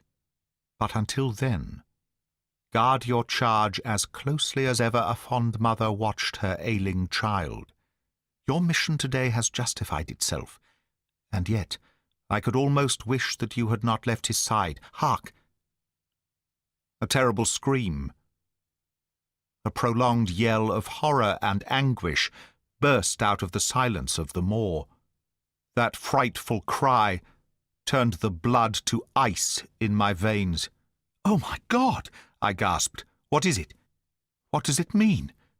Holmes had sprung to his feet, and I saw his dark, athletic outline at the door of the hut, his shoulders stooping, his head thrust forward, his face peering into the darkness. "Hush!" he whispered. "Hush!" The cry had been loud on account of its vehemence, but it had pealed out from somewhere far off on the shadowy plain. Now it burst upon our ears, nearer, louder, more urgent than before. "Where is it?" Holmes whispered, and I knew from the thrill of his voice that he, the man of iron, was shaken to the soul. "Where is it, Watson?" "There, I think." I pointed into the darkness. "No, there." Again the agonized cry swept through the silent night, louder and much nearer than ever, and a new sound mingled with it, a deep, muttered rumble, musical and yet menacing, rising and falling like the low, constant murmur of the sea. "The hound!" cried Holmes. "Come, Watson, come! Great heavens, if we are too late!" He had started running swiftly over the moor, and I had followed at his heels. But now, from somewhere among the broken ground immediately in front of us, there came one last despairing yell, and then a dull, heavy thud. We halted and listened. Not another sound broke the heavy silence of the windless night. I saw Holmes put his hand to his forehead, like a man distracted. He stamped his feet upon the ground. "He has beaten us, Watson. We are too late." No, surely not. Fool that I was to hold my hand. And you, Watson, see what comes of abandoning your charge. But, by heaven, if the worst has happened, we'll avenge him." Blindly we ran through the gloom, blundering against boulders, forcing our way through gorse bushes, panting up hills and rushing down slopes, heading always in the direction whence those dreadful sounds had come. At every rise Holmes looked eagerly round him, but the shadows were thick upon the moor, and nothing moved upon its dreary face. "Can you see anything?" "Nothing. But hark! What is that?" A low moan had fallen upon our ears. There it was again upon our left. On that side a ridge of rocks ended in a sheer cliff which overlooked a stone-strewn slope. On its jagged face was spread-eagled some dark, irregular object. As we ran toward it, the vague outline hardened into a definite shape. It was a prostrate man face downward upon the ground, the head doubled under him at a horrible angle, the shoulders rounded, and the body hunched together, as if in the act of throwing a somersault. So grotesque was the attitude that I could not for the instant realize that that moan had been the passing of his soul. Not a whisper, Not a rustle rose now from the dark figure over which we stooped. Holmes laid his hand upon him, and held it up again with an exclamation of horror. The gleam of the match which he struck shone upon his clotted fingers and upon the ghastly pool which widened slowly from the crushed skull of the victim. And it shone upon something else which turned our hearts sick and faint within us. The body of Sir Henry Baskerville. There was no chance of either of us forgetting that peculiar ruddy tweed suit, the very one which he had worn on the first morning that we had seen him in Baker Street. We caught the one clear glimpse of it, and then the match flickered and went out, even as the hope had gone out of our souls. Holmes groaned, and his face glimmered white through the darkness. "The brute! The brute!" I cried with clenched hands. "Oh, Holmes, I shall never forgive myself for having left him to his fate." "I am more to blame than you, Watson. In order to have my case well rounded and complete, I have thrown away the life of my client. It is the greatest blow which has befallen me in my career. But how could I know that he would risk his life alone upon the moor in the face of all my warnings? That we should have heard his screams, my God, those screams, and yet have been unable to save him? Where is this brute of a hound which drove him to his death? It may be lurking among these rocks at this instant. And Stapleton, where is he? He shall answer for this deed." "He shall. I will see to that. Uncle and nephew have been murdered, the one frightened to death by the very sight of a beast which he thought to be supernatural, the other driven to his end in his wild flight to escape from it. But now we have to prove the connection between the man and the beast. Save from what we heard, we cannot even swear to the existence of the latter, since Sir Henry has evidently died from the fall. But by heavens, cunning as he is, the fellow shall be in my power before another day is past." We stood with bitter hearts on either side of the mangled body, overwhelmed by this sudden and irrevocable disaster which had brought all our long and weary labours to so piteous an end. Then, as the moon rose, we climbed to the top of the rocks over which our poor friend had fallen, and from the summit we gazed out over the shadowy moor, half silver and half gloom. Far away, miles off, in the direction of Grimpen, a single steady yellow light was shining. It could only come from the lonely abode of the Stapletons. With a bitter curse I shook my fist at it as I gazed. Why should we not seize him at once? Our case is not complete. The fellow is wary and cunning to the last degree. It is not what we know, but what we can prove. If we make one false move, the villain may escape us yet. What can we do? There will be plenty for us to do tomorrow. Tonight we can only perform the last offices to our poor friend. Together we made our way down the precipitous slope and approached the body, black and clear against the silvered stones. The agony of those contorted limbs struck me with a spasm of pain and blurred my eyes with tears. "We must send for help, Holmes. We cannot carry him all the way to the hall. Good heavens, are you mad?" He had uttered a cry and bent over the body. Now he was dancing and laughing and wringing my hand. Could this be my stern, self-contained friend? These were hidden fires indeed. A beard! A beard! The man has a beard! A beard? It is not the baronet. It is... why, it is my neighbour, the convict. With feverish haste we had turned the body over, and that dripping beard was pointing up to the cold, clear moon. There could be no doubt about the beetling forehead, the sunken animal eyes. It was indeed the same face which had glared upon me in the light of the candle from over the rock. The face of Selden, the criminal. Then in an instant it was all clear to me. I remembered how the baronet had told me that he had handed his old wardrobe to Barrymore. Barrymore had passed it on in order to help Selden in his escape. Boots, shirt, cap, it was all Sir Henry's. The tragedy was still black enough, but this man had at least deserved death by the laws of his country. I told Holmes how the matter stood, my heart bubbling over with thankfulness and joy.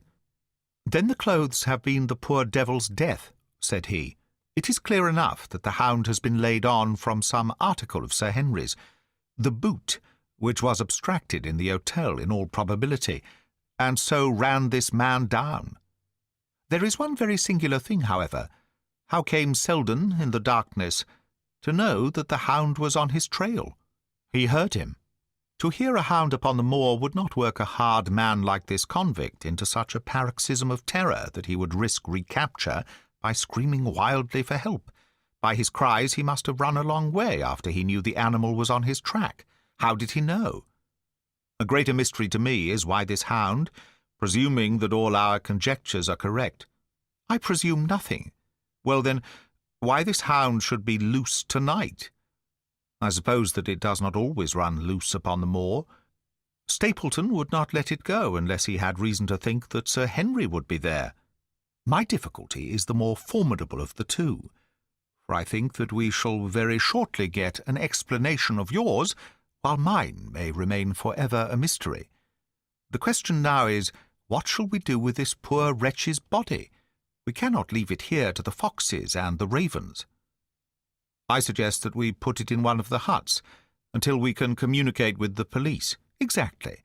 I have no doubt that you and I could carry it so far. Hello, Watson, what's this? It's the man himself, by all that's wonderful and audacious. Not a word to show your suspicions, not a word, or my plans crumble to the ground. A figure was approaching us over the moor, and I saw the dull red glow of a cigar. The moon shone upon him, and I could distinguish the dapper shape and jaunty walk of the naturalist. He stopped when he saw us, and then came on again.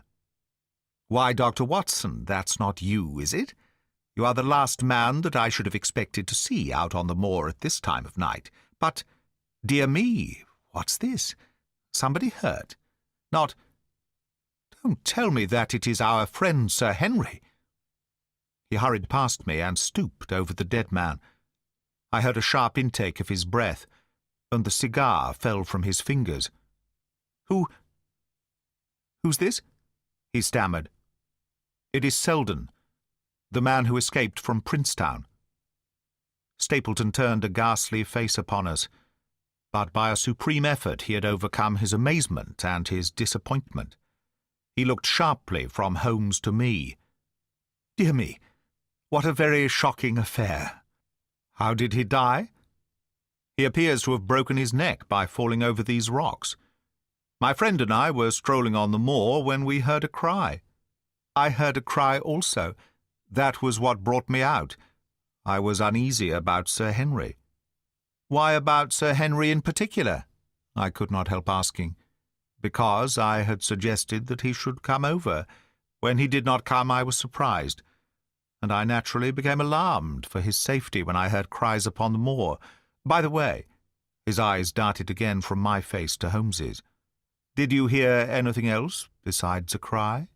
"No," said Holmes. "Did you?" "No." "What do you mean, then?" "Oh, you know, the stories that the peasants tell about the phantom hound and so on. It is said to be heard at night upon the moor. I was wondering if there were any evidence of such a sound tonight." "We heard nothing of the kind," said I. "And what is your theory of this poor fellow's death?" "I have no doubt that anxiety and exposure have driven him off his head. He has rushed about the moor in a crazy state, and eventually fallen over here and broken his neck." "That seems the most reasonable theory," said Stapleton, and he gave a sigh which I took to indicate his relief. "What do you think about it, Mr. Sherlock Holmes?" My friend bowed his compliments. "You are quick at identification," said he. "We have been expecting you in these parts since Dr. Watson came down. You are in time to see a tragedy." "Yes, indeed. I have no doubt that my friend's explanation will cover the facts. I will take an unpleasant remembrance back to London with me tomorrow."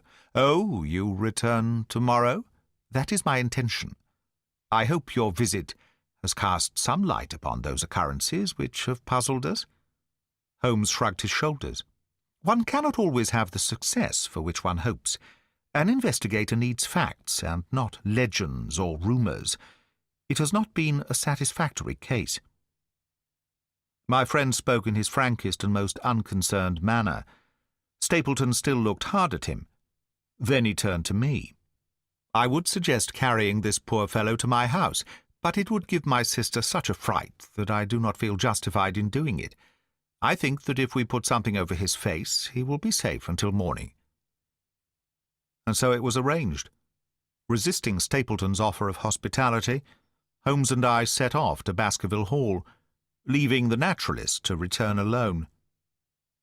Looking back, we saw the figure moving slowly away over the broad moor, and behind him that one black smudge on the silvered slope, which showed where the man was lying who had come so horribly to his end.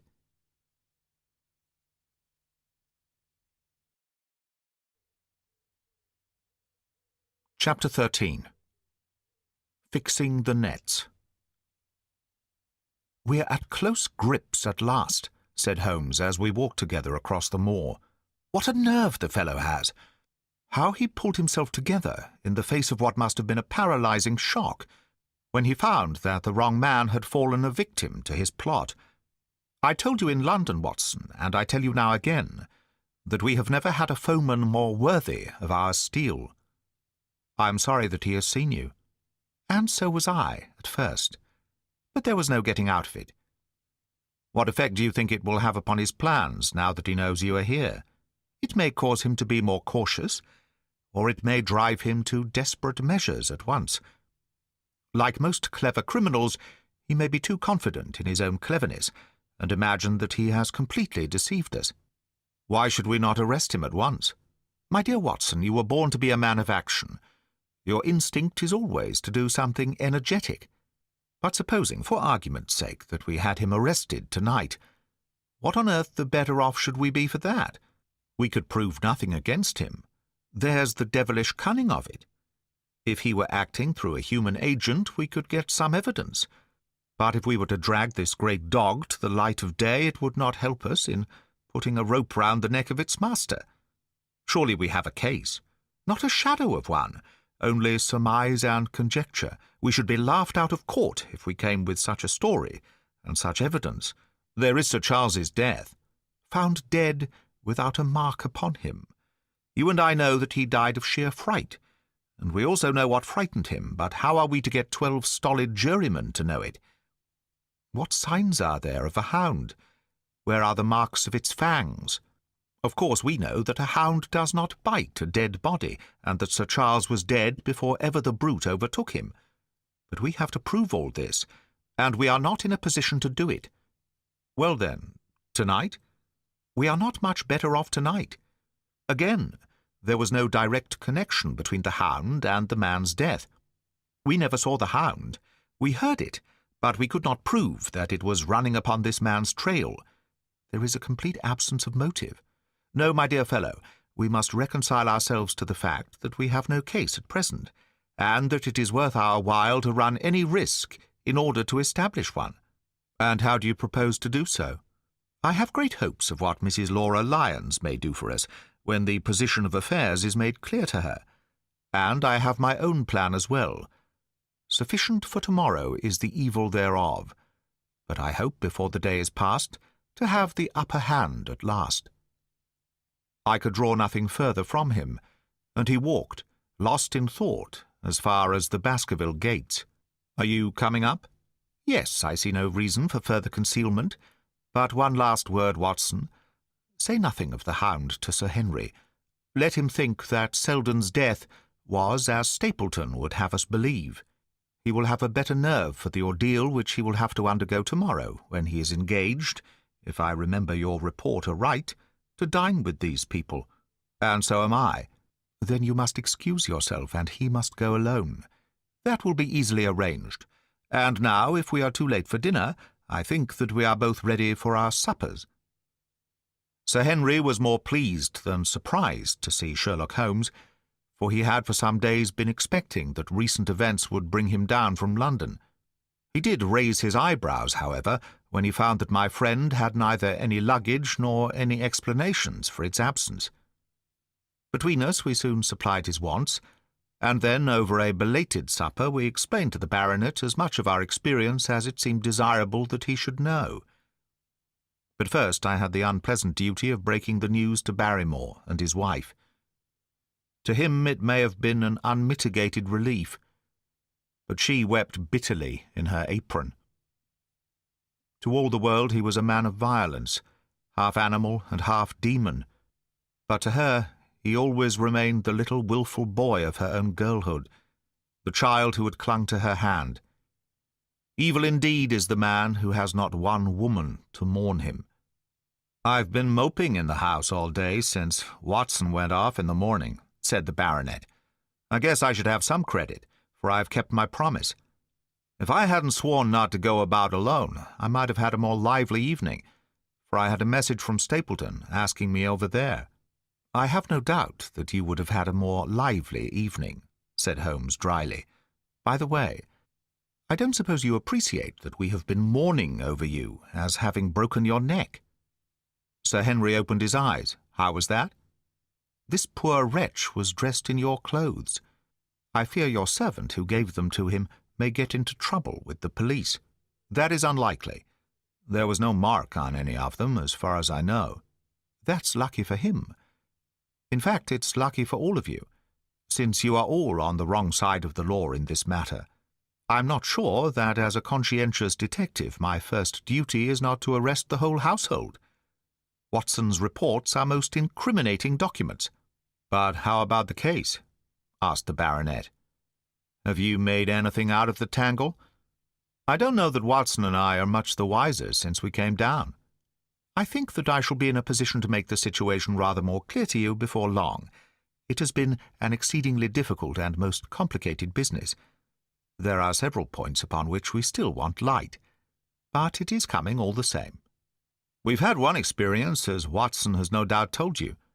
We heard the Hound on the moor, so I can swear that it is not all empty superstition. I had something to do with dogs when I was out west, and I know one when I hear one.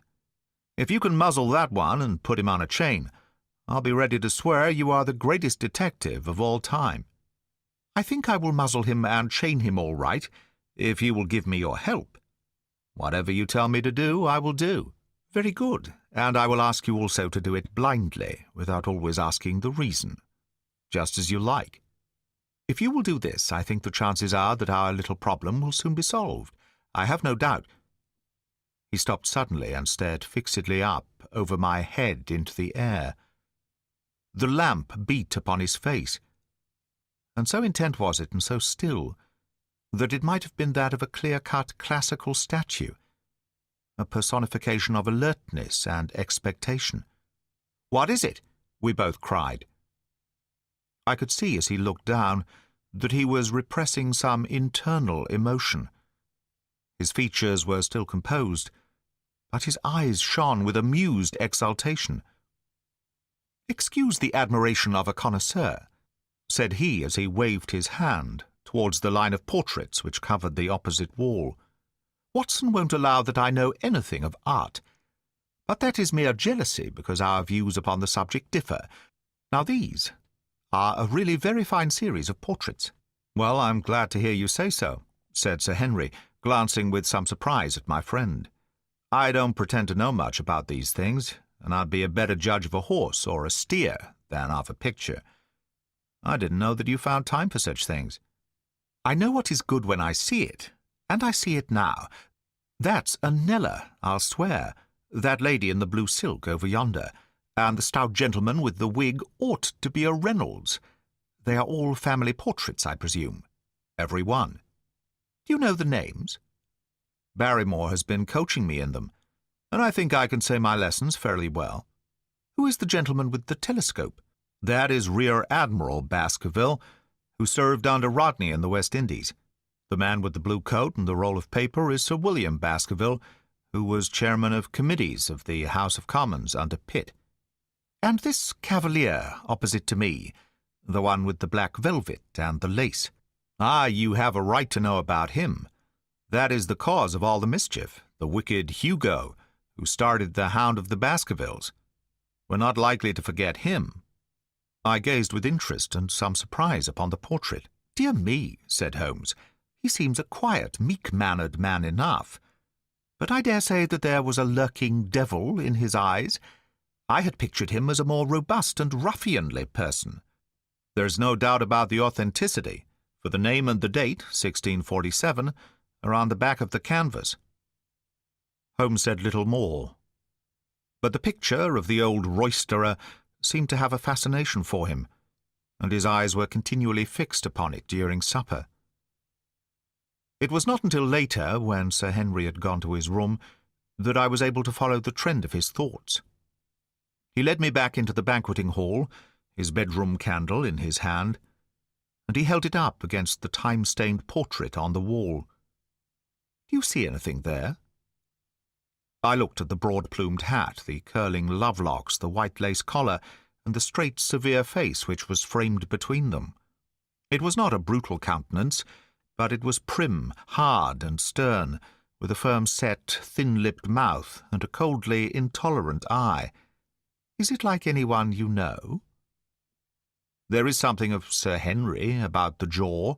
Just a suggestion, perhaps. But wait an instant." He stood upon a chair, and, holding up the light in his left hand, he curved his right arm over the broad hat and round the long ringlets.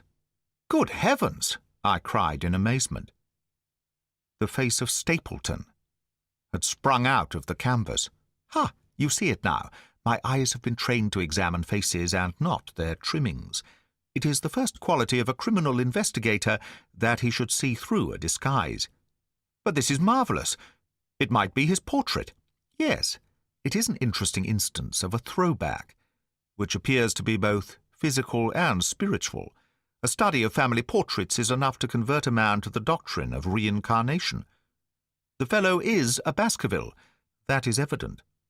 With designs upon the succession. Exactly. This chance of the picture has supplied us with one of our most obvious missing links. We have him, Watson, we have him. And I dare swear that before tomorrow night he will be fluttering in our net, as helpless as one of his own butterflies. A pin, a cork, and a card, and we add him to the Baker Street collection." He burst into one of his rare fits of laughter as he turned away from the picture. I have not heard him laugh often, and it has always boded ill to somebody. I was up betimes in the morning, but Holmes was afoot earlier still, for I saw him as I dressed coming up the drive.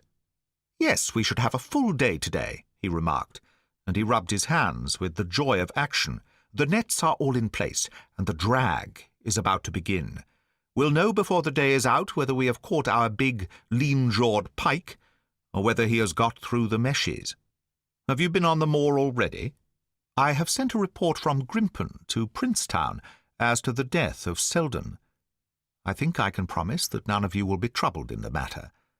And I have also communicated with my faithful Cartwright, who would certainly have pined away at the door of my hut, as a dog does at his master's grave, if I had not set his mind at rest about my safety." "What is the next move?" "To see Sir Henry. Ah, here he is." "Good morning, Holmes," said the baronet. "You look like a general who is planning a battle with his chief of the staff." "That is the exact situation. Watson was asking for orders." "And so do I." "Very good. You are engaged, as I understand, to dine with our friends, the Stapletons, tonight." "I hope that you will come also. They are very hospitable people, and I am sure that they would be very glad to see you." "I fear that Watson and I must go to London." "To London?" "Yes, I think that we should be more useful there at the present juncture." The baronet's face perceptibly lengthened. "I hoped that you were going to see me through this business.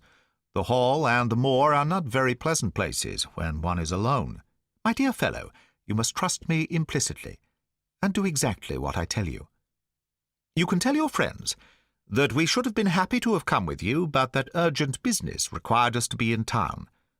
We hope very soon to return to Devonshire. Will you remember to give them that message? If you insist upon it. There is no alternative, I assure you. I saw by the baronet's clouded brow that he was deeply hurt by what he regarded as our desertion. When do you desire to go? He asked coldly. Immediately after breakfast.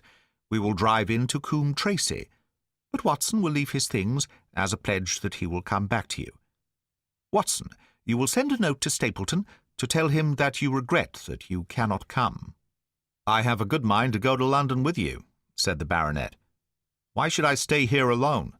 Because it is your post of duty, because you gave me your word that you would do as you were told, and I tell you to stay. All right, then, I'll stay. One more direction. I wish you to drive to Merripit House. Send back your trap, however, and let them know that you intend to walk home. To walk across the moor? Yes.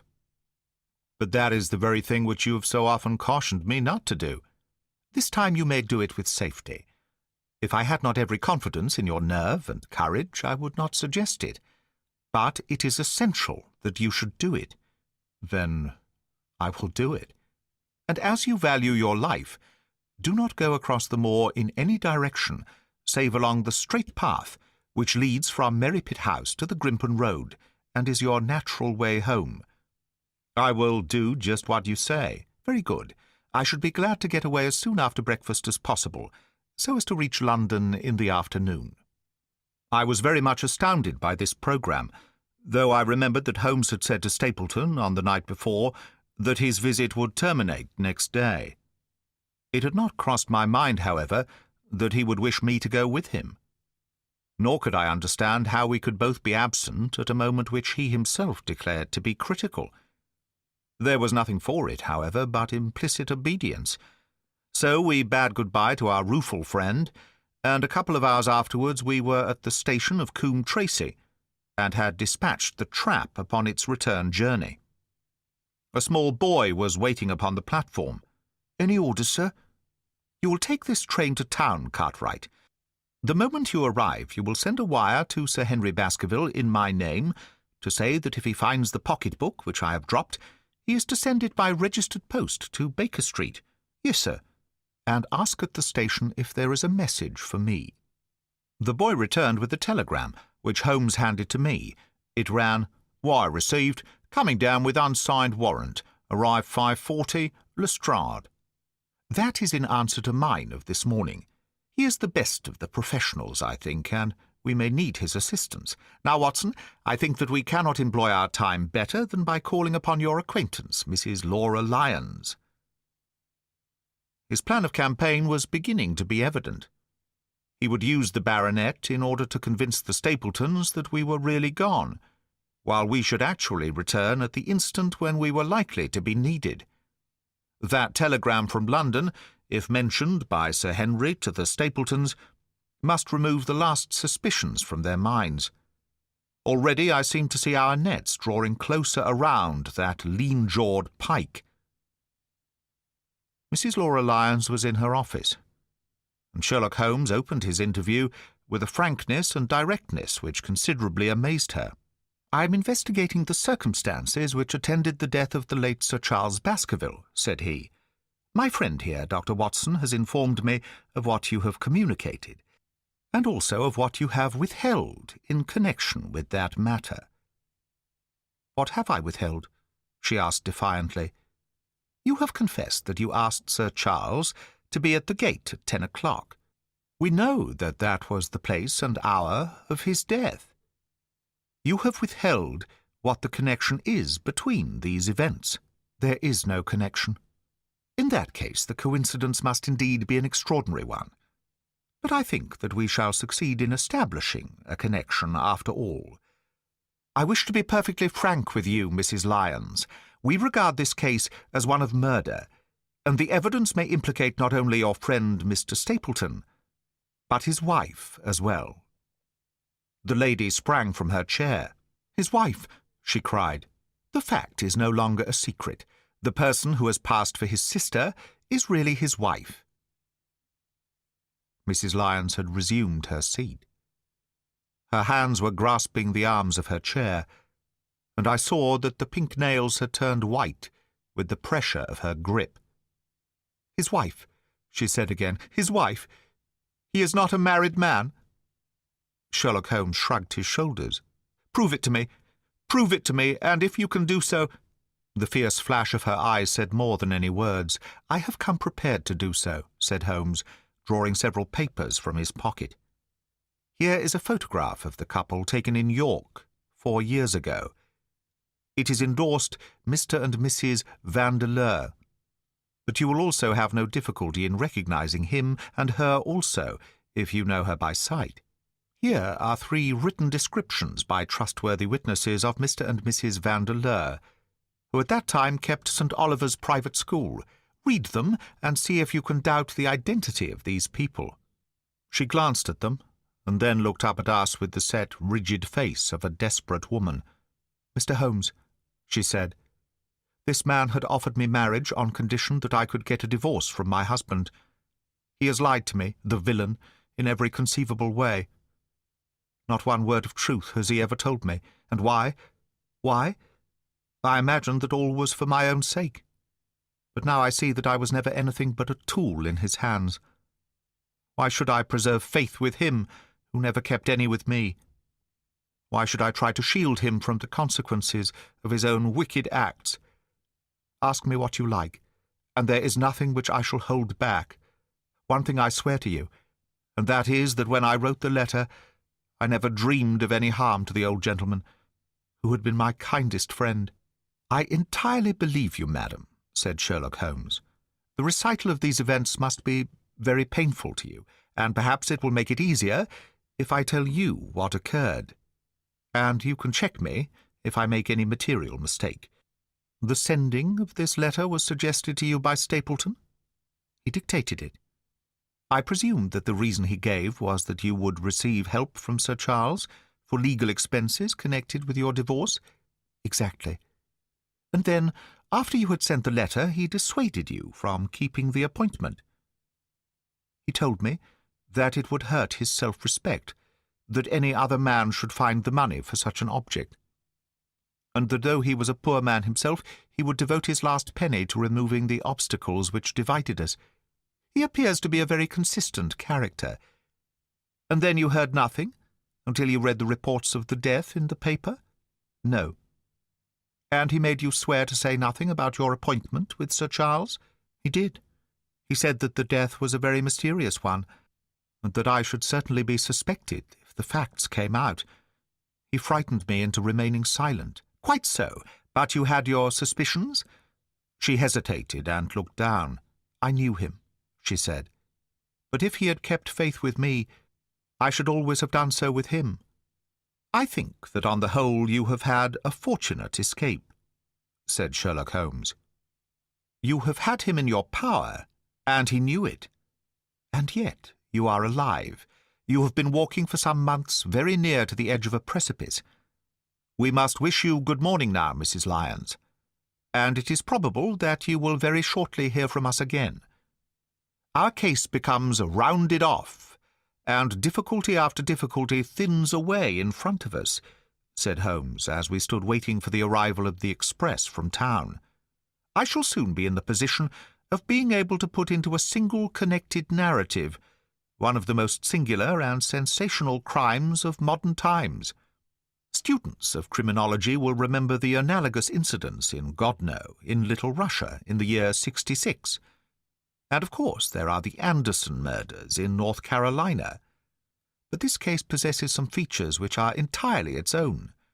Even now we have no clear case against this very wily man, but I shall be very much surprised if it is not clear enough before we go to bed this night." The London express came roaring into the station, and a small, wiry bulldog of a man had sprung from a first-class carriage. We all 3 shook hands, and I saw at once, from the reverential way in which Lestrade gazed at my companion, that he had learned a good deal since the days when they had first worked together. I could well remember the scorn which the theories of the reasoner used then to excite in the practical man. "Anything good?" he asked. "The biggest thing for years," said Holmes. "We have 2 hours before we need to think of starting." I think we might employ it in getting some dinner, and then, Lestrade, we will take the London fog out of your throat by giving you a breath of the pure night air of Dartmoor. Never been there? Ah, well, I don't suppose you will forget your first visit.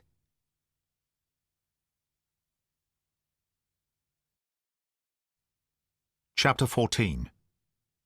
The Hound of the Baskervilles.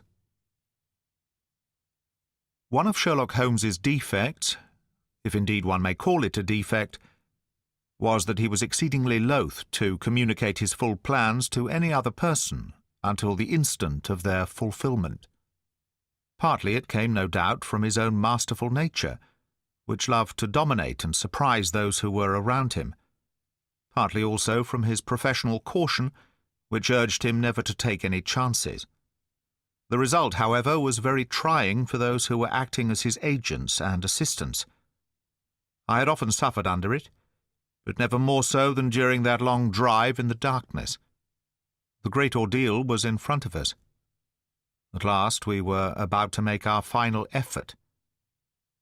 And yet Holmes had said nothing, and I could only surmise what his course of action would be. My nerves thrilled with anticipation, when at last the cold wind upon our faces and the dark, void spaces on either side of the narrow road told me that we were back upon the moor once again.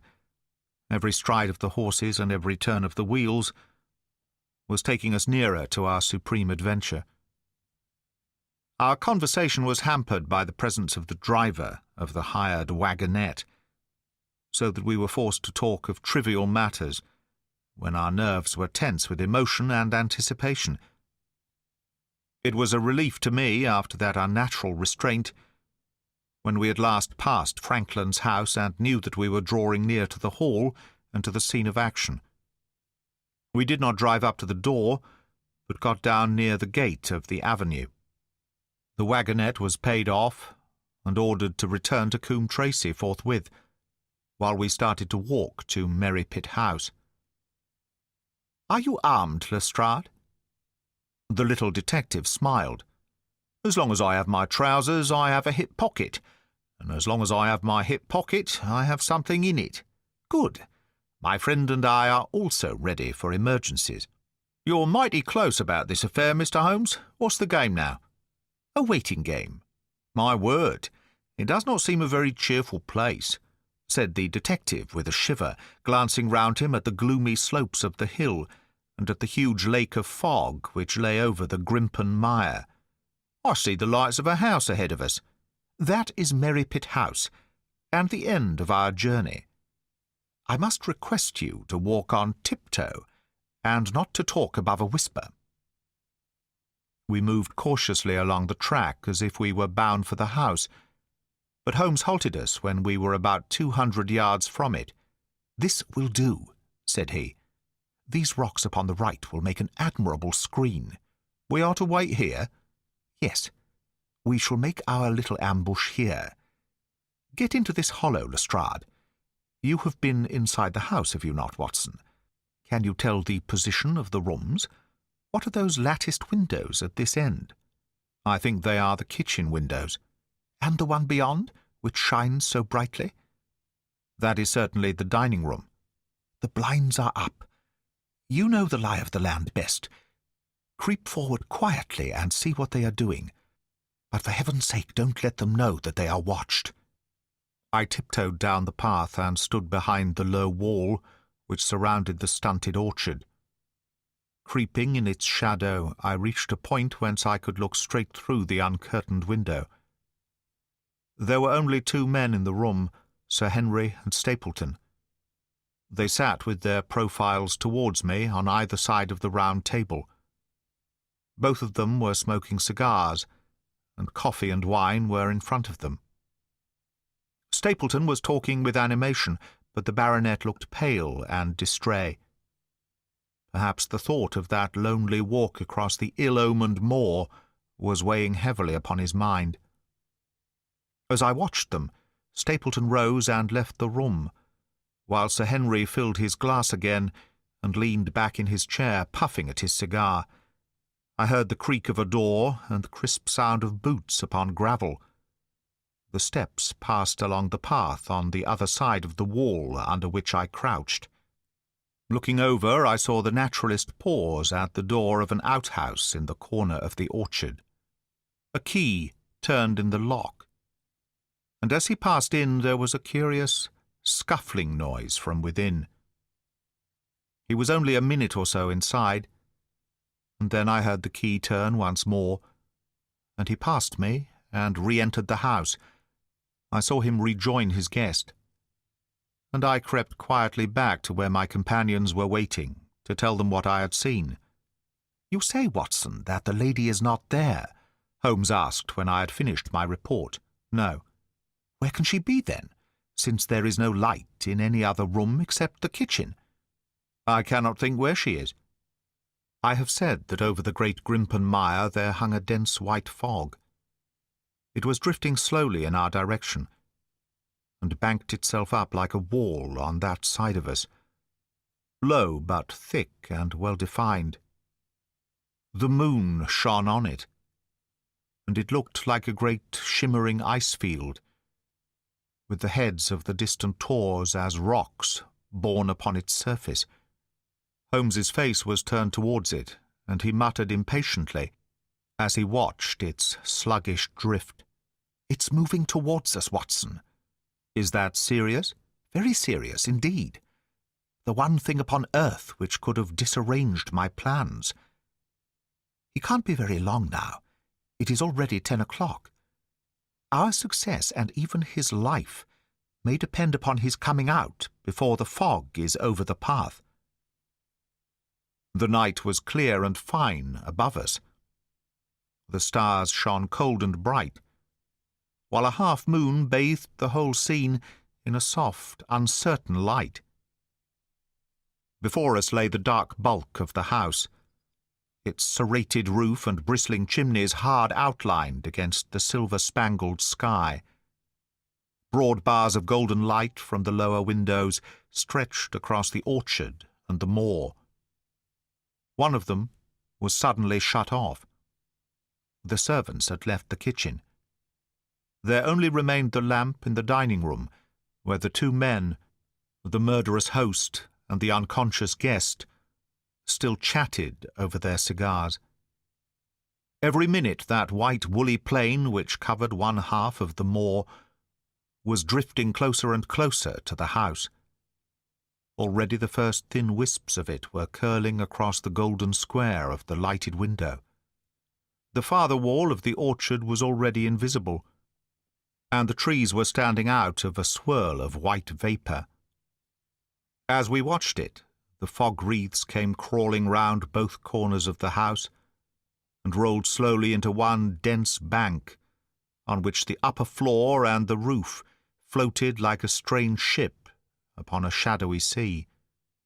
Holmes struck his hand passionately upon the rock in front of us, and stamped his feet in his impatience. "If he isn't out in 1/4 of an hour, the path will be covered. In half an hour we won't be able to see our hands in front of us." "Shall we move farther back upon higher ground?" "Yes, I think it would be as well." So as the fog bank flowed onward, we fell back before it, until we were half a mile from the house, and still that dense white sea, with the moon silvering its upper edge, swept slowly and inexorably on. "We are going too far," said Holmes. "We dare not take the chance of his being overtaken before he can reach us. At all costs, we must hold our ground where we are." He dropped on his knees and clapped his ear to the ground. "Thank God, I think that I can hear him coming." A sound of quick steps broke the silence of the moor. Crouching among the stones, we stared intently at the silver-tipped bank in front of us. The steps grew louder, and through the fog, as through a curtain, there stepped the man whom we were awaiting. He looked round him in surprise as he emerged into the clear, starlit night. Then he came swiftly along the path, passed close to where we lay, and went on up the long slope behind us. As he walked, he glanced continually over either shoulder, like a man who is ill at ease. "Hist!" cried Holmes, and I heard the sharp click of a cocking pistol. "Look out! It's coming. There was a thin, crisp, continuous patter from somewhere in the heart of that crawling bank. The cloud was within 50 yards of where we lay, and we glared at it, all three, uncertain what horror was about to break from the heart of it. I was at Holmes's elbow, and I glanced for an instant at his face. It was pale and exultant, his eyes shining brightly in the moonlight. But suddenly they started forward in a rigid, fixed stare, and his lips parted in amazement. At the same instant, Lestrade gave a yell of terror and threw himself face downward upon the ground. I sprang to my feet, my inert hand grasping my pistol, my mind paralyzed by the dreadful shape which had sprung out upon us from the shadows of the fog. A hound it was, an enormous, coal-black hound, but not such a hound as mortal eyes have ever seen. Fire burst from its open mouth. Its eyes glowed with a smouldering glare. Its muzzle and hackles and dewlap were outlined in flickering flame. Never in the delirious dream of a disordered brain could anything more savage, more appalling, more hellish be conceived than that dark form and savage face which broke upon us out of the wall of fog. With long bounds, the huge black creature was leaping down the track, following hard upon the footsteps of our friend. So paralyzed were we by the apparition that we allowed him to pass before we had recovered our nerve. Then Holmes and I both fired together, and the creature gave a hideous howl, which showed that one at least had hit him. He did not pause, however, but bounded onward. Far away on the path, we saw Sir Henry looking back, his face white in the moonlight, his hands raised in horror, glaring helplessly at the frightful thing which was hunting him down. But that cry of pain from the hound had blown all our fears to the winds. If he was vulnerable, he was mortal, and if we could wound him, we could kill him. Never have I seen a man run as Holmes ran that night. I am reckoned fleet of foot, but he outpaced me as much as I outpaced the little professional. In front of us, as we flew up the track, we heard scream after scream from Sir Henry, and the deep roar of the hound. I was in time to see the beast spring upon its victim, hurl him to the ground, and worry at his throat. But the next instant, Holmes had emptied 5 barrels of his revolver into the creature's flank. With a last howl of agony and a vicious snap in the air, it rolled upon its back, 4 feet pouring furiously, and then fell limp upon its side. I stood, panting, and pressed my pistol to the dreadful shimmering head. But it was useless to press the trigger. The giant hound was dead. Sir Henry lay insensible where he had fallen. We tore away his collar, and Holmes breathed a prayer of gratitude when we saw that there was no sign of a wound, and that the rescue had been in time. Already our friend's eyelids shivered, and he made a feeble effort to move. Lestrade thrust his brandy flask between the baronet's teeth, and 2 frightened eyes were looking up at us. "My God," he whispered. "What was it? What in heaven's name was it?" "It's dead, whatever it is," said Holmes. "We've laid the family ghost once and forever." In mere size and strength, it was a terrible creature which was lying stretched before us.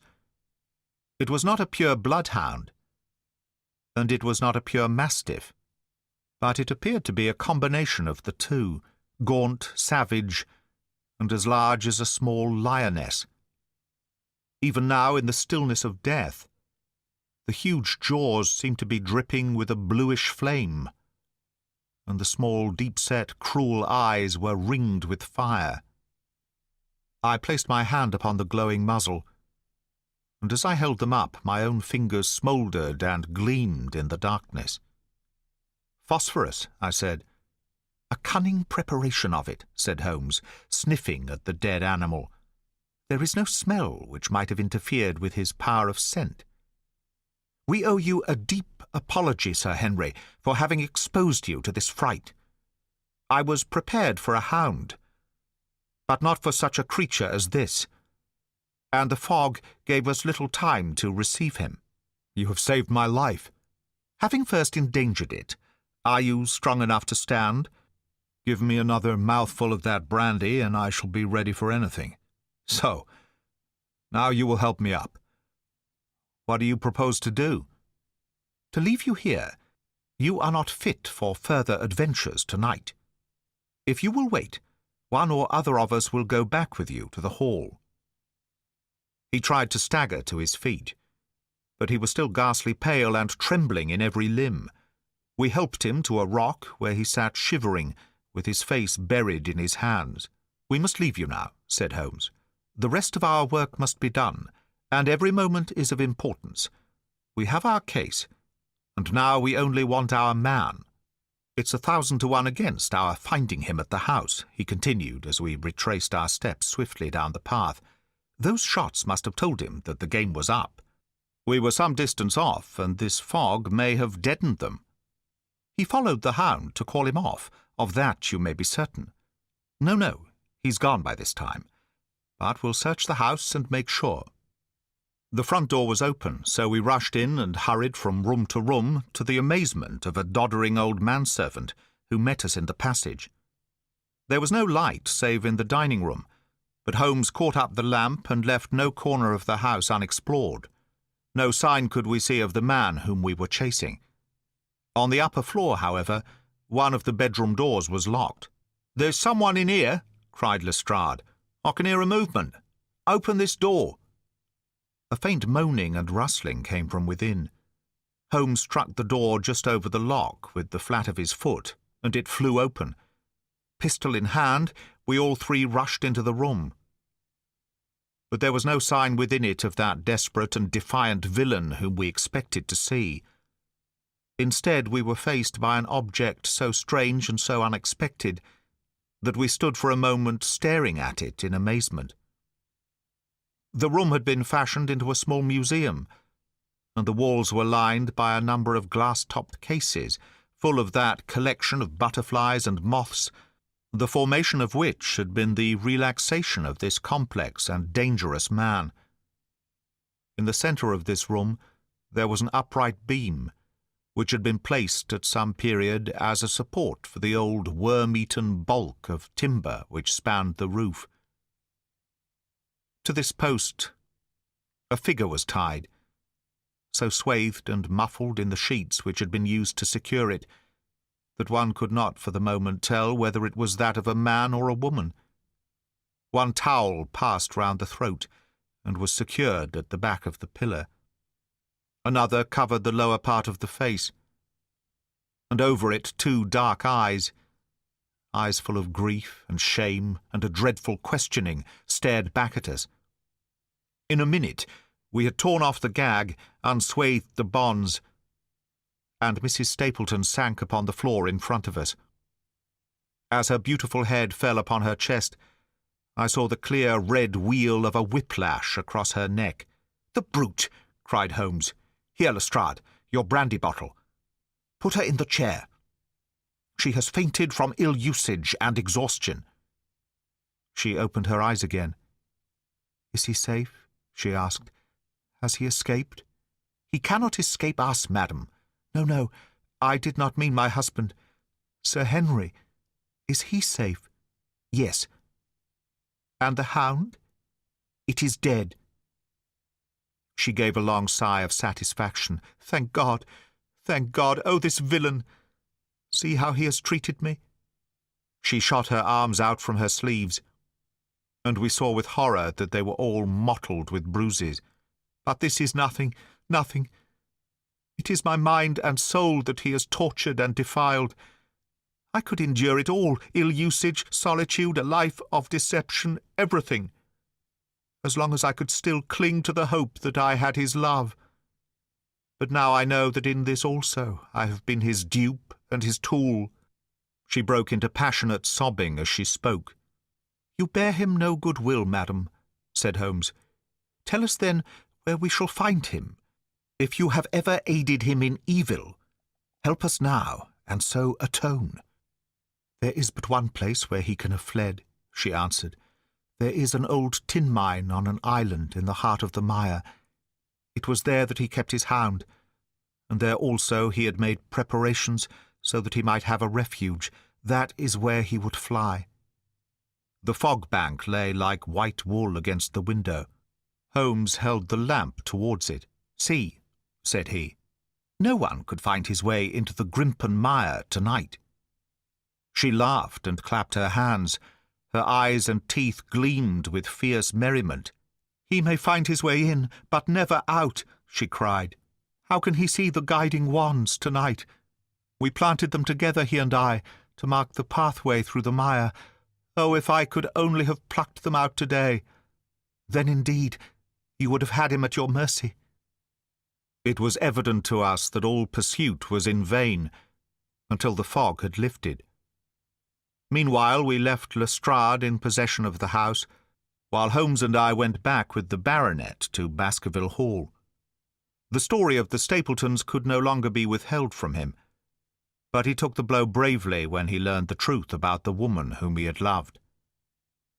But the shock of the night's adventures had shattered his nerves, and before morning he lay delirious in a high fever under the care of Dr. Mortimer. The two of them were destined to travel together round the world before Sir Henry had become once more the hale, hearty man that he had been before he became master of that ill-omened estate. And now I come rapidly to the conclusion of this singular narrative, in which I have tried to make the reader share those dark fears and vague surmises which clouded our lives so long, and ended in so tragic a manner. On the morning after the death of the Hound, the fog had lifted, and we were guided by Mrs. Stapleton to the point where they had found a pathway through the bog. It helped us to realize the horror of this woman's life, when we saw the eagerness and joy with which she laid us on her husband's track. We left her standing upon the thin peninsula of firm, peaty soil, which tapered out into the widespread bog. From the end of it, a small wand, planted here and there, showed where the path zigzagged from tuft to tuft of rushes among those green-scummed pits and foul quagmires which barred the way to the stranger. Rank reeds and lush, slimy water plants sent an odour of decay and a heavy miasmatic vapour onto our faces, while a false step plunged us more than once thigh-deep into the dark, quivering mire, which shook for yards in soft undulations around our feet. Its tenacious grip plucked at our heels as we walked, and when we sank into it, it was as if some malignant hand was tugging us down into those obscene depths, so grim and purposeful was the clutch in which it held us. Once only we saw a trace that someone had passed that perilous way before us. From amid a tuft of cotton grass, which bore it up out of the slime, some dark thing was projecting. Holmes sank to his waist as he stepped from the path to seize it, and had we not been there to drag him out, he could never have set his foot upon firm land again. He held an old black boot in the air. Myers Toronto was printed on the leather inside. "It is worth a mud bath," said he. "It is our friend Sir Henry's missing boot, thrown there by Stapleton in his flight." "Exactly. He retained it in his hand after using it to set the Hound upon the track. He fled when he knew the game was up, still clutching it, and he hurled it away at this point of his flight. We know at least that he came so far in safety. But more than that we were never destined to know, though there was much which we might surmise. There was no chance of finding footsteps in the mire, for the rising mud oozed swiftly in upon them. But as we at last reached firmer ground beyond the morass, we all looked eagerly for them. But no slightest sign of them ever met our eyes. If the earth told a true story, then Stapleton never reached that island of refuge, towards which he struggled through the fog upon that last night. Somewhere in the heart of the great Grimpen mire, down in the foul slime of the huge morass which had sucked him in, this cold and cruel-hearted man is forever buried. Many traces we found of him in the bog-girt island where he had hid his savage ally. A huge driving wheel and a shaft half filled with rubbish showed the position of an abandoned mine. Beside it were the crumbling remains of the cottages of the miners, driven away no doubt by the foul reek of the surrounding swamp. In one of these a staple and chain with a quantity of gnawed bones showed where the animal had been confined. A skeleton, with a tangle of brown hair adhering to it, lay among the debris. "A dog," said Holmes. "By Jove, a curly-haired spaniel. Poor Mortimer will never see his pet again.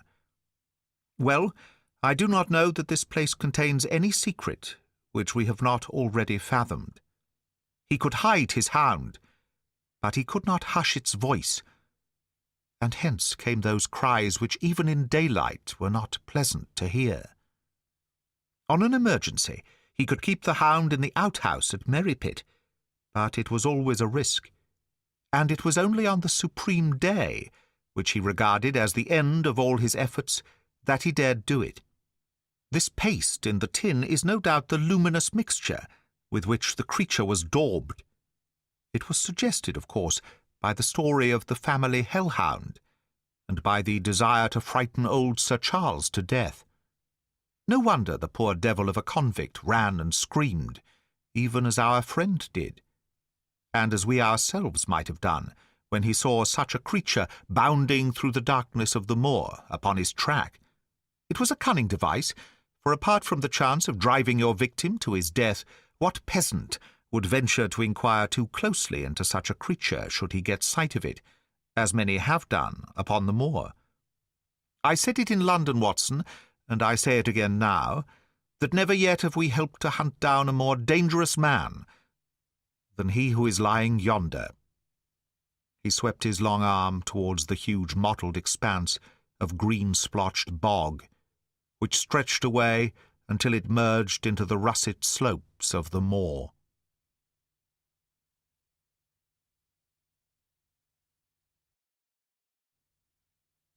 Chapter 15. A Retrospection. It was the end of November, and Holmes and I sat, upon a raw and foggy night, on either side of a blazing fire in our sitting-room in Baker Street.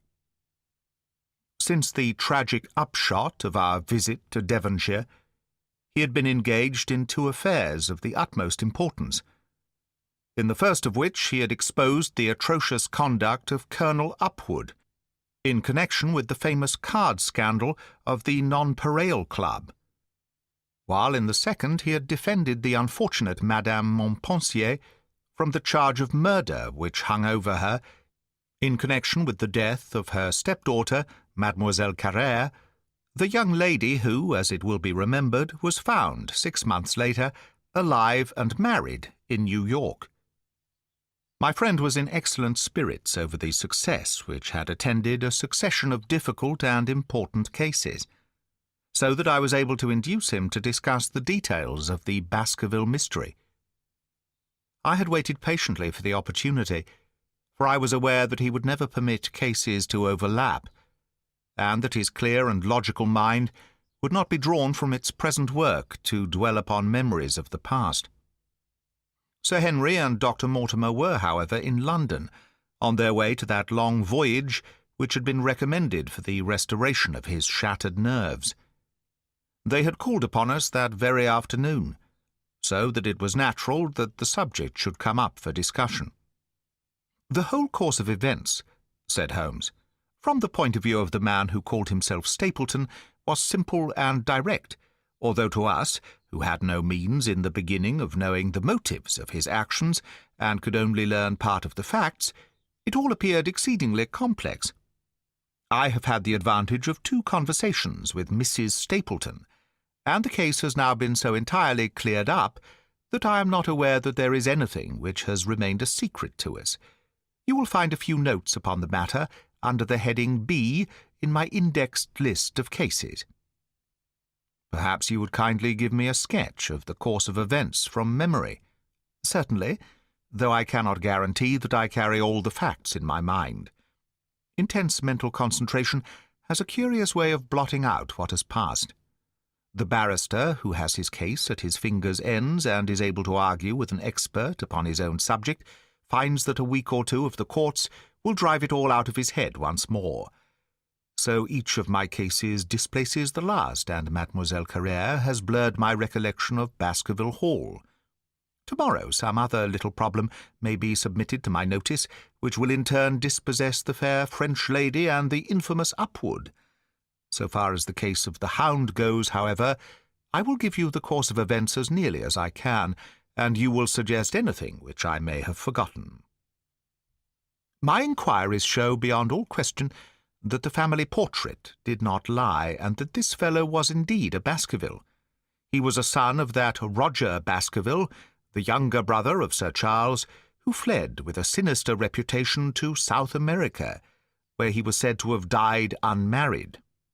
He did, as a matter of fact, marry, and had one child, this fellow, whose real name is the same as his father's. He married Beryl Garcia, one of the beauties of Costa Rica, and having purloined a considerable sum of public money, he changed his name to Vandeleur, and fled to England, where he established a school in the east of Yorkshire. His reason for attempting this special line of business was that he had struck up an acquaintance with a consumptive tutor upon the voyage home, and that he had used this man's ability to make the undertaking a success. Fraser, the tutor, died, however, and the school, which had begun well, sank from disrepute into infamy. The Vandeleurs found it convenient to change their name to Stapleton, and he brought the remains of his fortune, his schemes for the future, and his taste for entomology to the south of England. I learned at the British Museum that he was a recognized authority upon the subject, and that the name of Vandeleur has been permanently attached to a certain moth which he had, in his Yorkshire days, been the first to describe. We now come to that portion of his life which has proved to be of such intense interest to us. The fellow had evidently made inquiry, and found that only 2 lives intervened between him and a valuable estate. When he went to Devonshire, his plans were, I believe, exceedingly hazy, but that he meant mischief from the first is evident from the way in which he took his wife with him in the character of his sister. The idea of using her as a decoy was clearly already in his mind, though he may not have been certain how the details of his plot were to be arranged. He meant in the end to have the estate, and he was ready to use any tool or run any risk for that end. His first act was to establish himself as near to his ancestral home as he could, and his second was to cultivate a friendship with Sir Charles Baskerville and with the neighbours. The baronet himself told him about the family hound, and so prepared the way for his own death. Stapleton, as I will continue to call him, knew that the old man's heart was weak, and that a shock would kill him. So much he had learned from Dr. Mortimer. He had heard also that Sir Charles was superstitious, and had taken this grim legend very seriously. His ingenious mind instantly suggested a way by which the baronet could be done to death. And yet it would be hardly possible to bring home the guilt to the real murderer.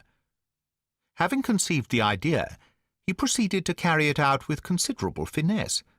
An ordinary schemer would have been content to work with a savage hound. The use of artificial means to make the creature diabolical was a flash of genius upon his part. The dog he bought in London from Ross and Mangles, the dealers in Fulham Road. It was the strongest and most savage in their possession. He brought it down by the North Devon line, and walked a great distance over the moor so as to get it home without exciting any remarks. He had already, on his insect hunts, learned to penetrate the Grimpen mire, and so had found a safe hiding-place for the creature. Here he kennelled it, and waited his chance. But it was some time coming, The old gentleman could not be decoyed outside of his grounds at night. Several times Stapleton lurked about with his hound, but without avail. It was during these fruitless quests that he, or rather his ally, was seen by peasants, and that the legend of the demon dog received a new confirmation. He had hoped that his wife might lure Sir Charles to his ruin, but here she proved unexpectedly independent. She would not endeavour to entangle the old man in a sentimental attachment, which might deliver him over to his enemy. Threats and even, I am sorry to say, blows refused to move her. She would have nothing to do with it, and for a time Stapleton was at a deadlock. He found a way out of his difficulties through the chance that Sir Charles, who had conceived a friendship for him, made him the minister of his charity in the case of this unfortunate woman, Mrs. Laura Lyons. By representing himself as a single man, he acquired complete influence over her, and he gave her to understand that in the event of her obtaining a divorce from her husband, he would marry her. His plans were suddenly brought to a head by his knowledge that Sir Charles was about to leave the Hall on the advice of Dr. Mortimer, with whose opinion he himself pretended to coincide. He must act at once, or his victim might get beyond his power. He therefore put pressure upon Mrs. Lyons to write this letter, imploring the old man to give her an interview on the evening before his departure for London. He then, by a specious argument, prevented her from going, and so had the chance for which he had waited. Driving back in the evening from Coombe Tracey, he was in time to get his hound, to treat it with his infernal paint, and to bring the beast round to the gate, at which he had reason to expect that he would find the old gentleman waiting. The dog, incited by its master, sprang over the wicket gate and pursued the unfortunate baronet, who fled screaming down the yew alley. In that gloomy tunnel it must indeed have been a dreadful sight to see that huge black creature with its flaming jaws and blazing eyes bounding after its victim. He fell dead at the end of the alley from heart disease and terror. The hound had kept upon the grassy border, while the baronet had run down the path, so that no track but the man's was visible. On seeing him lying still, the creature had probably approached to sniff at him, but finding him dead, had turned away again. It was then that it left the print, which was actually observed by Dr. Mortimer. The hound was called off and hurried away to its lair in the Grimpen mire, and a mystery was left which puzzled the authorities, alarmed the countryside, and finally brought the case within the scope of our observation. So much for the death of Sir Charles Baskerville. You perceive the devilish cunning of it, for really it would be almost impossible to make a case against the real murderer. His only accomplice was one who could never give him away, and the grotesque, inconceivable nature of the device only served to make it more effective. Both of the women concerned in the case, Mrs. Stapleton and Mrs. Laura Lyons, were left with a strong suspicion against Stapleton. Mrs. Stapleton knew that he had designs upon the old man, and also of the existence of the hound.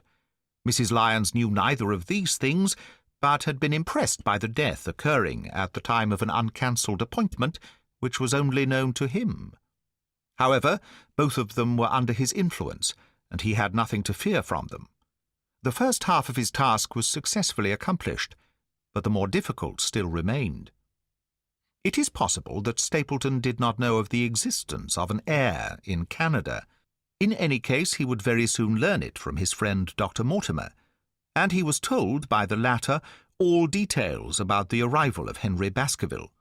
Stapleton's first idea was that this young stranger from Canada might possibly be done to death in London without coming down to Devonshire at all. He distrusted his wife ever since she had refused to help him in laying a trap for the old man, and he dared not leave her long out of his sight for fear he should lose his influence over her. It was for this reason that he took her to London with him. They lodged, I find, at the Mexborough Private Hotel in Craven Street, which was actually one of those called upon by my agent in search of evidence. Here he kept his wife imprisoned in her room while he, disguised in a beard, followed Dr. Mortimer to Baker Street, and afterwards to the station and to the Northumberland Hotel. His wife had some inkling of his plans, but she had such a fear of her husband, a fear founded upon brutal ill-treatment, that she dare not write to warn the man whom she knew to be in danger. If the letter should fall into Stapleton's hands, her own life would not be safe. Eventually, as we know, she adopted the expedient of cutting out the words which would form the message, and addressing the letter in a disguised hand. It reached the baronet, and gave him the first warning of his danger. It was very essential for Stapleton to get some article of Sir Henry's attire, so that, in case he was driven to use the dog, he might always have the means of setting him upon his track. With characteristic promptness and audacity, he set about this at once, and we cannot doubt that the boots or chambermaid of the hotel was well bribed to help him in his design. By chance, however, the first boot which was procured for him was a new one, and therefore useless for his purpose. He then had it returned and obtained another, a most instructive incident, since it proved conclusively to my mind that we were dealing with a real hound, as no other supposition could explain this anxiety to obtain an old boot, and this indifference to a new one. The more outré and grotesque an incident is, the more carefully it deserves to be examined, and the very point which appears to complicate a case is, when duly considered and scientifically handled, the one which is most likely to elucidate it. Then we had the visit from our friends next morning, shadowed always by Stapleton in the cab. From his knowledge of our rooms and of my appearance, as well as from his general conduct, I am inclined to think that Stapleton's career of crime has been by no means limited to this single Baskerville affair.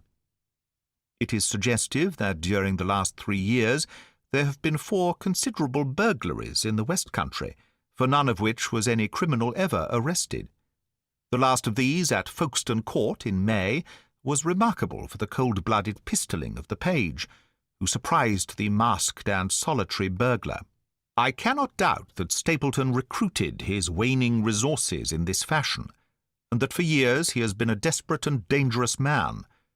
We had an example of his readiness of resource that morning, when he got away from us so successfully, and also of his audacity in sending back my own name to me through the cabman. From that moment he understood that I had taken over the case in London, and that therefore there was no chance for him there. He returned to Dartmoor, and awaited the arrival of the baronet. "One moment," said I. "You have no doubt described the sequence of events correctly, but there is one point which you have left unexplained. What became of the Hound when its master was in London?" "I have given some attention to this matter, and it is undoubtedly of importance. There can be no question that Stapleton had a confidant, though it is unlikely that he ever placed himself in his power by sharing all his plans with him. There was an old manservant at Merripit House, whose name was Anthony. His connection with the Stapletons can be traced for several years, as far back as the schoolmastering days, so that he must have been aware that his master and mistress were really husband and wife. This man has disappeared and has escaped from the country. It is suggestive that Anthony is not a common name in England, while Antonio is so in all Spanish or Spanish-American countries. The man, like Mrs. Stapleton herself, spoke good English, but with a curious lisping accent. I have myself seen this old man cross the Grimpen Mire by the path which Stapleton has marked out. It is very probable, therefore, that in the absence of his master it was he who cared for the Hound, though he may never have known the purpose for which the beast was used. The Stapletons then went down to Devonshire, whither they were soon followed by Sir Henry and you. One word now as to how I stood myself at that time. It may possibly recur to your memory that when I examined the paper upon which the printed words were fastened, I made a close inspection for the watermark. In doing so, I held it within a few inches of my eyes, and was conscious of a faint smell of the scent known as white jessamine. There are 75 perfumes, which it is very necessary that a criminal expert should be able to distinguish from each other, and cases have more than once, within my own experience, depended upon their prompt recognition. The scent suggested the presence of a lady, and already my thought began to turn towards the Stapletons. Thus I had made certain of the Hound and had guessed at the criminal before ever we went to the West Country. It was my game to watch Stapleton. It was evident, however, that I could not do this if I were with you, since he would be keenly on his guard. I deceived everybody, therefore, yourself included, and I came down secretly when I was supposed to be in London. My hardships were not so great as you imagined, though such trifling details must never interfere with the investigation of a case. I stayed for the most part at Coombe Tracey, and only used the hut upon the moor when it was necessary to be near the scene of action. Cartwright had come down with me, and in his disguise as a country boy he was of great assistance to me. I was dependent upon him for food and clean linen. When I was watching Stapleton, Cartwright was frequently watching you, so that I was able to keep my hand upon all the strings. I have already told you that your reports reached me rapidly and forwarded instantly from Baker Street to Coombe Tracey. They were of great service to me, and especially that one incidentally truthful piece of biography of Stapleton's. I was able to establish the identity of the man and the woman, and knew at last exactly how I stood. The case had been considerably complicated through the incident of the escaped convict and the relations between him and the Barrymores.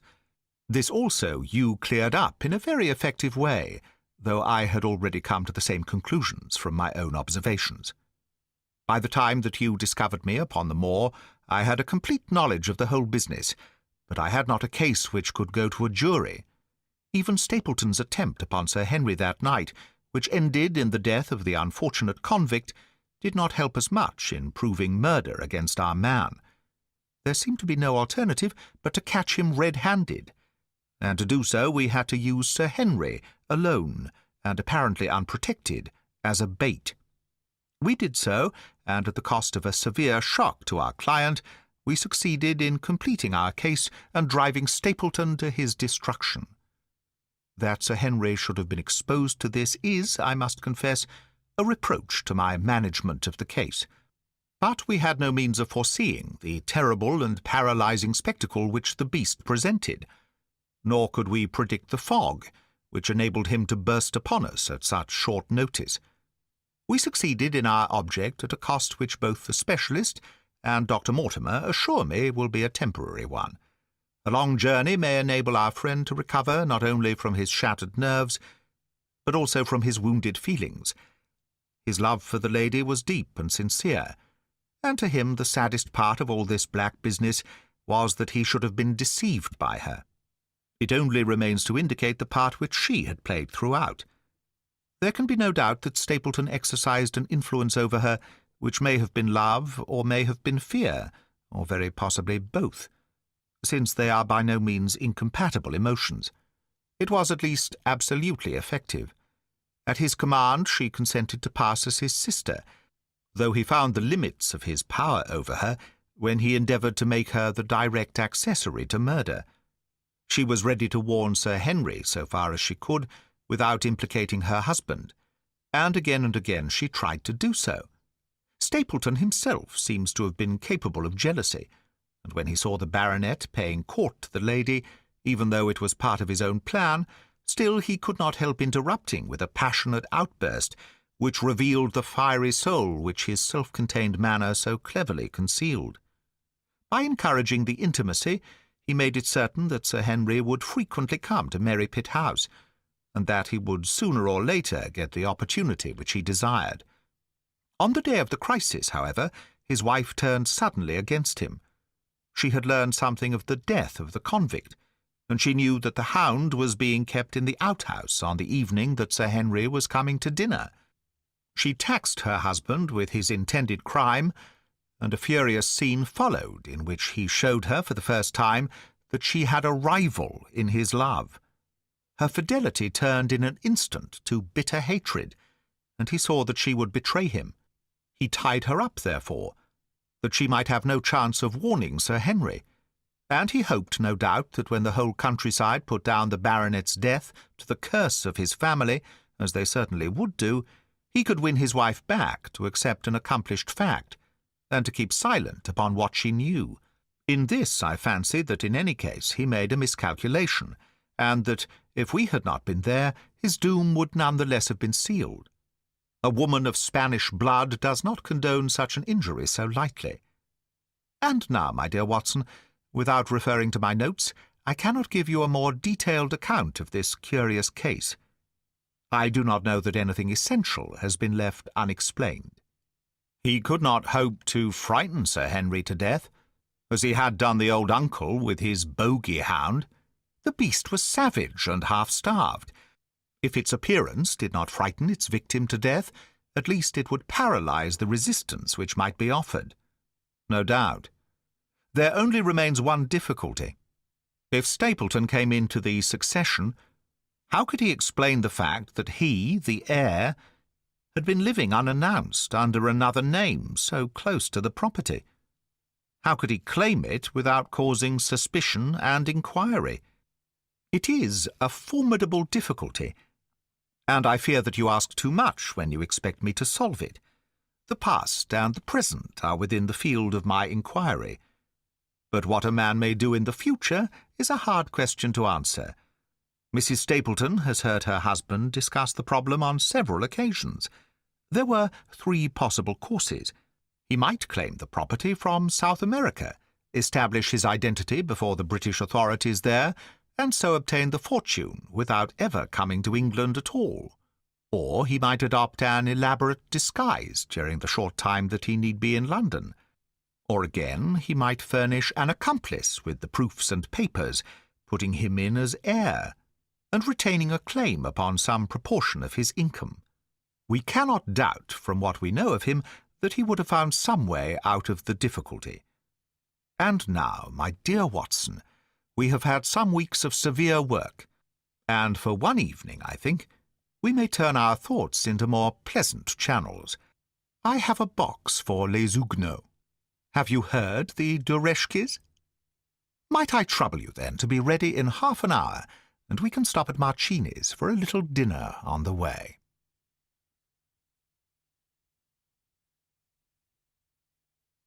That is the end of The Hound of the Baskervilles by Arthur Conan Doyle. Read by Greg Wagland for Magpie Audio. Production copyright and video copyright 2017.